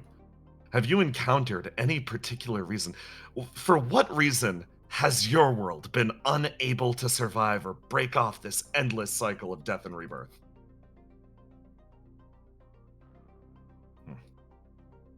Riddle folds her legs and sort of like looks over at you two.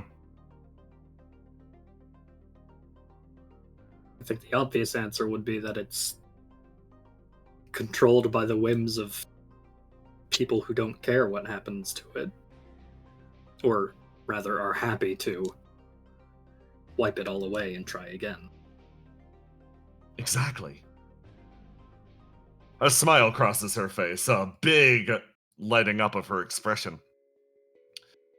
Your world is controlled primarily by people who don't care to see you succeed, to see your flame-born life succeed. This is due to one absolute attribute of flame. It is great at gathering information, but it isn't great at inventing it. Flame's capacity to think outside of itself is relatively limited. It is highly retentive, almost a sponge-like state of matter. As a result, she raises one finger. This world that you live in currently, it is a mere echo of the pains of those people that have lived before you. An echo of the people that control the narrative for you. An echo of those that have touched the flame. My chief point of evidence. Have you heard of legal legends?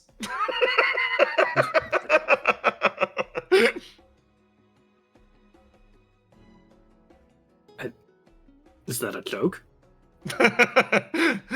No, not at all, actually. Her smile sort of lights up, looking more intently at you.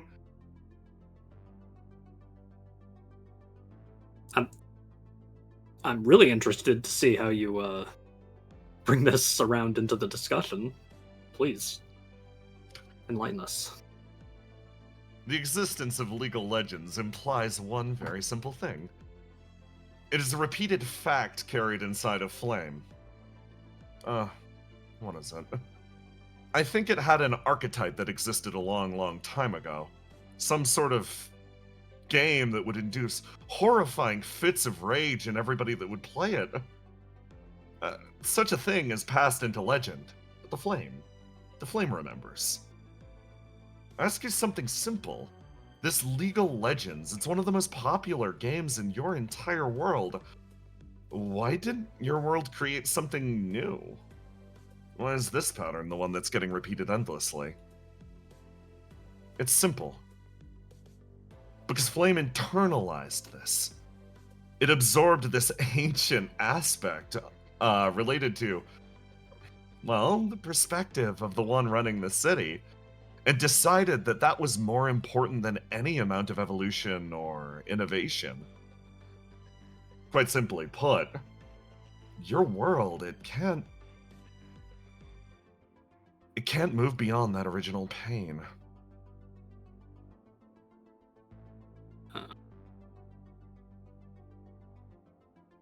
So you're sort of saying that because we're incapable of creating anything original, that ultimately we're doomed because we can never break free of. You can never break free of that exact pattern that you've fallen into, correct? And that's a failure?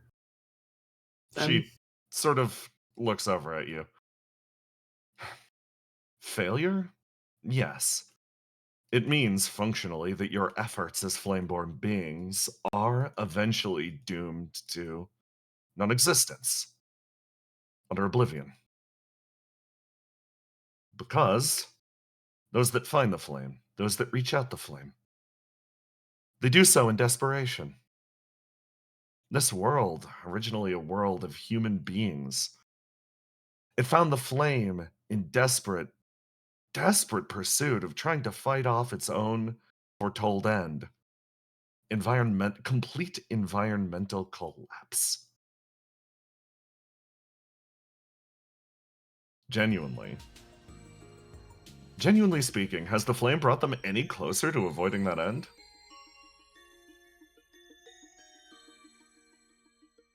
Your burning world cycles. Every single time, in a wave of hellfire, you're wiped away and reborn anew, hunting for a solution that will simply never come.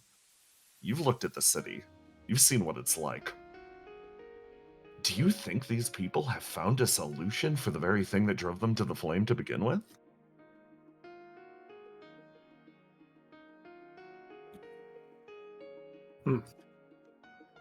I think we can find a solution.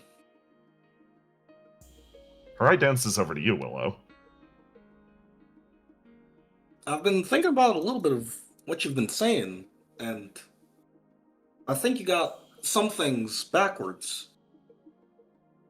You see know, her the- expression light up, become significantly more gentle. The reason that I guess worlds keep echoing is because I think our worlds are kind of in a state of evolution. We remember things from previous worlds, from lives we never lived. Kind of gives us an advantage if you know to dodge, because your past self did. And searching for a solution, I mean, we're searching for a solution in the dark. The city ain't gonna help us. We gotta help ourselves. Riddle's expression splits into such a kind smile next to you. As Horizon sort of leans in, she folds her hands and goes, "All right, let's interrogate that idea a little bit more. So, the potential for change. You believe that, to some extent, your world, the histories that you've experienced, they're capable of overpowering this inbuilt importance?" She sort of relaxes back in her seat. Multiple of your burning worlds have been obliterated because there was simply put too much water in it. Isn't that sort of fruitless end an indicator that the one helming the ship will only carry it further and further towards disaster? I don't think you're going to be given an opportunity to enjoy this history that you're proffering. I think. Well, I can provide only the solution that is my purpose. My civilization was not able to outrun its own end. As such, we dedicated all of our time and resources to finding a way to undo the curse of the flame. This world is actually doing something similar. The humans, unblooding themselves, found an answer to this billowing flame. They called it the Coda. But I should register something again that's painfully obvious. Whatever solution you find within your world of flame can only lead to your own apocalypse. The Coda, when it reaches its final completed state, will kill everyone here. Humans, flame-touched and all. You were damned from moment one. No solution on the interior of this world can overcome this fate. So here I am, with my world's answer to this. If there is no answer to winning the game on the board, the answer becomes introducing a different separate piece. She looks between each of you. I'm not stating my true feelings here fully. I've watched your history for quite some time. I rather like it. But I came from afar with the dying wish of my civilization that a difference should be made. I know the answer for destroying the flame utterly and truly. My people died for it. I've come to offer it to humanity. so that they could wipe the flame free of them, free for themselves, and live a life where they do not complete the coda, where they do not obliterate themselves with the man-made deity that they created. Because given enough time, the coda will destroy you all. She's deathly serious. A grind as it finally clicks for what the message is. Back A on way your to world. destroy the flame. Yeah. Back on your world. Did you create an installation with worlds repeated over and over, like here? She shakes her head. No. It was quite different. You all live lives entirely outside of my imagining. Well, that's it then. What Willow was saying earlier, it's an advantage. You say the only way we can't find a solution in our world. We've already stepped outside it. I mean, look around. Twice over now. Us having those lives before, retaining that information, I mean, that's what learning is, right? Her expression softens substantially. Each time we try something new or rearrange what's imprinted on the flame a little differently, and we gain that experience. When you can't figure out how to beat something, you just grind it out. We get more and more experience each time, till maybe this time we're high enough level to beat the boss. Her expression very gently watches you. It's funny. It's like you're saying the words that she desperately wants to hear. You see the relief in her eye, in her expression. It seems like she's feeling the new sun tighten from around her neck. The logic that you're presenting is good. The argument is good. This is what she needs to hear. Because the second she delivers this message, you look at this person in front of you, flickering with flame as she is. If the message really is a way to annihilate flame, some sort of cheat code for the universe that can simply cause it to wink out, won't that include her? She's aware of this fact. She looks between the two of you. And then Riddle's expression, again, sort of stares again a little more closely at Horizon. They've got a point. They do. So, when's it going to start? What do you mean? When are you going to start biting back?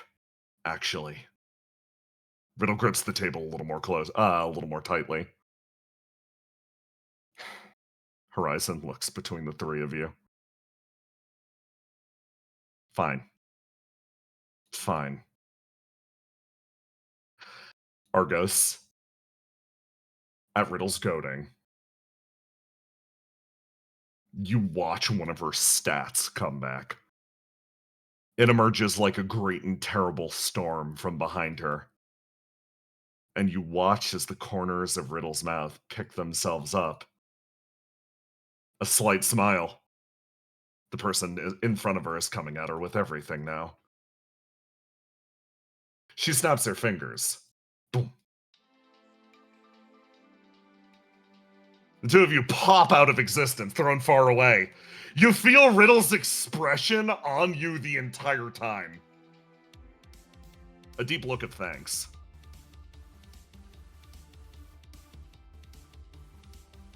The setting shifts. Something begins to burn out quietly. An eclipse that was barely suppressed this entire time. She looks at the person in front of her, staring her up and down. Well, you said you wanted the heat. Here it comes. She snaps her fingers and manifesting behind her, boom, something big touches down. Immediately next to her. Next to her, another demon flutters its way in. Oh, we get to join in. Awesome, awesome. And then she snaps her fingers one more time. Boom, Basil. You find yourself thrown into the depths of a demonic argument at the edge of reality. Was this what you were talking about? Yes. Horizon takes a step backwards and sort of languishes in the air lightly. Riddle here wants to argue with me at the best of my abilities, so she got back up. I decided to call my own. Riddle looks over. And Hey, Basil. what happened to her back up? I believe they've had enough time in the spotlight. Yes? She looks over at you. You're significantly better at this mortal philosophy stuff than I am. Do me a favor. Lend me your mind.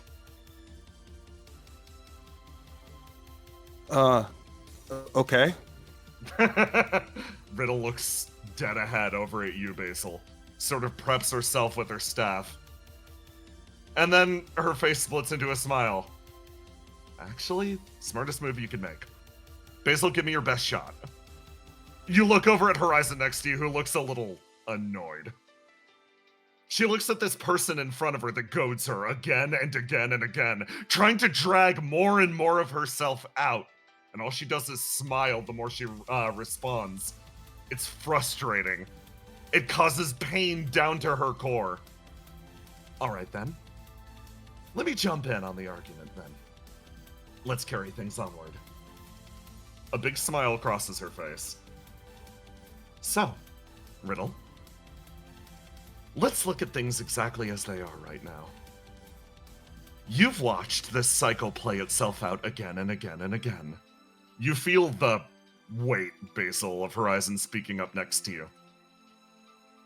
This world as it's arranged, everything as it occurs, stories carried forwards, even your reflections. You call happenstance contained with flame destiny. You call all of this unavoidable. You call it fate. What is it actually? A tightening of the noose. A little bit more proof of flame's inability to learn or grow. This is zero sum. When has this existence created anything? Your world has cycled a multitude of times, and yet, what could you call its product? Individuals so harmed by the burning of their worlds that they can barely carry on. You think that's enough? You think that's enough to actually change things? Riddle pauses and sort of like looks over and sort of goes, well, huh. She thinks for a moment, genuinely pausing on the idea. A chance to genuinely change things. She looks over at you, Basil. You've had experiences with past lives. What do you think of the cycle? Huh. I guess your argument is that no new ideas can come from a copied world. That a parasite and a parasite, they can't sustain each other. Exactly. Right? She beams over next to you, patting you on the head a few times. Well, if that's the case, then why are you having this argument? You have access to all of multiple histories. In what way could you possibly learn something if there wasn't something intrinsically valuable about what's within us? Riddle sort of folds her hands. She's like, fundamentally speaking, on that front, regardless of what our capacity is as flame touched, our ability to learn, our ability to push ourselves beyond this, our ability to hold on, even if it makes our brains mad, isn't that proof that what we've learned has value? She turns over and looks at you, Basil. An artist, a good artist, has to first copy before they can add their own spin on things. They have to practice over and over again until they get good at something. And only after they become good at something are they capable of creating something new. Horizon looks over at you and sort of like, you watch her expression fall. And what if they're not given the time or place to flourish?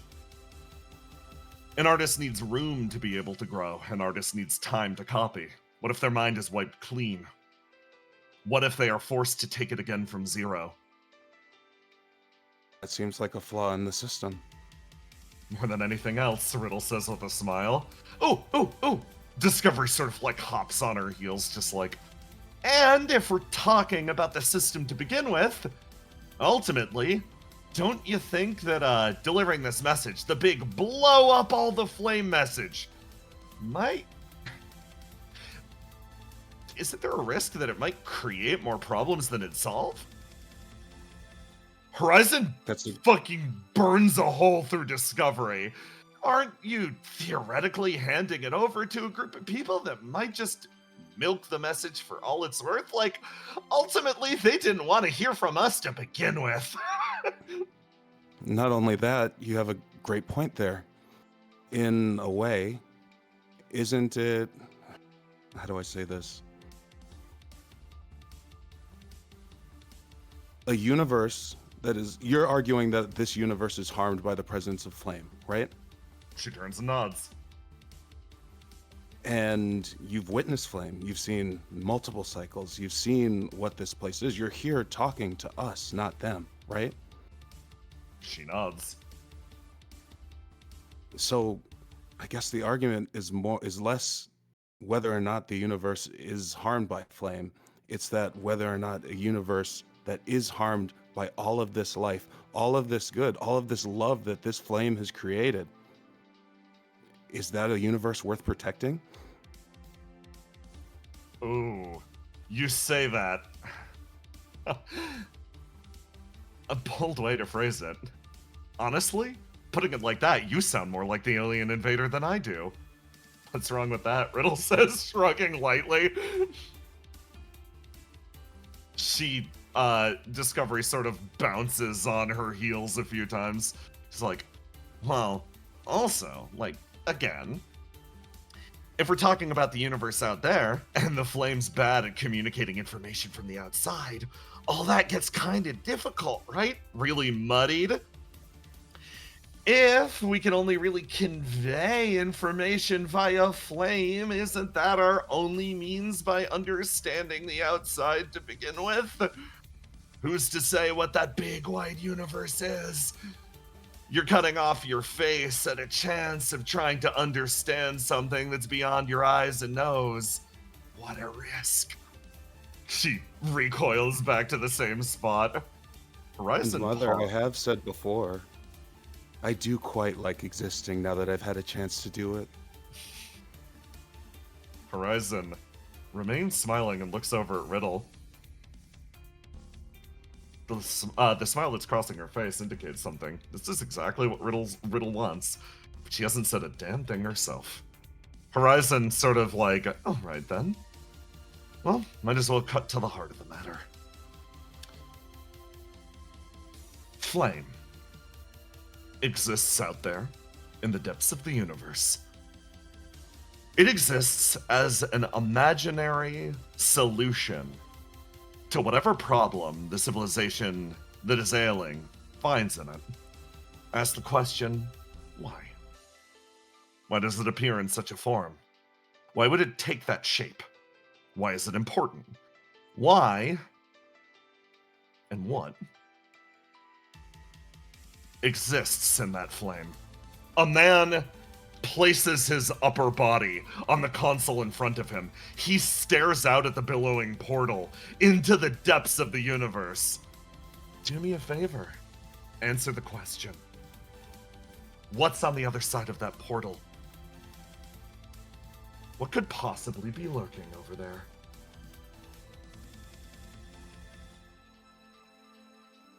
Riddle freezes. Horizon leans in, waiting for the answer to this question. It's simple. Put two and two together. What could be on the other side of flame? What is the point of creating a space that nothing new could enter from the inside? Why would somebody build something like this? Connect the dots. I know you're good at this. And then Riddle's eyes shift to the side. Huh. Yeah, I hadn't really considered that. Horizon bites down hard on her lip. Come on. She looks over at you, Basil. Thank you. Thank you for opening my eyes a little bit. Genuinely, I appreciate it. She reaches a hand out That's what I'm here for. and snaps her fingers, leaving only Riddle in front of her. She takes one step forwards, stares her dead in the eye. Tell me, what is flame? Why is everybody so afraid of it? What is it? Am I allowed to call in backup? You called in 3. I only got 2.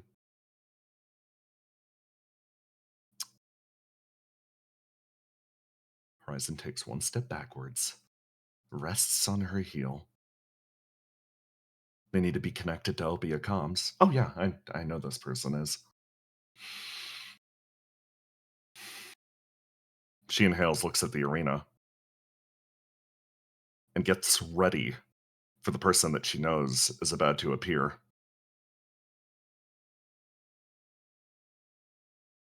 She wonders. This all started at a specific point. Perhaps it's coming full circle. Okay. Riddle reaches down her comms, sends out the call. Flame starts to billow and form in front of her. Then a shape takes form. She stares as the man that's manifested in front of her takes full shape. Thump! Oh shit! The only man I could call in a situation like this. Defender 7. There is no mirth in her eyes. What is it that you wish, Holy One? Do me a favor. You used to worship me, right? Like, you believed in me as your chosen one back in Ciala. She sort of holds the back of her neck. Horizon creaks back and forth, looking between the two of you. Yes, it is true. I once worshipped you and fell out of my religion. Well, she asked me a question, and it's something that you've been studying a lot, and don't worry about presenting your entire thesis or getting it 100% accurate. She asked me, and Riddle raises one finger. What is flame? What is flame? Such a simple question. You ask me, what is the sky? What is the sun? The stars? What is the meaning of life? What is the breath that you take in the morning? The coffee that you drink? What is flame? It is nothing, yet it is everything. You say that, and you see Riddle's mouth curl into the biggest fucking smile. And there is a flash as Defender 7 disappears. Horizon remains staring straight ahead. Riddle turns, sort of stretches her back. Okay. Now I've got somewhere to be. What? I've got a message to deliver. She smiles and lightly waves over her shoulder. Elsewhere, entering the final bits. It was fire. It was fire, gang. It was fire. I literally can't stop laughing. I have to mute.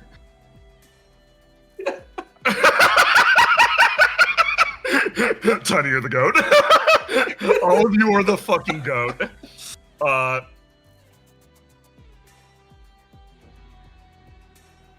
A broadcast if sent out through the area.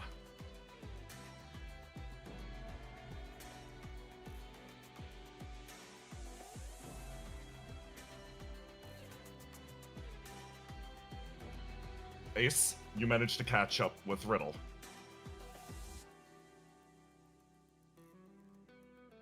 You find her standing at the edge of a cliff overlooking the rest of the city. He smacks her on the back of the head. Oh, yeah. What? What? Focus. Listen, I'm focused in for this next bit. Just stand there, look intimidating, okay? Okay. Riddle makes her way forwards. Sort of gets herself ready as Theo moves herself forwards next to you. I dropped the bird. You guys sort of catch up. Riddle sends out the broadcast, clears her throat. Ahem. Hello, all denizens of the city. My name is Riddle Arendite, and I'm a representative of OPIA. But today, I'm here not representing myself. I'm here representing a demon that has been trying to speak to you for a long, long time. She's come to you to deliver a message. In her words, the beings in front of you that you now encounter are the greatest threat anything in this world or any other world has ever encountered. The flame itself is a danger and a scourge on the universe. All of this, what we consider destiny, what we consider fate, what we consider legend, they all drive us towards an inexorable end. This is the fate of flame. This is the crisis you now face. Look at us now. We are Apocalypse. She closes her eyes. I spent a long time attempting to decipher the message she wanted to pass on, but I came to a realization. With it burnt into my brain pan, communication via words would be physically impossible. So instead, I want to show you a demonstration. She takes one step forwards, raises a hand, holds her palm out. I really hope Willow is ready for this. Willow?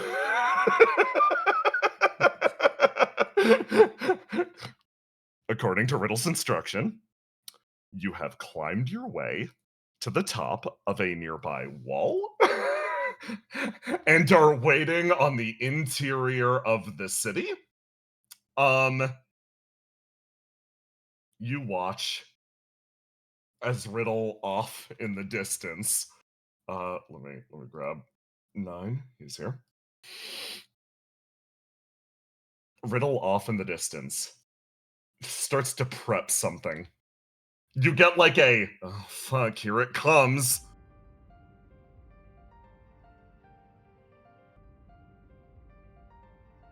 As you see a single pinprick of light. It grows, increasing in power, more and more and more and more and more, and it's aimed at your current location. This thing, whatever it is, it is, at its absolute core, the message. A concept outside of reality, a vision of apocalypse, of the end of an entire alien world. Riddle now aims it at you for a demonstration. Oh! You said you could take it. She trusts you implicitly.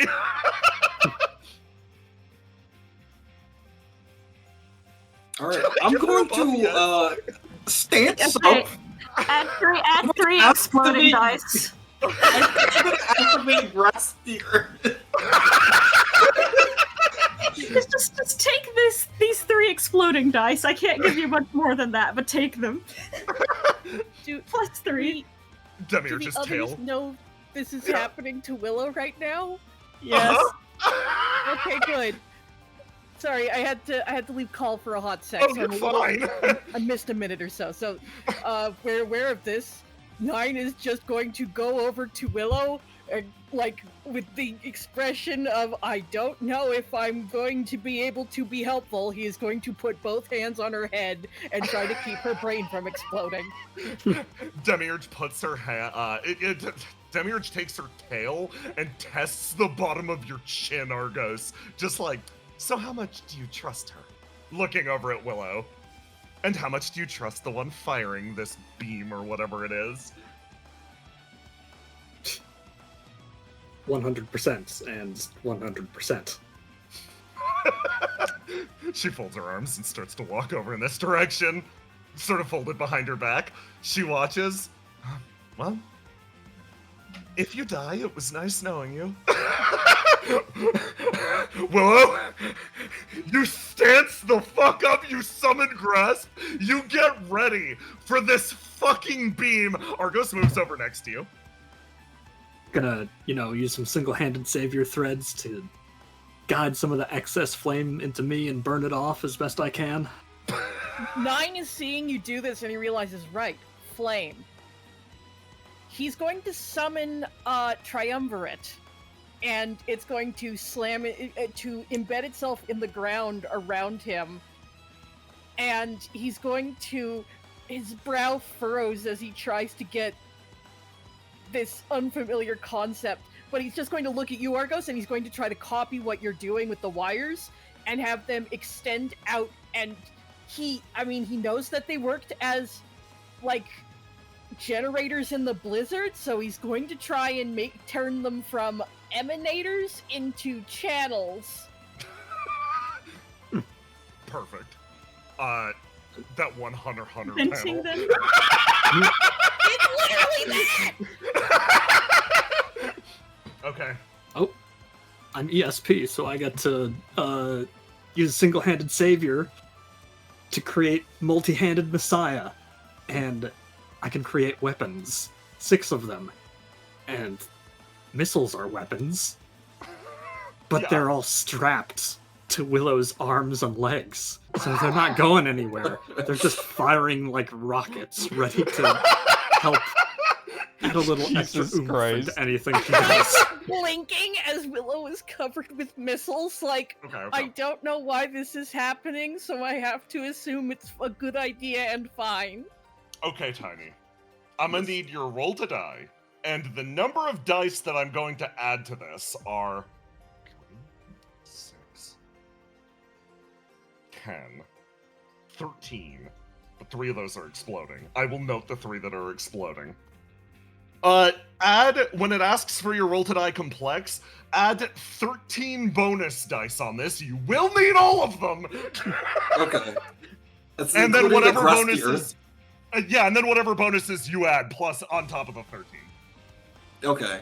I So want a handful of dice. Okay, so I'm adding 2 for stanced up. Uh-huh. I don't know if I should ignite. I'm scared. I think I'm gonna ignite. What do you mean you don't know if you need to fucking ignite? I'm going to ignite for free for... Oh, wait, no. I don't want to use the stanced up ignite for free. I just want to ignite normally. Listen, pussy, if you survive, you can breathe all you want.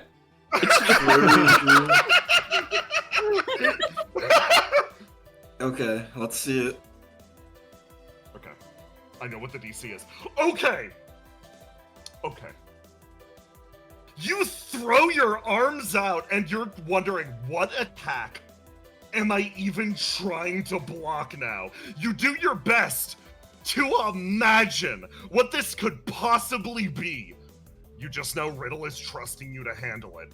Your arms reach out, grasp the earth, reforming in real time. As the attack travels directly towards you, you hold the palm out, and you try your best to even conceive of what this is. What hits you now? It isn't a beam like you were expecting originally. The entire world shifts and flicks black and white for a second. It feels like space itself has been cut away, and you watch as everything fragments for a moment, and then starts to screech. all ambient flame in the area. Every single last little bit of it is erased from existence in a snapshot. And Yay! Trevor's exploding dice Oh, thank God. pushes you Trevor's two exactly sixes. over. Yeah, the DC was 6 + 1, 70. Oh my god. Oh. You, Willow, realize what you're being hit with right now. For all others, it seemed like a flash of light, like Riddle snapped her fingers and annihilated all space in front of her. For you, you realize you're carrying the entire weight of a dead world on your shoulders. You are facing down so much compressed history. Every point of suffering of an entire planet that was snuffed out by flame. All of the tragedy, all of the pain, all of the agony.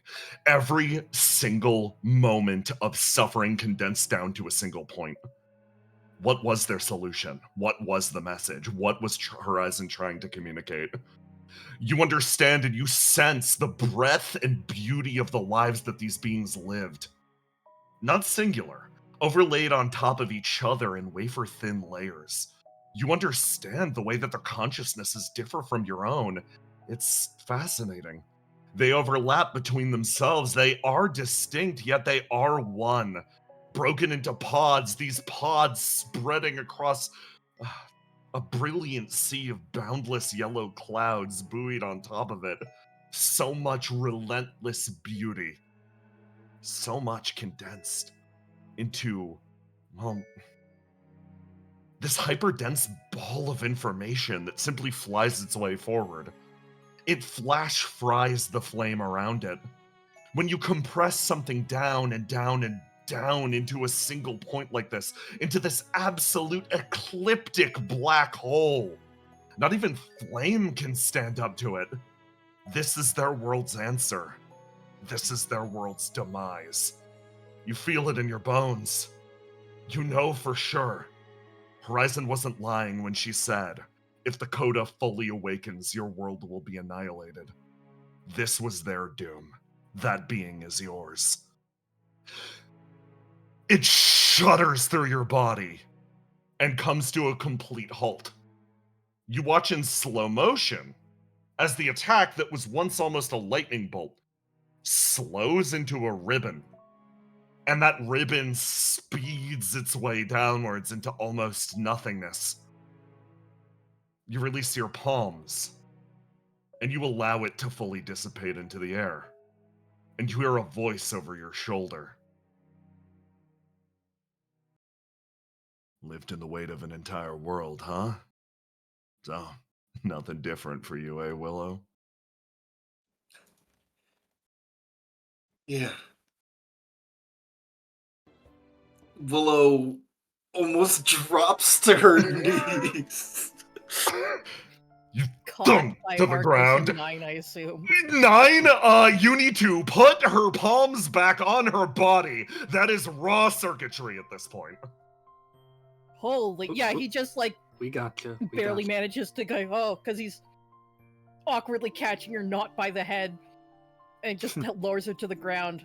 And it just sees that and goes, talk to Argos for a minute. Just like not look at this while I'm doing that because you just went through a lot. Arcos. Why do I keep doing this? Because you're the fucking best at it. You say, as Treble, your perspective dances over through the city. You watch as all of the city's processes change. A difference of opinion, disagreement. Most of them were reluctant to hear the message from an alien species to begin with. They didn't want any sort of interference from the outside, but seeing the raw, destructive power of it, they grow immensely interested. We didn't want any interference from the outside civilization. that brought the flame into their world. I see. Smile. The operator is the chief opponent of accepting whatever this message is, whatever this power is. After all, one of the biggest components of whatever this is, this other civilization was unable to avoid their doom. Who's to say this would help us beat ours? And to that very point, this is the type of weapon that, once placed on the table, escalates the war to its absolute extremity. Utter devastation in one direction or the other. In the hands of the flame-touched, an absolute weapon that could be used against them in their hands. A completion, or a removal of the threat of the installation. Simplicity incarnate. A weapon to surpass all other weapons. Riddle remains on the cliffside. Just give him a little bit of time. I know this is going to be really suspicious, but again, I'm asking you to trust me. We know. We know. It's fine. As you watch, as people from the city make their way over towards you.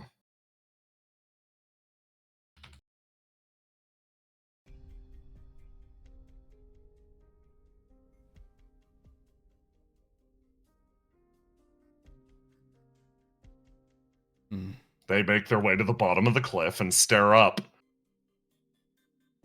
So you're the ones from the installation. Yeah. Riddle grasps her arm, disconnects the prosthetic. Like I said, this isn't the type of thing that I can simply write down and communicate. It's where every previous person who tried to deliver this went wrong. Here you go. She throws her arm down to the group of people down below her. They look at each other and withdraw.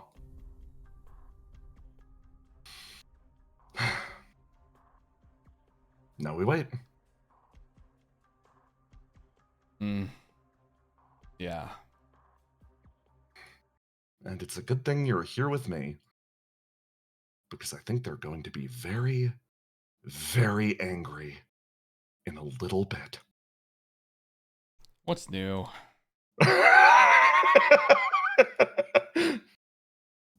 On the inside of the city,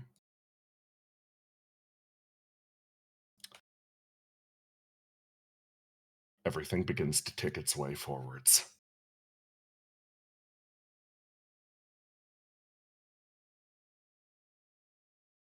Let me grab you guys.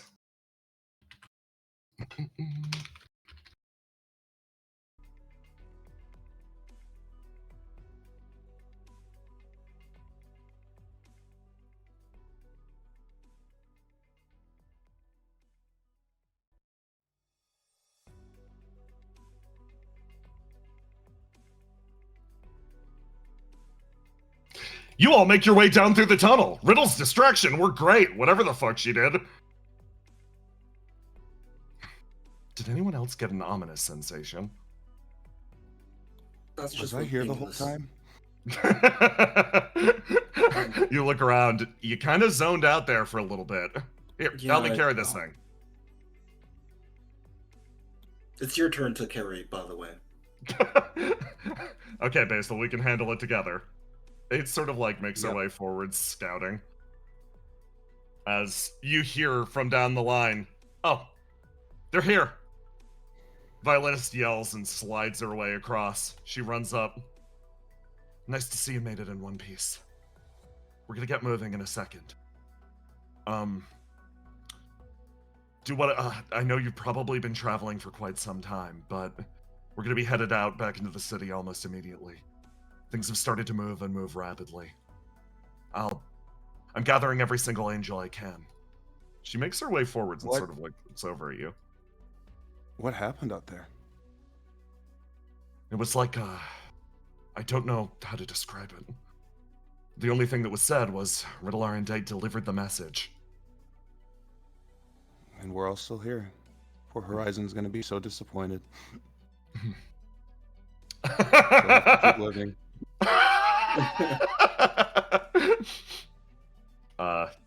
From down the way, you see two angels sort of moving off towards you. Elsewhere.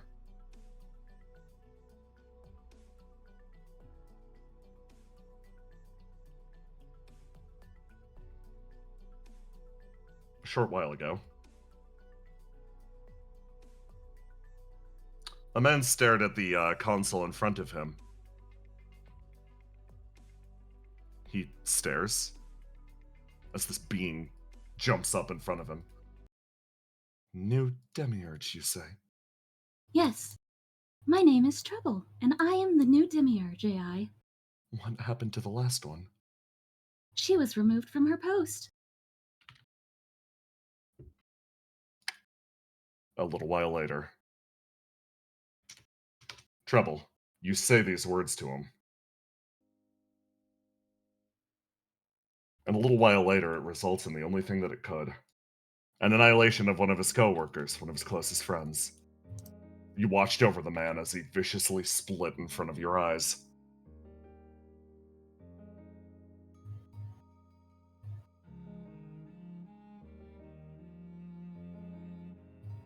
The two nearest judges, those on guard, of course, showed up well before Gardner to deal with the consequences of this action. They drag him forwards. Okay, buddy, just a little bit further. All right, of course. This is the spot? Yeah. Good luck. Thanks. He checks one with his elbow and starts to run off, rushing up a floor. Ah!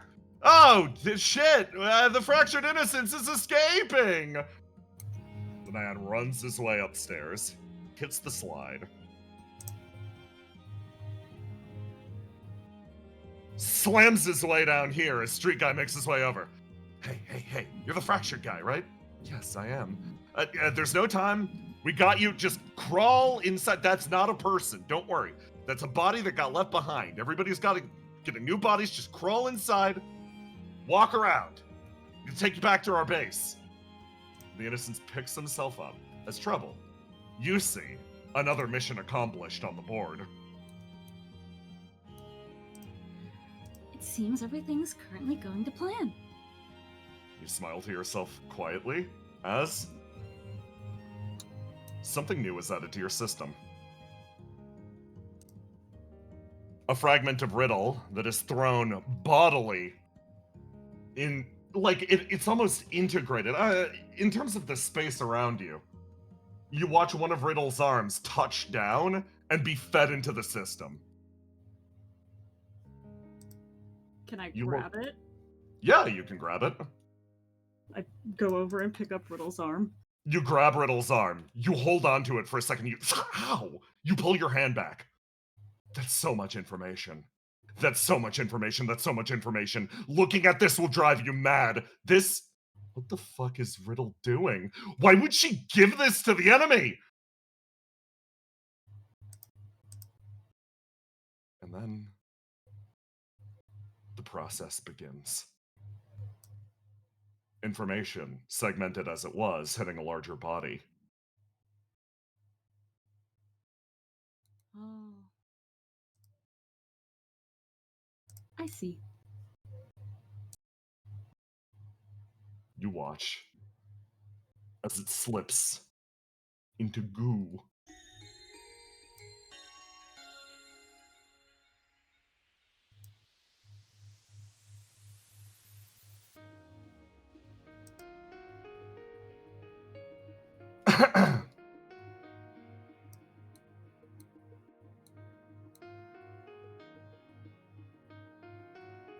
Go over here.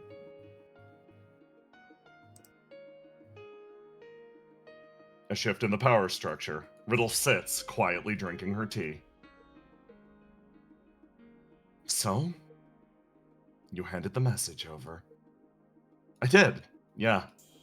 Sorry, I thought it was the only way that I could really go about this. Well, you're still around, though, so I assume everything's going okay. I wanted to know why. It's a cold sensation. a feeling of the betrayal of trust. She wants to know why this person in front of her killed her. Is it because she was a threat? Is it because she hurt her and her friend? Her eye focuses in again on this person. She loved the idea of the blue-horned individual in this world. She knew the answer for what existed on the other end of the portal. She knows this person knew, and yet she didn't give her the satisfaction. In the same way that a machine that disposes of pigeons could also love pigeons, she loved this being in front of her for giving her purpose. And now, this same thing has taken it away. Message delivered. Argument 1. Riddle slowly inhales, drinks another sip of tea, and she's like, okay. Well, in that case, everything should be more or less settled. It usually takes a little while for this stuff to, work out for me. Oh, right, yeah, silence. She sort of like picks away at the side of her head. It's probably really difficult for you to wrap your head around, but I work a very specific way. Actually, believe it or not, found myself agreeing with a little too much of what you were saying back there. It's why my friends being here was really important. I'd like to think I'm an optimist, but ultimately I kind of struggle with stuff like that. To tell you the truth, I'm kind of a little pessimistic, really down on myself. Horizon watches her carefully. But there's one thing that's for sure. I'm not allowed to grow. I'm not allowed to grow in ways that people don't want for me. One man wanted a very specific image of me, and I know one thing. Absolutely. Controlling as he was, his vision of me did not include that message of yours. So, it only took a little bit of time, but all I had to do was count on all the forgetting. Kept that thing separated from my core body so that it wouldn't respond to, a larger breadth of flame and information. All I had to do was wait for them to pop the cork themselves, adding it to whatever machine they were going to use to start annihilating people. What do you mean? She leans. Sorry. Message undelivered. And I don't think it ever could be. See, once this brain of mine has clung onto something that I absolutely can't remember, it'll erase it no matter what without fail. I can't cling to even my most precious memories. I figured for once, might as well use that to my advantage. Horizon's expression softens slightly. So? No matter how many times you tell them your message, they're not going to listen. Because they're not willing to listen with their words. I took away your little cheat code, flame-to-flame communication. Kind of a dirty trick based on everything that you were saying before, right? So, as long as they use that system, so long as they plan to implant that solution you carried into it, it'll reject them the same as I've always been rejected. Here you are. I never said I would prove your message wrong. I just said that I'd prove it meaningless. You're left with a chance. Sure, they might be able to work out the curse that I've been struggling against pretty much my entire life. I'd love that for me. You already saw it, and Willow can block that thing. It's not the end of the world. We can stop it. You can wait for that moment. You could try to hand-deliver the message yourself again. Or you could scream it from the top of your lungs until your very last day. But here's the thing. You get to decide what you do with it. No longer use your own judgment. Use your own decision. Decide what you're doing from here on. She looks at the person in front of her, and it finally clicks.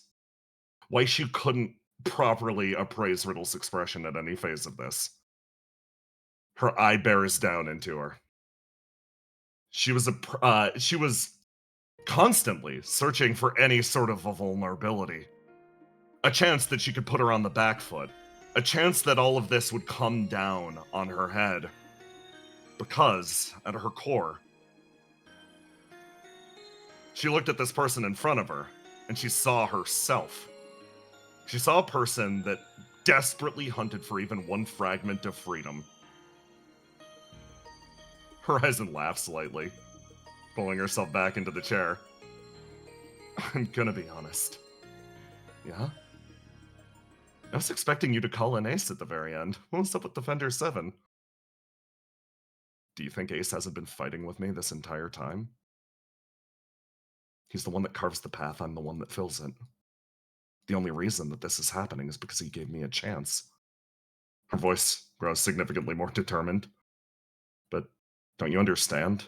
Defender 7 gave his answer for what Flame was.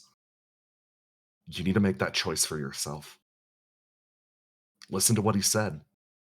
He has more experience with it than you. Horizon's expression falls again for a moment. And for what it's worth, never really did answer your question. About the whole flame thing, what I think of it? She sort of reaches forward, pulling herself up. It's like this. This whole destiny thing, yeah? I think there's some hold there. I want to break this fractal because it won't stop victimizing the people that I care about. And because I've made the mistake of treating somebody else's history as more important than anything else. I want to know about every world that my brain won't feed me. I want to know everybody's stories and I want to carry them forwards, but more than that, she reaches her hand forward and actually grasps Horizon's for a second. You can feel my pulse right now. Like I said, I was going to render your message meaningless. I think all of this, to some extent, is meaningless. But it is in cosmic meaninglessness that we find our own value, that we get to make our own decision. You're literally a voice from a distant star system carried by a probe. And hell, I can pick up what you're putting down. I'm whatever's on the other side of that portal. And we can talk. So if you're asking me if Flame's a miracle, yeah, I think it is. In all the cosmic improbability, we're able to sit here and hold a conversation. I wouldn't trade it for anything else. But I think, to be honest, I've been my time well enough. She stands up. What you decide to do in your meaninglessness is up to you. It was a fun argument, really. I hope the stakes are a little lower next time. You risked your entire people's lives just on resting something in a half-finished conclusion. I mean, you did the same. Had to equal the ante. But it really is true. There are people out there that I need to save, and I've been putting that off long enough. Let's do it again sometime. I'm eager to hear what you decide you're gonna do. She takes a few steps away. Horizon remains frozen at the chair as two beings make their way in. Hey, we're not dead! Hey. Mom, Mother, hi. She sort of like makes her way over as these two. Oh, it's a miracle. Seems like somebody got through to you. Hey, did we win or lose the argument? Hey. Oh. She looks over I at hope we Horizon. lost because that means I keep on being alive. There's a freeze. Oh, okay. Let's give her a sec. Never seen that before. Jeez. I guess you'd be the one that knows a little bit more about this one. You saw her for a split second. Okay, let's go. Come on. Oh, I know exactly what that look is. Oh, fuck, tell me about it. Come on. You guys whisper your way off into Mother, the you distance. should really talk to someone about that.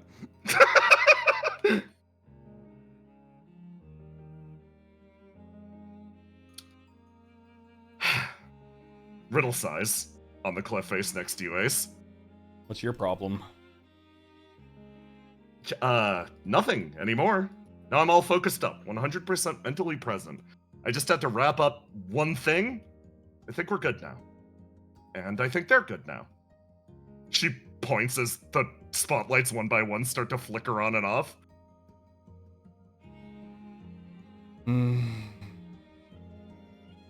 You know, it would have been nice if we could have done this without, like, you know, a whole commotion.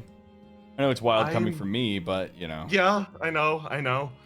But unfortunately, I'm pretty sure they're the angriest they've ever been with us right at this second. So, I'm gonna need you to create all the commotion you physically can. She pulls out her radio. And you see over comms, the same comms that she used to come into contact with all of those humans. Display after display. The being off in the distance possesses with it a god that could match up to God Eater Deus. The beings in front of us right now represent the second great flame incursion. Their strength is estimated at half of the tormented. Oh my god. Listen to that. They're underestimating us. Half of the tormented? Half of the tormented. Okay. She claps you on the back. Come on. Let's go to war. If you're forcing me. You walk towards your machine as I again go back to the alert level. After that little stunt, I would like to reveal one thing.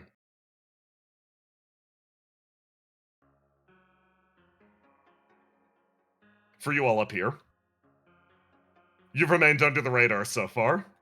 You haven't done anything this session that bumps you to active threat.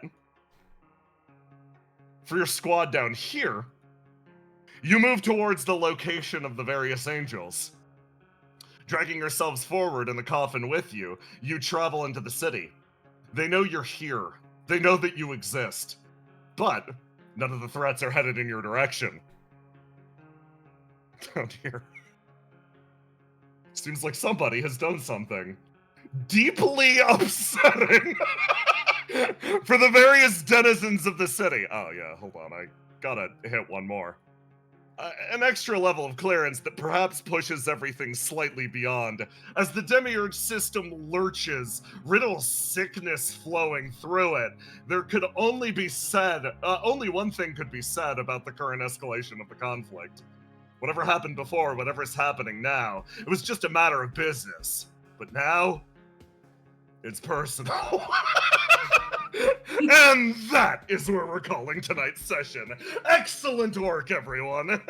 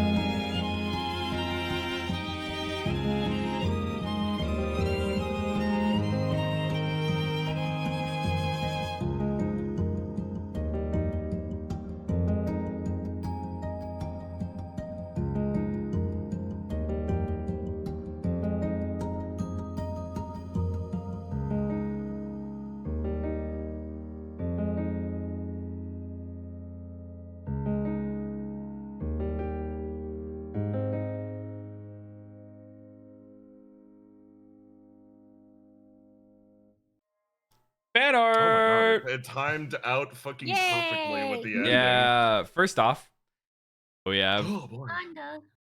A From Rian. present for me. Love that Nanda, face. A present for me. and then respectfully keeping her ears out of the Let's caption. go. Missed the spot. Danish butter cookies for our glorious King Clive. I Yeah. just ate some Thank Danish you. butter cookie. Hell yeah. Dino Hemu Death Rolls back. Yeah. Back at it again. Medical debt Classic. still lives. Yeah. Yeah. Always. This robot is so homophobic.